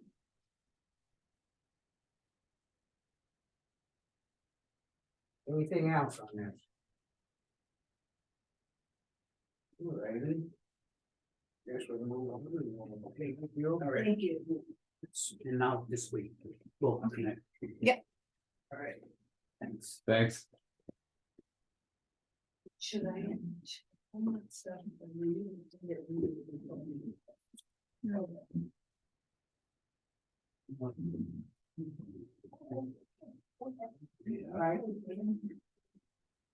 That's it.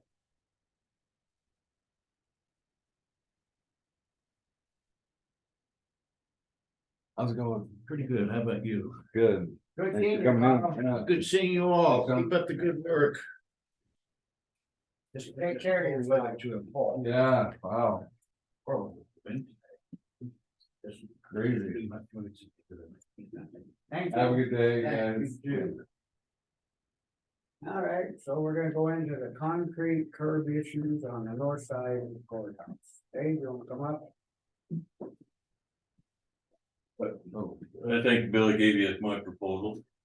Yes, and then you have the one you received last week. I didn't post either of those online because the one you had last week, it was. I don't know, you didn't want to state the amount. I was looking out there just like, boy, sit down. I'm looking out there today and it's like it comes out of the jail spot. And you see where it hits and there's just a little bit of a teeny bit, you see that water? Yep. We get a lot of that coming from over there. I don't know, if that's, you know. Well, we can raise that sidewalk higher. But where are we putting in a handicap accessible elevator if you can't get to it? That's kind of ridiculous. So we're kind of defeating our purpose there. I'm afraid you raise that sidewalk, you got people stumbling over and then build up more to the good, yeah. And it doesn't address the problem. The problem is the ice doesn't get removed fast enough, and you can't. This, if you look at the back page, this is just a picture of the grading with what I was trying to show you. That's the grading that I found. It's galvanized, a lot less, all that's put together probably. And in the bottom of that trench, there's a wire, that's a heat tape, so it'll melt that ice out. So everything that runs into there will track right through that heat tape and run right down to the city drain. If it's going fast enough, the water itself will keep it thawed and get there. If it's not running very fast, it'll keep it thawed to get down to the city drain. We drop that tape down into the city drain and it'll thaw it all the way down to, until it's not a freeze issue. Janine and I looking right up above the boiler window. There's already a stub out through the wall. There's already electrical there. We can run through the wall there. Under this little granite ledge right around to the corner with the conduit and put an outlet on this corner. And if you got the car that needs plugged in, you can park it there in the loading zone, plug it in or whatever, and that would run our heat tape. And you just drop 3 feet down to the heat tape, to the start of the drain, run across, and then down to that city drain. That to me looks like the simplest solution, and Steve brought up the comment this morning that if you're running a grader over that edge might hook it. So we could put the slats the other direction, so they're parallel to the sidewalk. It not stuck on this idea. If we change it, it's gonna change the price. But with a grate like that, you've seen them like Peterbilt shops. You get something on top of it, you can stomp it through, you can smash it, you can heat it, you can do whatever you want to it, it's but indestructible. And this bed would have it in 4-foot sections, it'd be 4 foot by foot, so you could lift them out. To clean it out, we need to wash it or shovel it out. You lift the grates off, clean it out, put it back together. To me, that looks like a permanent solution. The only issue we might have was if they hook it with a plow blade. And in the picture, that's concrete, and you can see, picture didn't print very good, it's kind of spalling out. With, we're using a lot of salt out there, and that degrades concrete, so what I've suggested or proposed with steel. Have 6 inches deep and about 9 inches wide, 8 or 9 inches wide. And then have an 1.25 inch shelf on either side for that grate to sit on, and the steel. Using 3/16 plate, I don't think we'd have to finish it. It outlast all of us, I think. I think that addresses the problem better than raising the sidewalk, because right now we've got handicap access. Because they can roll right in. But if you've got to go up over that curb. If the curb's taller, they're not gonna be able to drive onto the parking area, that's gonna be our handicap parking. Or if their handicap parking's over there and they've got to roll up the curb, they're not gonna be able to do that. Can you set this down deeper so that there's no problem with? Yeah, it's at it right at ground level. asphalt below ground level and, set it in concrete. So dig out, if you look between the concrete and the asphalt, there's a trench, or a roughed out spot they tore out about that wide. Take all of that out and set this in it and then pour concrete on either side. So this would be, the top of the grate could be recessed below the concrete 1/4 inch or could be flush. Just so that blade would jump up over and go over it. Yeah, it could go over it or, wouldn't even know it was there. The only issue would be if you angle the blade hard or tip the corner down to try to rip that ice out and you hit that grating, you're gonna rip the grating. But I guess on something like this where we're going into that, drainage, now we right there proposes to the city to that's. But I mean, I don't. Well, that drain freezes too. That's why the drain out here in the front freezes, it's frozen now. Or it might not be now, but it was. Yeah, It had all that ice. Is it definitely was. Larry still here? Yeah, he's out there. Okay, He was grab when it. it came up. I'm just thinking that, guys, we're happy to talk to them anyway, I guess it should. Did we get another proposal? From Yeah. someone? It Maybe should the be, sidewalk. it should be in there, Just yeah. raising the sidewalk? They thought that would solve it? I think until we started looking, talking about tripping over the sidewalk in the summer coming in and. It's just gonna build up higher and Yeah. higher. Build up the sidewalk and then the ice will continue to build up on the I think you got to wait, call him, he couldn't do it for us. We get emails or. This could do downtown too, along the front of the candy store on the other side of the street too, you could do the same thing there.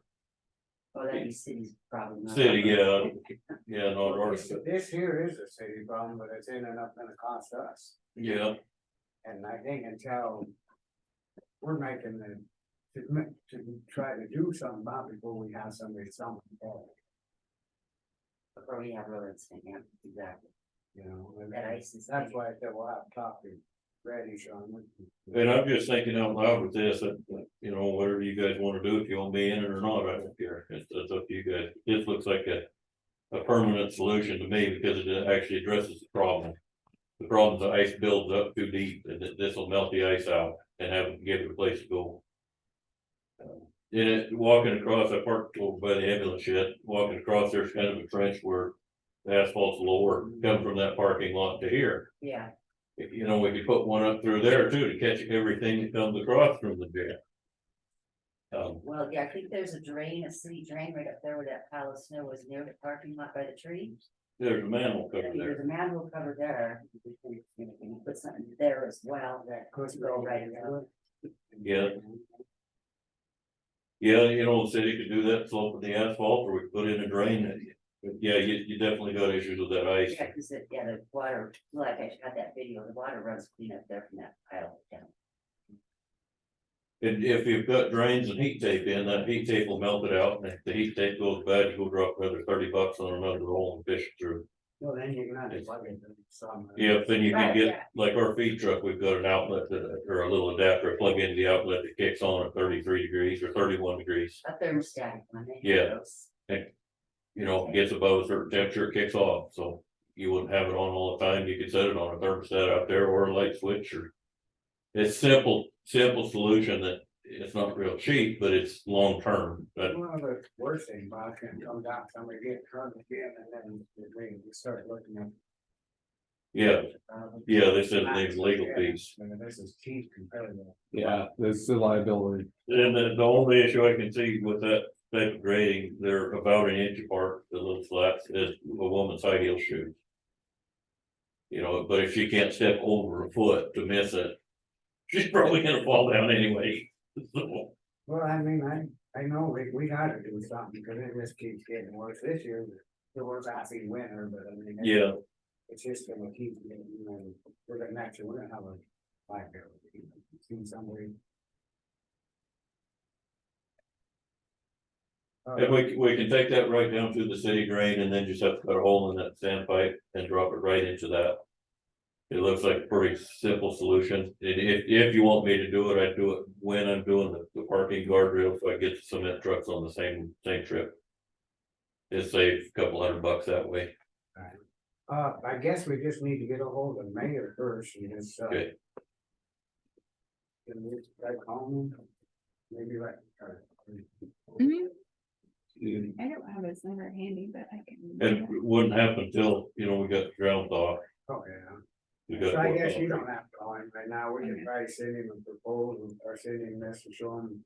And maybe give him a little. Yeah. note of what we Email want it to to him. do, if we want Yeah, their permission, I'll catch up with him. Cut a hole, if they want to do it, we're kind of working it out, but it's our liability. It should maybe possibly be a shared cost.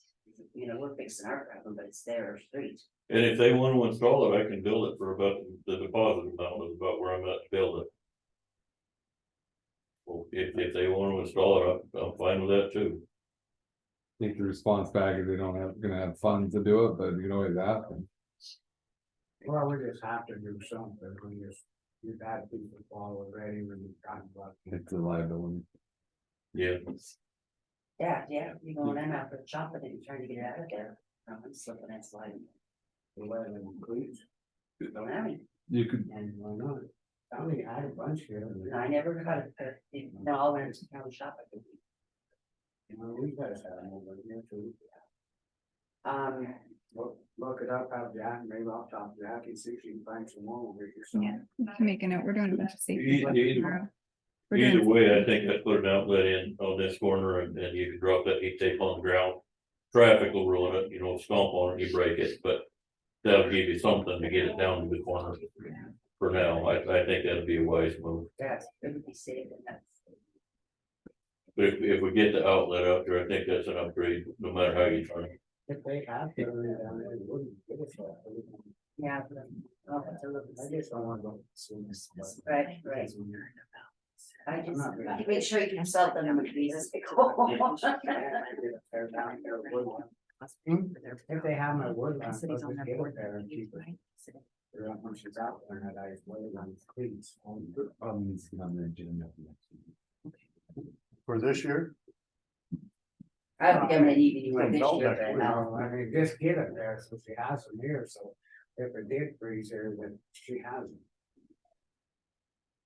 They're like $25. It's just to save them. You know? I have a pair of my own, but I can't get them on my snow boots.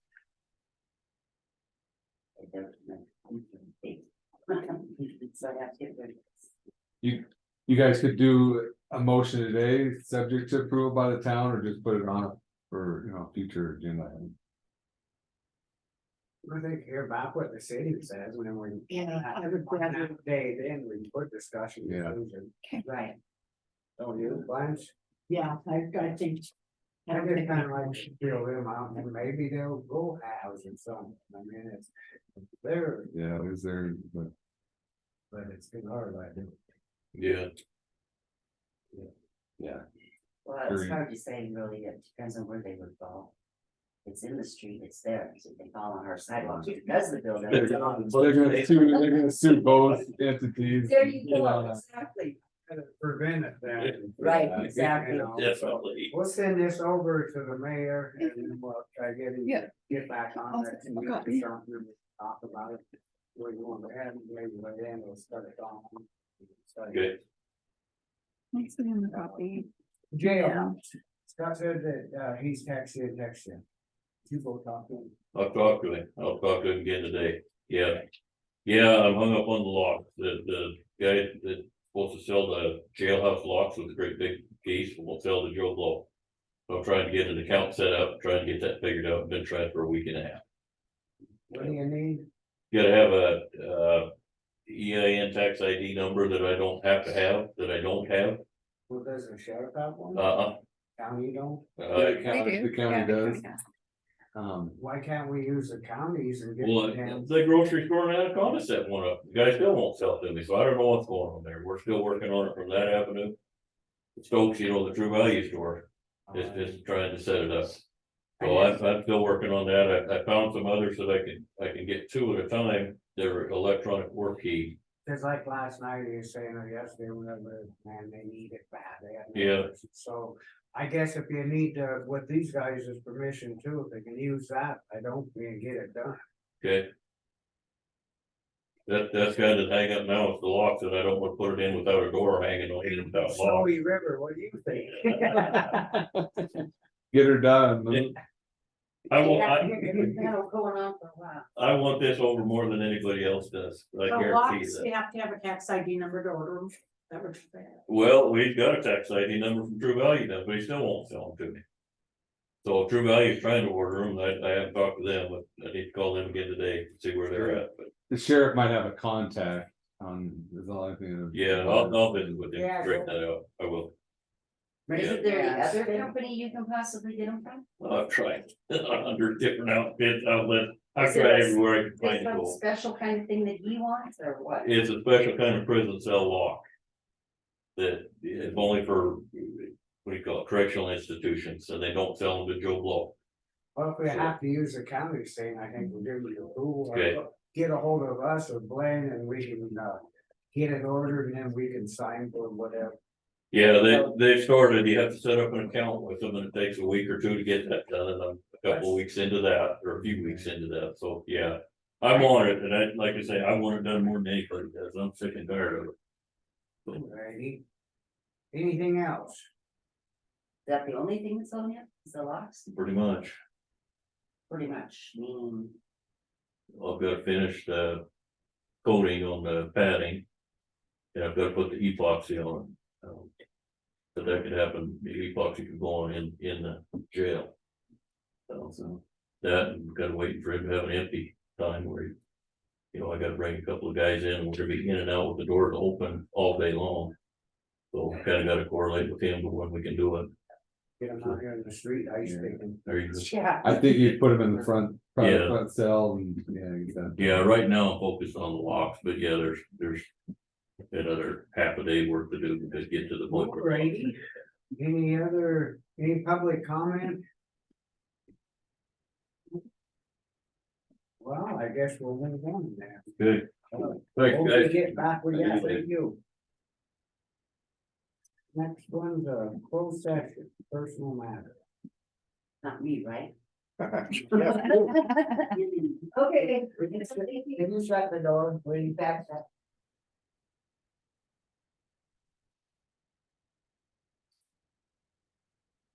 Oh, wait, I gotta take you guys off, sorry.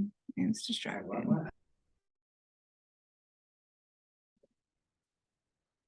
Hi Cameron, long time no Yeah. see. Come on up, go, sir. I know, you trained me. No. Which Brady shook my hand today, and he squeezed it so hard, I didn't think, I thought I was gonna pass out. Uh-oh. Got a good grip, huh? Cause I have arthritis in my hands, and so when you squeeze it. I'd like to introduce a new employee of mine first. This is Laura Chodelsky. And I don't know if you guys knew, but Sarah Rouse got a new job. She's working in Butte and she was administering the roads program on the district, but now Laura's doing that work, so. Congratulations. Glad to meet you. So yeah, I thought I'd bring her to this one. And if you Introduce brought her. a dog shocker, you put that on you. That's the commissioner's job. I probably don't need it, you don't need it. So we've got Scott, who's been on the commission for a long time. I won't say forever, but when did you first, 12? And then Blanche, Yes. introduce me. Hi, I'm glad. Nice to meet you. Commissioner Hill. And Mr. Hinkle, he was a Portsmouth employee for a long time at the district, so. And then Billy is the brain behind the show over there, and Blaine's the county attorney. Glad to meet you. I'm Laura, I'm the wildlife biologist and road use manager. Miniature one. So, this was an interesting one, huh? Well, I just got some of it. I didn't know quite what was going on. I didn't actually get the read this one. I didn't, what do you got? Nothing, we got tipped off by members of the public that this was gonna occur. And to have a race seemed like a bad idea, so I just sent it to you guys. And it's fourth annual. Yeah. Since fourth annual, I hadn't heard of the first annual. Yeah. Is it really the fourth annual? They've done this 4 times. That I don't know. It's never come across my desk before.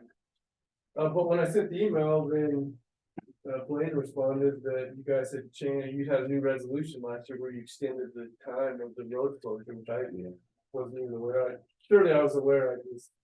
Yeah, to May 15th, because we had the issues with The snow plow. yeah, I can't remember who that was. Yeah. So that's all I know. It sounds like Dunkerson, then Sheriff Dunkerson contacted him. And said he can't do it until after May 15th, which fits in with all of our policy too, for the Forest Service section on the road. So then he immediately proposed May 19th, that he wants to do it again, so. Guess we're just here to discuss it. It's huge liability for the county to know about it and not do anything really, I mean. Right. Cause that's such a rough road and obstructions there. That person that put those, rocks in the right of way and it's So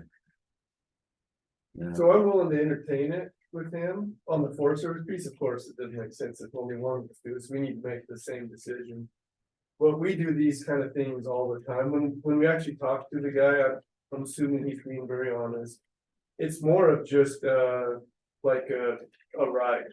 Like a poker run is how he described it to us. And I go, well, the messaging is unacceptable of the demolition derby style race to Racetrack Lake. And because I want nothing to do with the motorized race to Racetrack Lake. But if it's just gonna be like a poker run, like what we do, or not we, but what our partners do with snowmobiles or ATVs. We have a process to permit those. They're called a recreational event. We permit it. They gotta have a ton of liability insurance, just in case something bad were to occur. We permit it, and then they're allowed to go on their ride. But I'm not gonna entertain anything with him if his message stays the same, because the race, the bonfires and camping in Redline parking lot, would not authorize that. And supposedly he said he wrote it just because he wrote it the way he did to try to like get energy behind it and get more people involved. But I won't entertain it unless his message changes. So. Yeah, cause you know, if we get permission, and they go up and start filing up, then they come back and do it. Right. So that's why I'm here. Well, I'm here crafting the party because Billy said it was on the agenda, but. No, you're invited.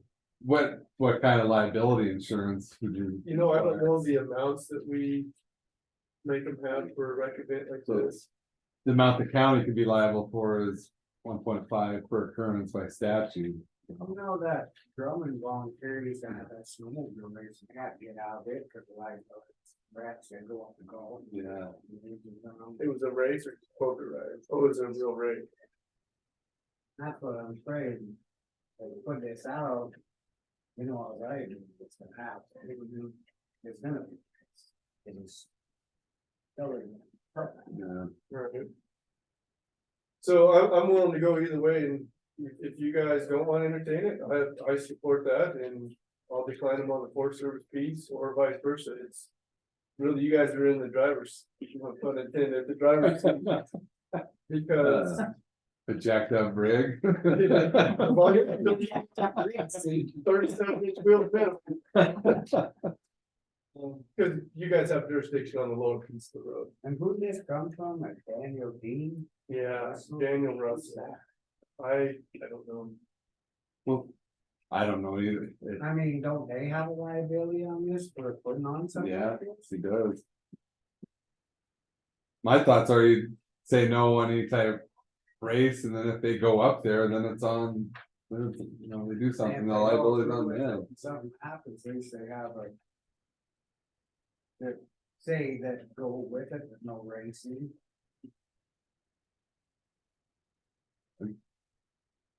Just deny it and say we can't keep you from going up there, but I mean, what they're. Cause it doesn't seem like a poker run to me, but. It actually seems like a race. Yeah. You look at the rigs and that, and I know them well enough that you know that it's not a pup that I don't know, I guess I wish this guy had, before he ever sent this stuff out here, to kind of talk to us and. Yeah, I don't see how we can let this go on. I don't know. You know, they can't plow the road. We're gonna let these rigs go up on top of the snow. It just, I don't know. But what, we're May 19th, but there's still gonna be snow in there. There'll still be a lot of Yeah. snow for this year. Supposedly on the third annual, that, I don't think they even made it to Red Lion Road and everybody was stuck. Well, what if? But there was only 3 or 4 people that showed up. Yeah. But what if they get up and tear the road up and then the next day here some snowmobile goes up and hits the rust that they tore Yeah. out, well, I mean, what? That's what my concern was with April Yeah. 15th for sure. May 15th, I mean, there's a lot of snow this year, so there's gonna be a lot of snow up there. Some years though, you could drive in there a ways, You're right. and then it turns into snow.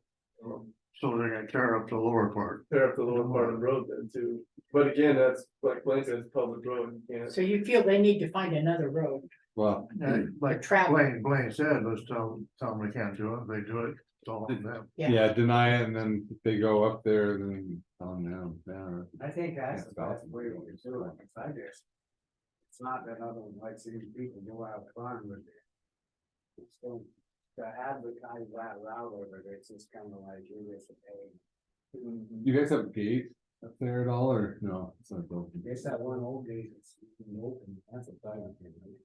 There should be no gates on the Red Line Road at all. The only gate that there's on Forest Service is the one that goes down to Redbird Reservoir. The city maintains that, keep people out of the reservoir. And we don't even know, we never got the locks cleaned out of there either, because they put them in there. And we never, 'cause they He got too marked, much snow. yeah, it was his driveway approach, put rock in, but in the right of way. Couldn't get them out in the winter, so they had to put markers up. See, and that's another thing, we don't get, Yeah. them big old rocks. I mean, it's just. Is that the same guy that used the dozer to plow? No. He did the work for the neighbor. Oh, good. So it's like, Yeah, I think it was, that's the way it went. Yeah, I don't can't know, I'm remember. Really for this. I think we can put it like how Brian said. Deny it, and that's my advice. So looking at this, there's trucks and. Trucks and trucks, Yeah. Big tires. big tires. I wonder when there's 1, 2, 3, 4, 5, 6 vehicles in this one. This must have been the second one.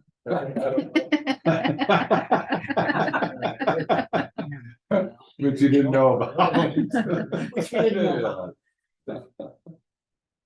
I think we deny it, and then if they still do it, and something happens.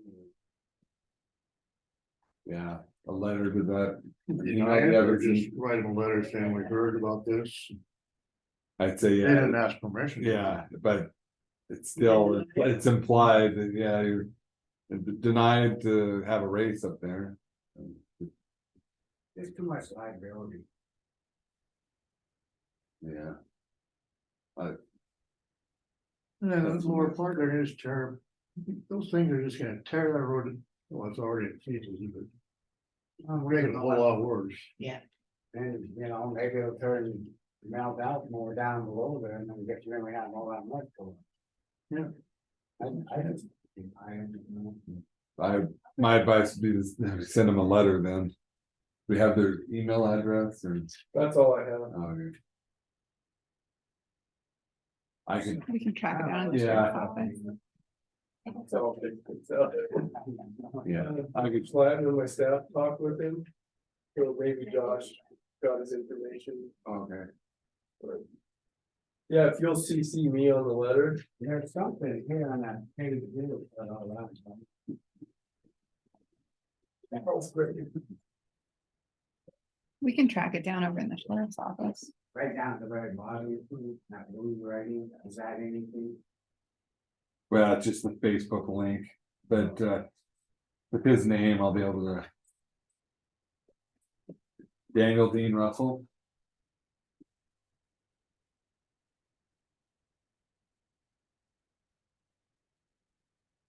You want me to write the letter?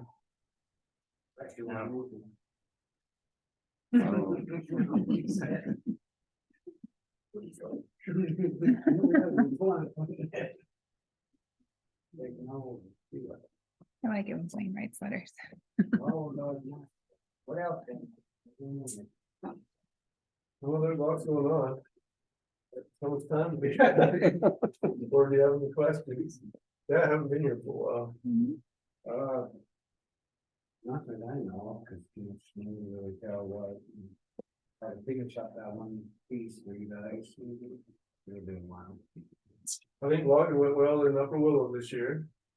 Good, we were able to, the weather helped a lot to keep us operating longer and hauling long. I think the heat can still haul, but it's really urgent. So I put Paul in contact with our timber sale administrator. So they could talk a lot about the road condition.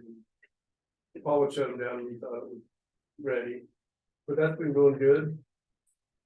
They're almost, I think they're done harvesting, everything, they're just hauling now. Oh, wow, So, that's good. yeah, I don't have nothing, you guys. Frank, you got anything? Nope. we do need to come and meet with you guys about the Schedule A. It's all brand new to Laura, so I haven't even really introduced it to her yet, but probably within the next month, I'll try to get in and we'll meet with you guys on that. Sounds good. Thank you for coming in. Thanks for doing the racing. Yeah. No. Alright, Well, thanks. thanks. Yep. See you. Nice to meet you and good luck. Thank you. Take some Girl Scout cookies.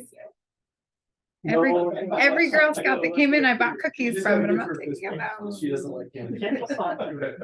So does Blaine. I'll check. Everybody wants a fist bump. It's good to see you. Alright, it's COVID's going around. Nice to meet you. Would you like a? Sure. Yeah. Gentle bumps are good. Thank you. Yeah, you can pull that off and sign there. So, Wait, Oh, my right, but, On you know, this- who might notice if I don't draw. so this we did. We did consider it.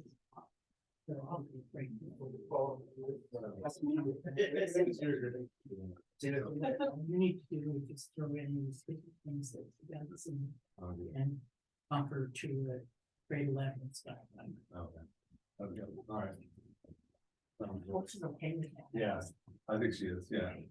Well, I know she felt that I was kind of picking on. But I'm just, What you said was, yeah, what any commission should say. I mean. It's it. No.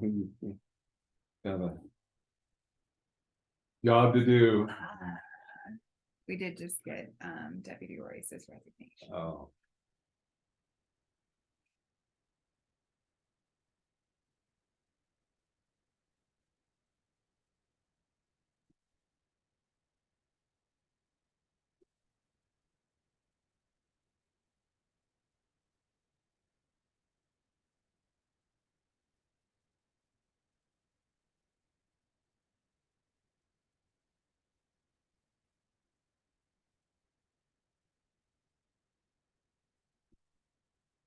How's it going? Good, Blaine, how are you? Doing good.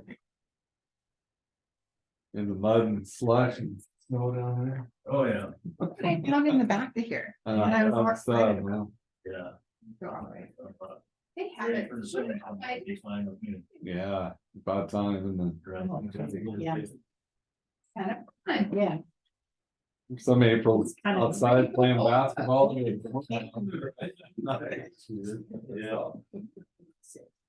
So. Who's this? Who's Madison County?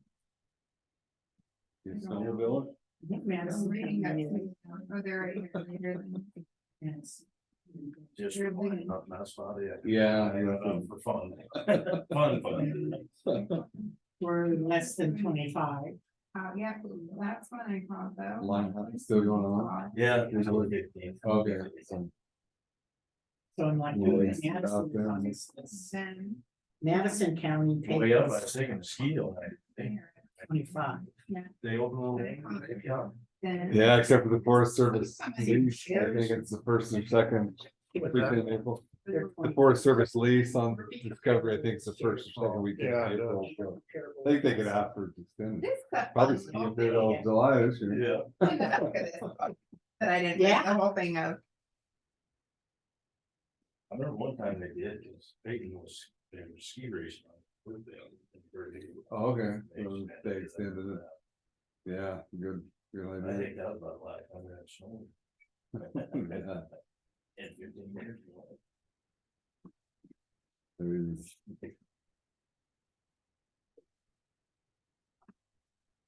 The solid waste bill. She just emailed me, it's House Bill 355 that might have that funding in it for solid waste projects. Fitzpatrick. Oh, maybe it is, she sent me. Yeah, that the bill. maybe rings a little bell, 355, but then. Yeah, numbers- Yep, it is, it's the infrastructure, bill, yeah. And it said there was. So is that? Are those grants we have to apply for? I don't know, she said it's in, the Senate Finance and Claims Committee.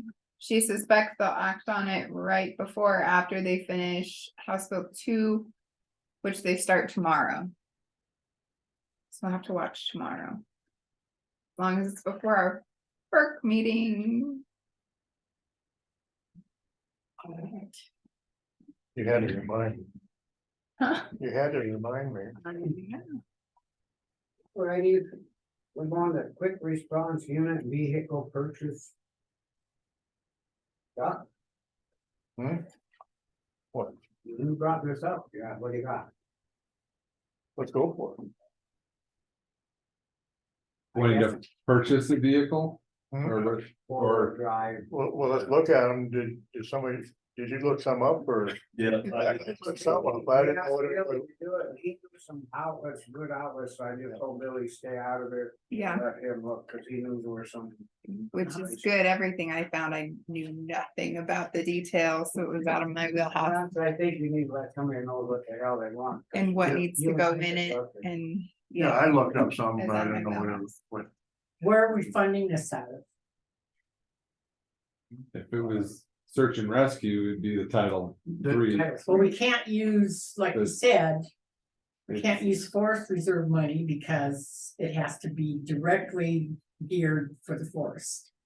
Yeah, agreed. But Title III. Weren't you, That's it. But That's. you could use LATCF fund for, if it's gonna be. The main source is gonna be QRU, not search and rescue, then. Or main There's use no of way it. to combine them somehow, or loan them out. I thought you were. Just like I said replacing- before. I don't think search, rescue doesn't do that much at this time. But they might do something. It'd be nice to have something they could use. Yeah, under that scenario, yeah, it wouldn't be, wouldn't be Title III, that's really strict. But you have LATCF funds, How much do we have? you had you guys, Like 800,000, I think, or 900,000. I mean, you haven't actually spent anything out of it, but you're gonna have a budget hearing coming up here. But you could, you could budget funding for that, you have a reserve, but 800,000. How much? I thought it was over 800,000. Yeah, 900,000. 800,000? It's spend Yeah. money, Chuck. From what you guys have already spent. Yeah, Chuck.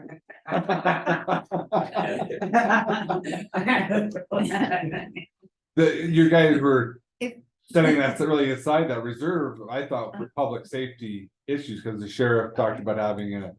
Fund in Earmark. case so.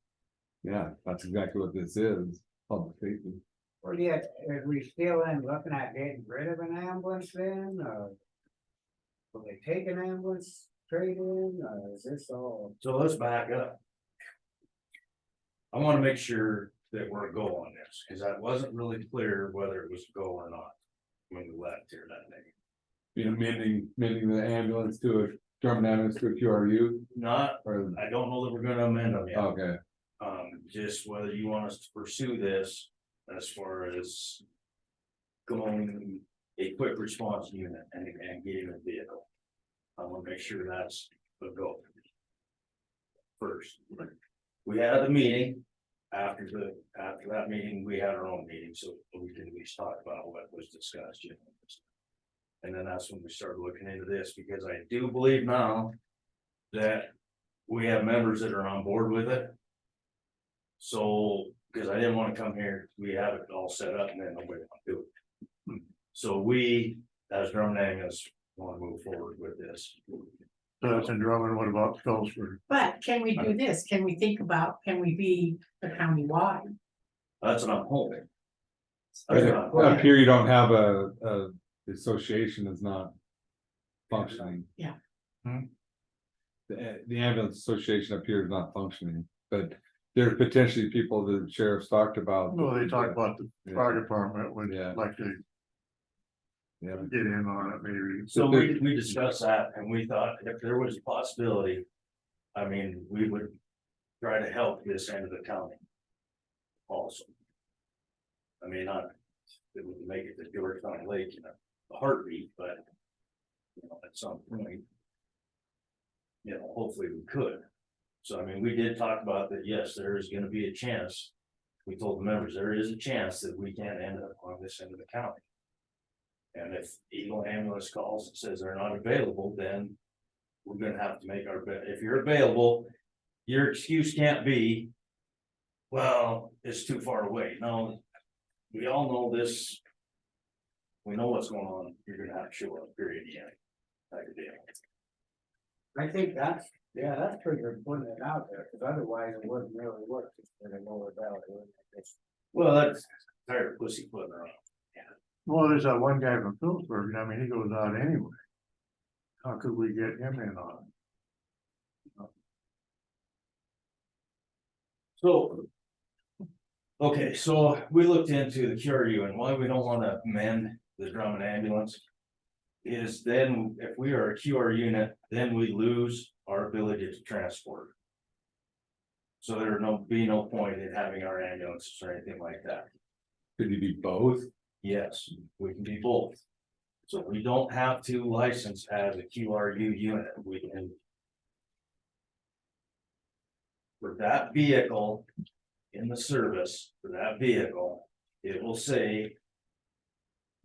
That we have to have another agency that's willing to transport. But we have to make an agreement kind of on it, I don't know what kind of, to be written, what kind of. With Eagle Ambulance per se. That says, okay, if we're gonna go out. You can transport. Okay, so like Hillville, their transporter is Lincoln Ambulance. Or Drummond Ambulance, and that's with, I know with Hillville QRU, Drummond Ambulance is just a mutual agreement, mutual aid agreement. Excuse me. But if we take out Drummond Ambulance as a transporting unit. Then we can't go to like say football games. Or if there's mass casualty. We can't take our ambulance. So I don't know that we don't wanna get rid of that. Per se right away, by any means. We could, I mean, we're trying to get an agreement with Eagle, I mean, that's the thought eventually to have a spelled out some of these things. So I guess. So we talked to the lady in. With the state. She said it's gonna be fine that we're under. That this QRU unit is with, and when I say unit, I just. Basically, I'm talking physically about the vehicle. In this case, because it will be run under the Drummond Act. That sounds like. Good plan. So basically, we have to change nothing except get a vehicle.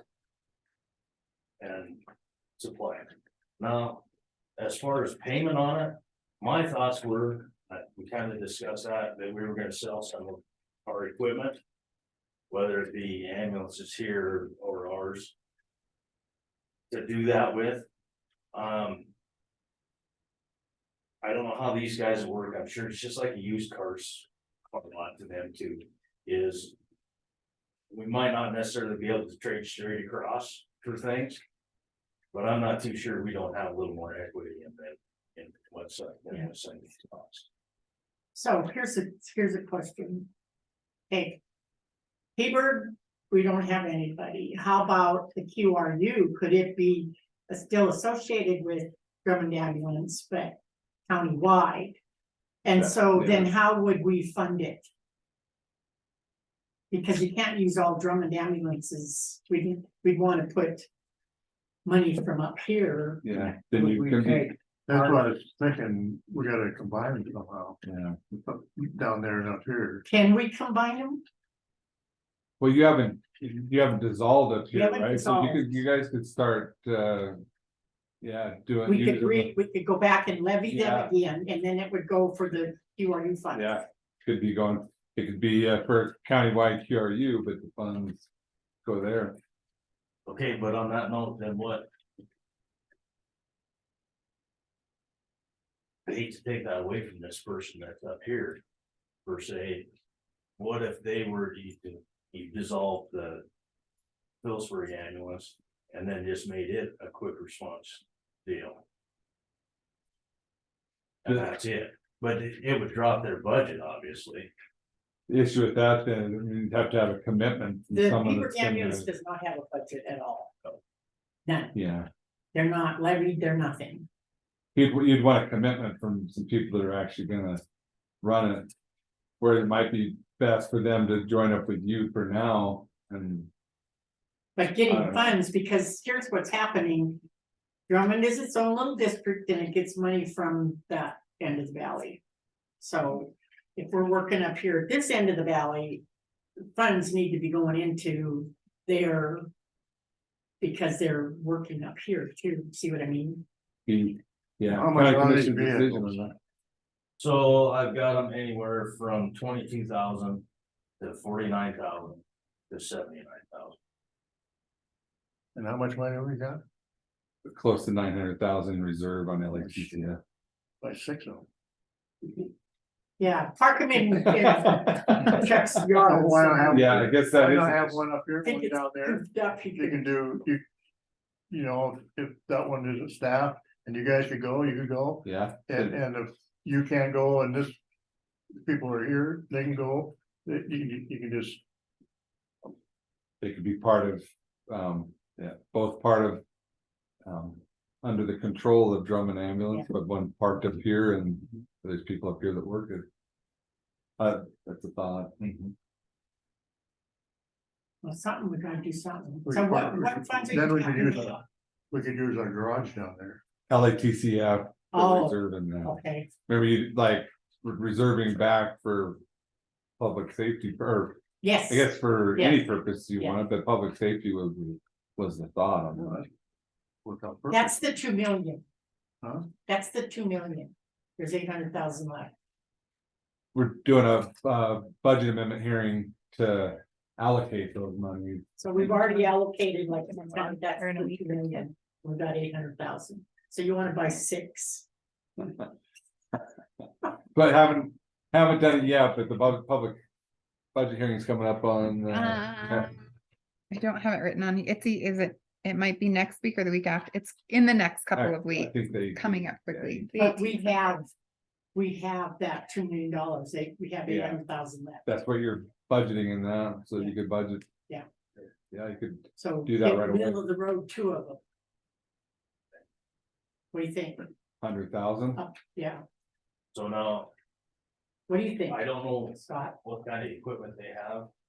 Is there ambulances, they still have the cots and stuff like that, you know, like. Well, Yeah, they have it. Yeah. we hope so. Nothing should have been taken Because out. my ambulance down there is totally out, it's been completed by the, So we could get rid. But anyway, what I'm getting at is it may cost, and there's another $10,000 or $20,000 to stock a separate one, because I know like ours, like, we'll take our power cot out of the one ambulance and see if we could. If this new vehicle would allow it, we put it in there, we wouldn't have that expense. Do you have room for it down there? No. So, but that was part of the agreement, is it would be parked at a residence. We were thinking, ready. our place. So it's ready to go, yeah. So this is out of our 2 million that we got from. Yeah, 800,000. left. You guys have those funds available. But your the call. LA blah, blah, blah LATCF, is something different, right? no, that was the 2 million, local area. That's Area and tribal assistance. I like to look Oh. at is money owed us from federal government, so it's ours. Yeah, And you so have, you have it, you just haven't budgeted it yet, and that's why the. amended, We set aside amended budget hearing is 800,000. on the 18th. remember? So what's budgets?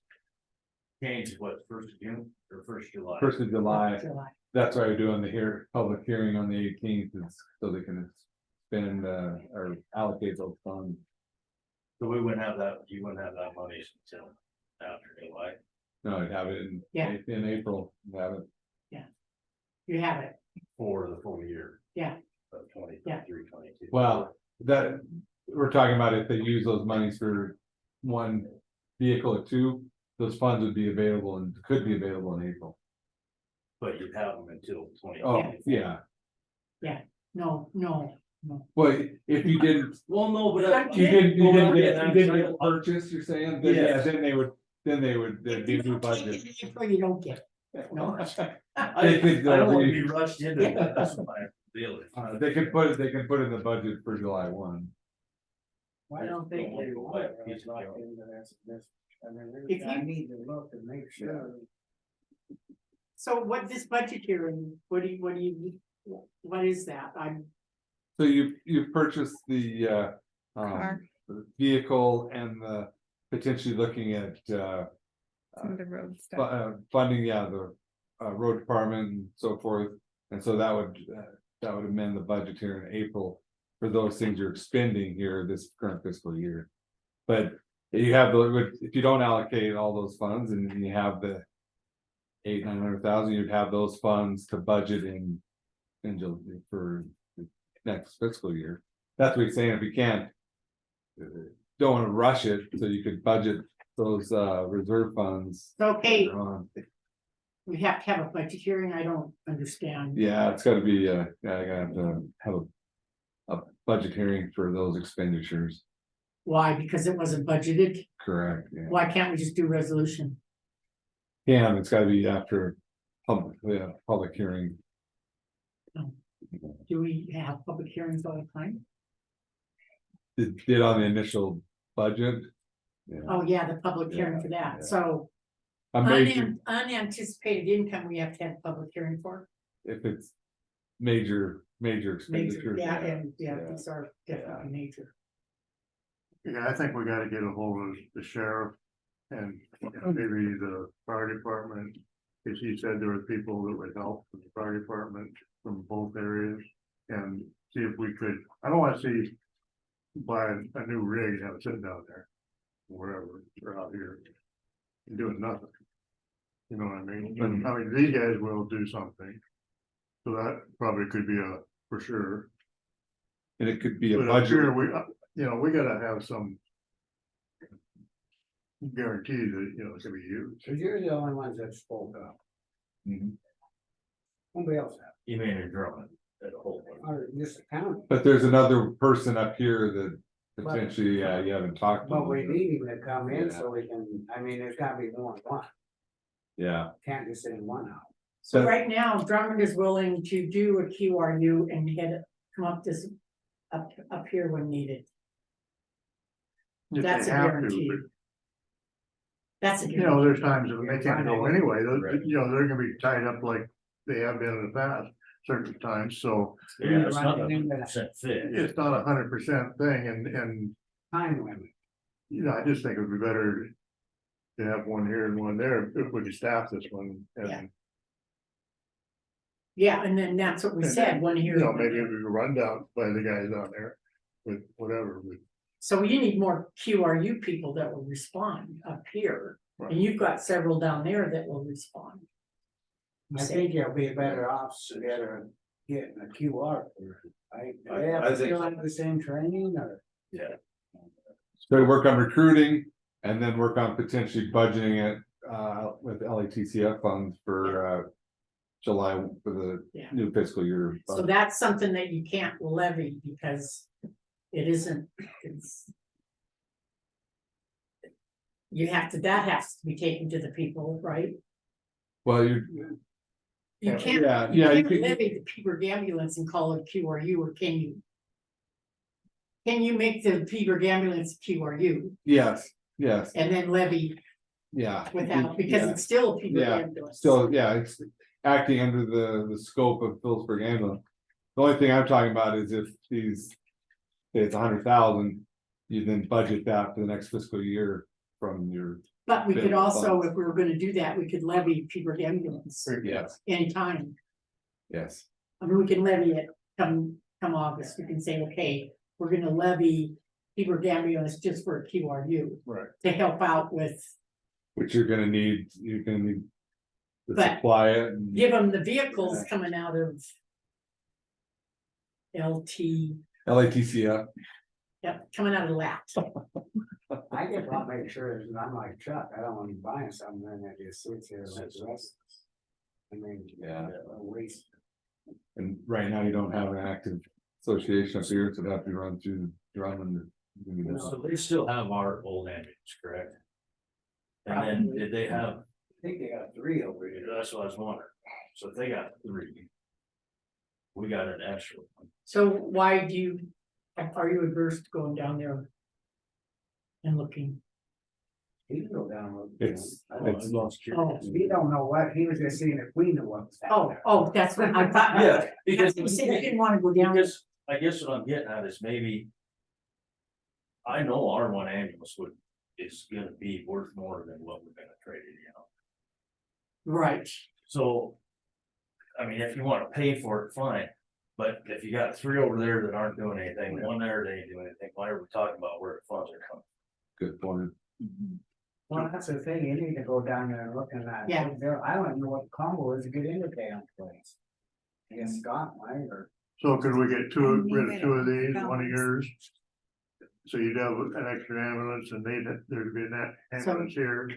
Which route would you leave, get out of the 3, each, cause the hospital's talking about. Yeah, you might That's need the it. problem, but nobody will step up and actually say. yeah. We noticed in the paper, no one put in a proposal to use them. Eagles What's it talked called? about wanting to come in, but no one did a proposal or requested. I guess my thought is if you, we're gonna do it. Then maybe we just focus on one for sure. Let's get some interest and then you already got equity to buy something. Instead of trying to buy 2 at once, maybe. I don't. yeah. Yeah. That's Anyone, the whole thing, that we gotta have somebody command or. Do it, otherwise why would we buy something? Yeah, I mean, if we could, we could put that building on skids. So, another thing, Blaine, is there a liability? Like, if these guys went out and. Somebody needed to be transported, and could they put that person in a private car and let them go down? they would, I mean, number one, they have their ambulance association insured in the county's insurance policy. And then they have Good Samaritan protection. You're talking about a Drummond ambulance person is out on a call or whatever, come up here, or a Phillipsburg ambulance person, and they put someone in a car to transport them. Say they needed to be transported, that was the only way, they couldn't put them in their rig. They would have Good Samaritan protection, there probably would be. Or could you just have a waiver, you sign this and. Waiver's not gonna be effective. Isn't that where we got in trouble with Area 5? Um, People are transporting people in their cars and, Joe. yeah, there's a lot of. Well, this is all, liability, this would be an emergency, I mean. But it's still, it's the same as far as if it's negligent or not, is what you're saying. There probably potentially would be some. Right. So the other thought, we kind of discussed that too, depending on where it was at and how severe things were. There's a possibility we could send somebody and say who was responded. If we could send somebody back, say the sheriff was there, I mean, a scenario, there's a million of them. We could go back, get our ambulance and then transport. Or depending on where it was at, that was we met right there and then left. Like take the ambulance and leave it there and then go in with the 4-wheel drive and get them back out to us. That, This is all- so like this one's in Suburban and it has a place to put a cot in. So. We're not gonna transport every time, but the Suburban would be great because then we go up on the mountain, get the person down and then put on an ambulance. Suburban deal, we could actually haul them in or take that back to the shed to get in the ambulance and go. That wouldn't violate the QRU, That's what that guy about up Oak Creek had. They had a- yeah, but the experiment. So, as far as, like you're saying, Chuck, I personally, on any of the ones that I would be on, even when you're there with the ambulance, if that person needs to get there, I'm gonna call their helicopter or anything. And on a lot of calls that we already dispatched the helicopter, helicopters told us, just have us on the way, we love to turn around. And that's. That's a good point. Cause you guys would know Whether they need me, I wouldn't know. Obviously. That I see the helicopter now. I guess the issue's bad weather, but then you can go down and meet. Then we- meet the ambulance. Yeah. Because like in the past, or we've had Missoula come meet us with the ambulance because they couldn't fly. Yeah. Well, this way, basically, we'd be meeting ourselves. Taking the ambulance. And it works both ways, because we've hauled lifeline patients. Up here, it'd be nice that when one of these ambulance would be good enough to transport them. They have to read Yeah, I don't think you want to necessarily get rid of all of them, but Keep at least one good One one. in each yeah. location. But Well, what do we need? so your next budget talks, you'd budget for at least one. But he's talking about the trade-in too, so the budget may not be, it'd be, saying 10 to 20,000 of supplies as well, so, that's something to look at, they probably don't have. There's a market for the used. Oh, yeah.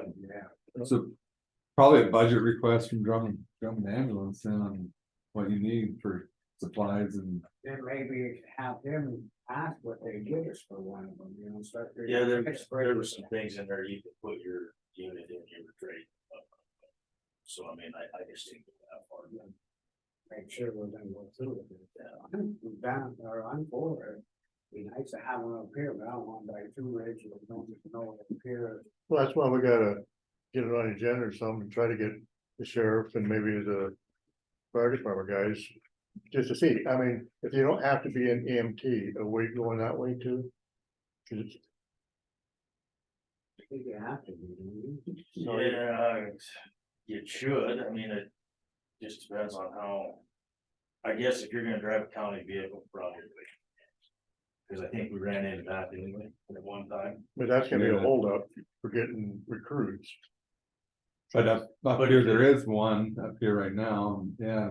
But he's covered under Yeah. Good Samaritan. Yeah, well, and.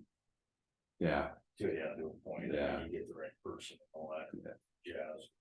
I have all kinds of people, it's just But- damn many regulations. but if it was only Drummond going on, then potentially. a Couple people from here can work with them until they get it going up here, the transition to getting one functioning up here. You know, And they only can- one person can come from Drummond, if this guy can bail in and shit, they go. Yeah, as long as a one EMT. If there's just people, bodies that would be willing to go. To do whatever to help out. Yeah, you do that right now, they Yeah. have drivers. Yeah, you would get a driver, and the only thing we require is they have their CPR and basic first aid. That's what Yeah. needs to be. How many offers the classes or? Yeah, the fire rating. Yeah, do it all. yeah. So I think we can work that all out. Well, so what's the next step? You want a meeting where the sheriff and other people in to talk about. I'd like recruiting? to and see that, but I think we can. it's pretty much a, Paying for it, and the Frank said, if I'm like, sure, this is a goal. And then all of a sudden we get something, then we sheriff, and, we need to have him involved in that thing, yeah. So we got 6 people.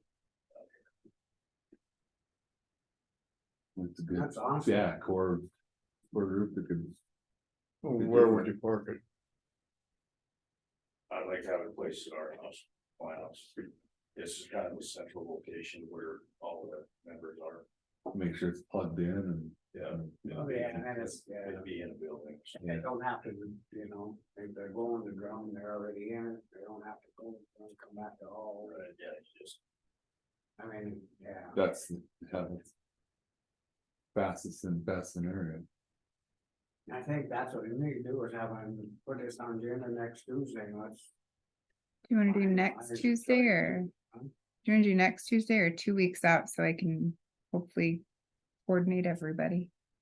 Or do you just want the sheriff and then, yeah, They kind of tell me that's what you want. Just QRU. unless you want another long day next week? QRU, quick response unit, discussion.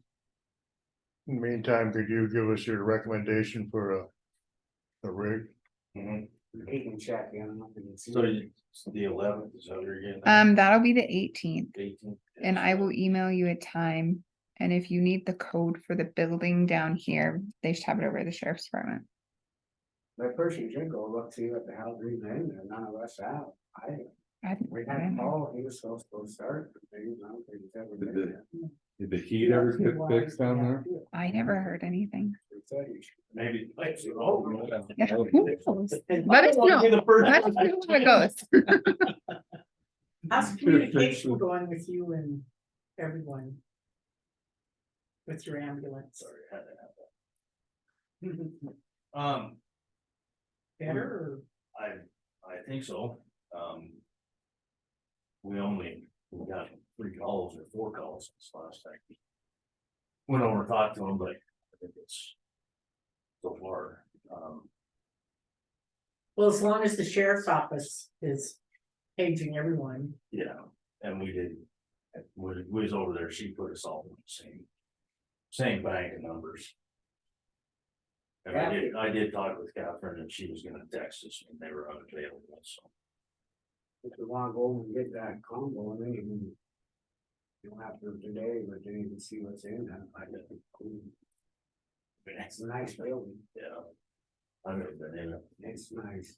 Eagle wanted to look at, they never did put a proposal on an ambulance, but they were interested in renting one, so that's a issue too. I don't know if it's just.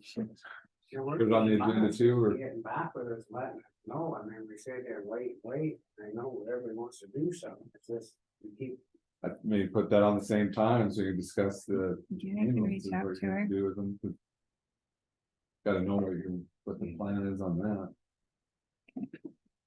Alrighty, well. So you want me to pretty much have a vehicle picked out then, is what you're thinking? I'd like to. Okay.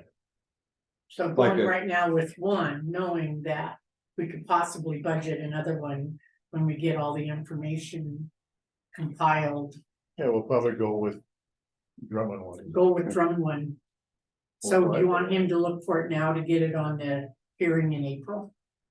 I think we're better, so then we can do it, otherwise we're just wasting much more time. Talking You know, new, a lot of this point was to get down in the southern part. No, but we don't have no way up there to one person.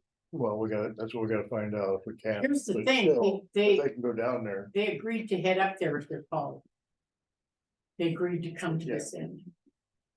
So right now, with them agreeing, okay, we'll head up there. We've got someone, right? Yeah. Then now we need to get people up here interested. And that's what this meeting is. Do you want me to have this put on the joint sessions that will be hosted in Phillipsburg to see if you can recruit anybody with interest? Yeah, we can, yeah. Okay, I'll let the mayor know. so you're talking about a new vehicle and potentially a trade-in? Is that what you're thinking? It ain't no sense of keeping all of it. Can you sell it outright, trade in suck? I don't know, Probably not. I don't know if you just spend on how they. And they get sitting, I end up sitting, and Yeah, but they're. So now, tell me again, there's no way that search and rescue can get in, if we have these things sitting there. No, Title III would, yeah. What if a guy was search and rescue and Under that scenario, and, yeah, just so it's the feds, you know that, I mean, it's tight on what We have 400,000 sitting there for search and rescue. Yeah. Get rid of that other $500 car out there. I know. You guys should buy a new vehicle for search and rescue, that's for sure. Yeah. It seems so. Why would Yeah. they have quick response for the public search and rescue? You don't even know who's on search and rescue besides the people and all the people that I know. It's Sheriff asking people. But Not this. yeah, under that scenario, yeah, this doesn't work. Could you have a QRU unit for search and rescue? Like, could that be replaced with one, even if it wasn't Yeah. used countywide for that stuff, but just for search and rescue? Yeah, you'd have a QRU just for search and rescue. Just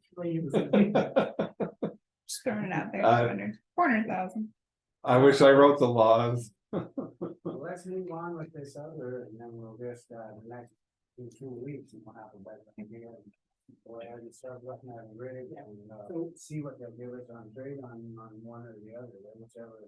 You think, and then I want to keep the newest one, to see how the trade-ins look, I know, well, I do how to trade. So do we need a motion that we're going to let him look for a vehicle purchase to support emergency services? To be budget for the next fiscal year or for the current fiscal year? Well, if we can get it in on the hearing thing, You could, yeah.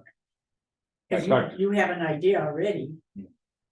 Well, I should be up to them, because I mean, we don't know what they need in it anyway, so I just make. Talk to Sarah about it when she has the info from you.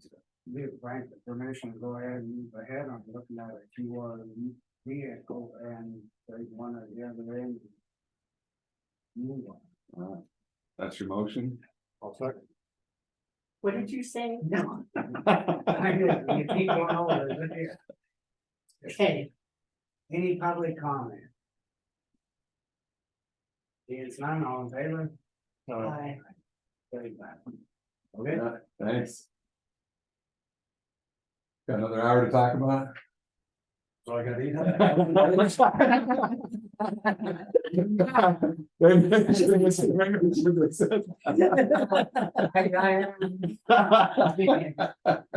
so this is a good thing for you? You Yeah. feel good about this? I do. Okay. The other night when we had our meeting, we had a meeting on Thursday. So I want to make sure. Yeah. Tell them what we did here today and. Couple of people, they were going, they don't want to see it go, so. Works up at Georgetown and Clinton, right? It seems to work pretty effectively. I think it's. I've been thinking about it for 6-8 months, I just. Maybe things happen for a reason. You never know. Yes, Well, indeed. Thanks for doing it. All righty, well, thank you guys. Okay. Thank So, you. see you on the 18th, I guess. Okay, Yes, Yeah, if we get that, Could we do it in the morning, I'm gonna do my darndest to try to get it in the morning. like 10-11? That's- that public hearing, I think is 11:30 on the budget amendment, so you got 11 or 11:15. Let me see, I might have a subdivision hearing that day too. Or right after lunch. I can definitely do right after lunch. Okay, that'd be, 1:30. Oh, no, I can't do right after lunch. You guys have a walkthrough with Scott Cromwell. That day is actually already packed. Okay. You got 11:15's packed or Yeah, I have pretty much. Do it at noon. noon, 12 to 12:15. Actually, I think in your newspaper clipping, you put the budget hearing at noon. I can't remember if you put it at 11 or noon. I think it's just two noon. so. 2 noon. That's what it is. Yeah. Okay, do you wanna do noon? No worries. All right. All righty, Thanks, see you Frank. guys. Or 12:05, because it's supposed to yeah. be noon when they. It sounds good when you hear 6 people and they're more willing to do that than they can run an ambulance. If it's gonna- Yeah. I think it was. You can, a lot of times they can get drivers, and so, yeah, I think it's the way to go. Yeah, it just takes the right person to run it, maybe, Yeah. like you said, have him. We would have Drummond be kind of the lead, even if we have a satellite up here. And like you said, even if you haven't come up and pick him up, you know, they're like, I'm going to pick him up, the way they move. And they're already in the ring and going. Even if they hadn't, they went out there, they could have it or want, you know. Yeah. It's something, we gotta do something. I mean, it's on our butts. But make sure we don't step on Eagle's toes. No, we don't barely. But it's really supplemental, right? I mean, it's. Right, and Right, well, we're gonna jump into review Pam Junior application. That's. I'm gonna leave unless you need me for that. But it's close. Potentially, I don't know. If you're talking about private information. But if you're not making a decision today, I think it's your decision. That's discussion and decision. I think we- I'm just setting the interviews. Yeah, I never Decision know on setting. quite what, Thanks. where's the other page? Oh, it's got a print. They're really good. They're brownies with, dang it. So it's, yeah, you have some. Nobody good. Oh, printer go. Okay. So we have 5 applicants. I'll just go ahead and start passing them around. There's that one. Oh, ladies and gents. I'm sorry, I only stamped the first one I got. Then there's that one. Let me staple this one. I don't think I have a stapler that works. They're different, but They are they're different. kind of like a brown. And then there's that one. Sorry, he filled it out, had a difficult time emailing it to me, and it came through that way. And then these 2 came through on Indeed, and I had emailed them a request to fill out one of those, and I've never got anything back, so.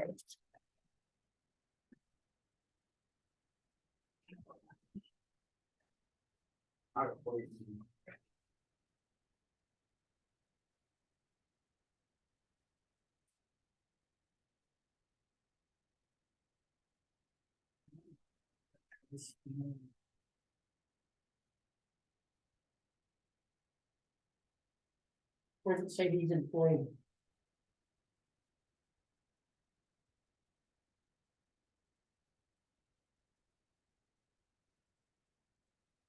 Uh-oh. Almondale Construction. And himself. Mary's elected. That's, I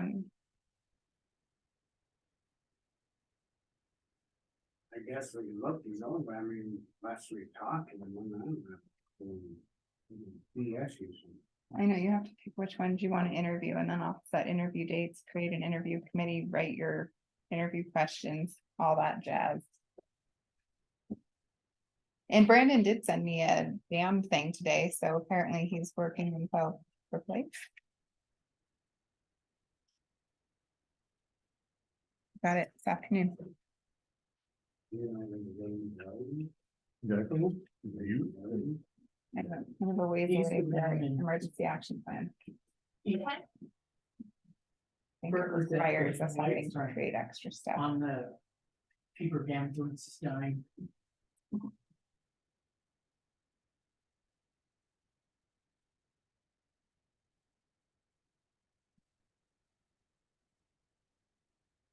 That couldn't get somebody that lives up at the lake.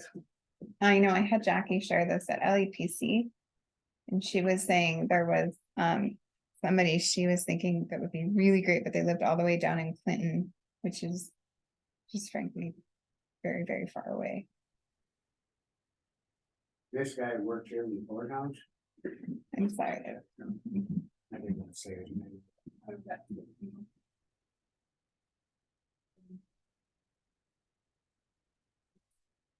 Apparently, yes.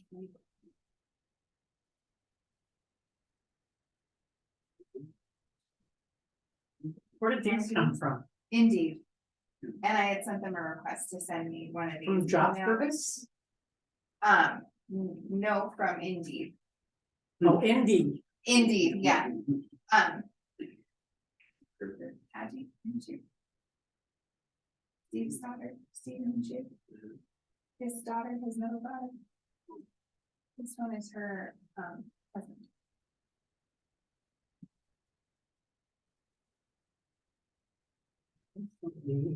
This is such a part-time position.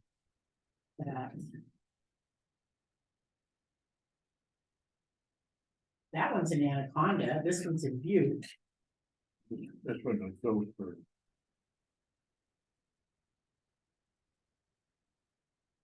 What'd you say? Phillipsburg. Oh,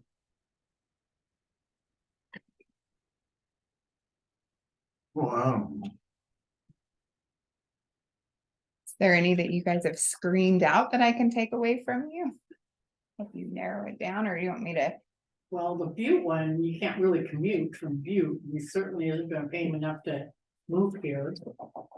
So location is not a good thing.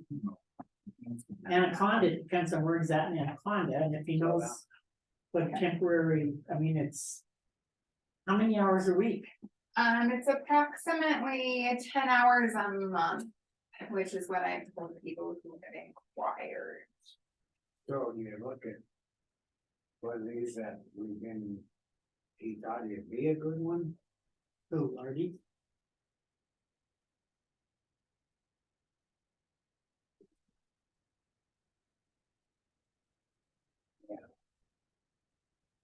Uh-oh, I can't look at this one, this is my son-in-law. He'd probably be okay there. Cause he lives right in town. Well, I was gonna ask you, how's that low mileage vehicle working out? What low mileage? No, what do you got on here? That blue car, that blue car. Oh. Low mileage, it was 131,000. It was, Low. how's it working out? But it, good. David changed the transmission fluid, the oil, and then he put a new belt in and we put the snow tires on and new plugs and wires. And it's running really good, except the door is freeze. I have to go pay for my other Girl Yeah. Scout cookies. So it must be a flaw in Ford. It's cold and it's, you can't get the door open because there's. Yeah, I've had that problem. My snow plow. So you gotta make sure you clean it off. Yeah. Then the wipers freeze. Terrible. I'm going, Yeah, mine doing that. The rig out there, did this morning too. So you wanna do, gotta abstain from Mr. Sabala's son. So to choose him, I think someone local in town, which would be Lardy or Sabala's son. so you wanna do at least 3? That would be better. Yeah. That one's right with mine. Keep the two There from they town. are. Keep the two from town. Like from those, I think. One from Maxfield, he lives right there in Maxfield. I think you do all 3. Yeah. You ready? No.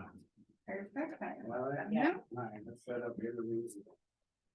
So and then you would set up an interview thing Yep. We can review next week. and You want? Who do you want on it? I don't know. I was gonna ask you that question.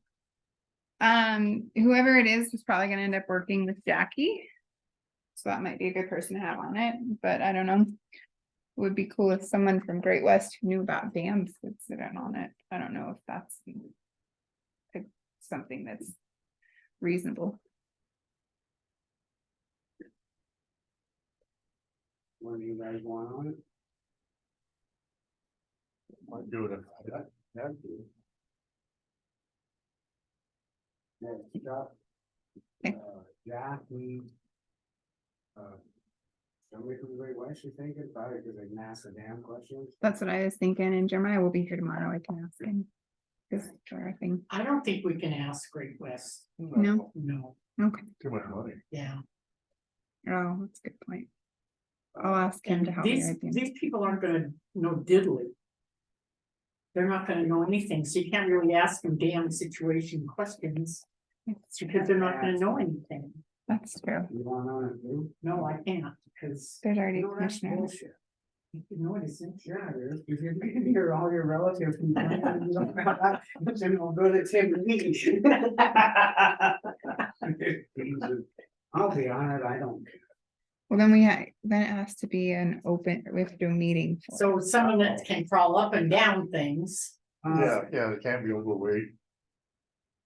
Just let Chuck and Jackie and Do you want me to be your third person? Yeah. In your interview taker? All right, Bailey. we'll organize. Because if it. we have it, you and I both on, it has to be an open meeting, I don't know. Let's just go Chuck, Okay. Jackie and you. You guys know enough, you guys know a lot more about that dam changer now, where you've been picking up all the, yeah. Well, the Pieces. thing, you can't really ask them, okay, what do you know about dams? Nothing. We None of them can't do. hold it against them, 'cause Yeah. No, Well, should we have somebody call up? One of their, Being able to crawl up and down and read meters. employers? yeah, I'll have them sign off on it. I have a reference check form that Michelle had me create that I'll have them sign off on during the interview and then go through that. anything else today, or we? Nope, just that you have work tomorrow at 3 PM. That really frustrates me that they set it up at 3 in the afternoon, pisses me off. Cause there's. Supposed to go get a truck and stuff, you know, so I gotta cancel that. Here again, we got, Yeah. The only reason I can think that it's that late in the day is that they must be flying in tomorrow. I think when Kelsey was running the show, they would fly in the day before. Do the meeting and then fly out the next day and they must be flying in tomorrow. oh, here's trying to, you know, they're. No, they're coming, they're gonna do some new do. No, did you see the agenda? No. I was I'll gonna say, give but it I- to you.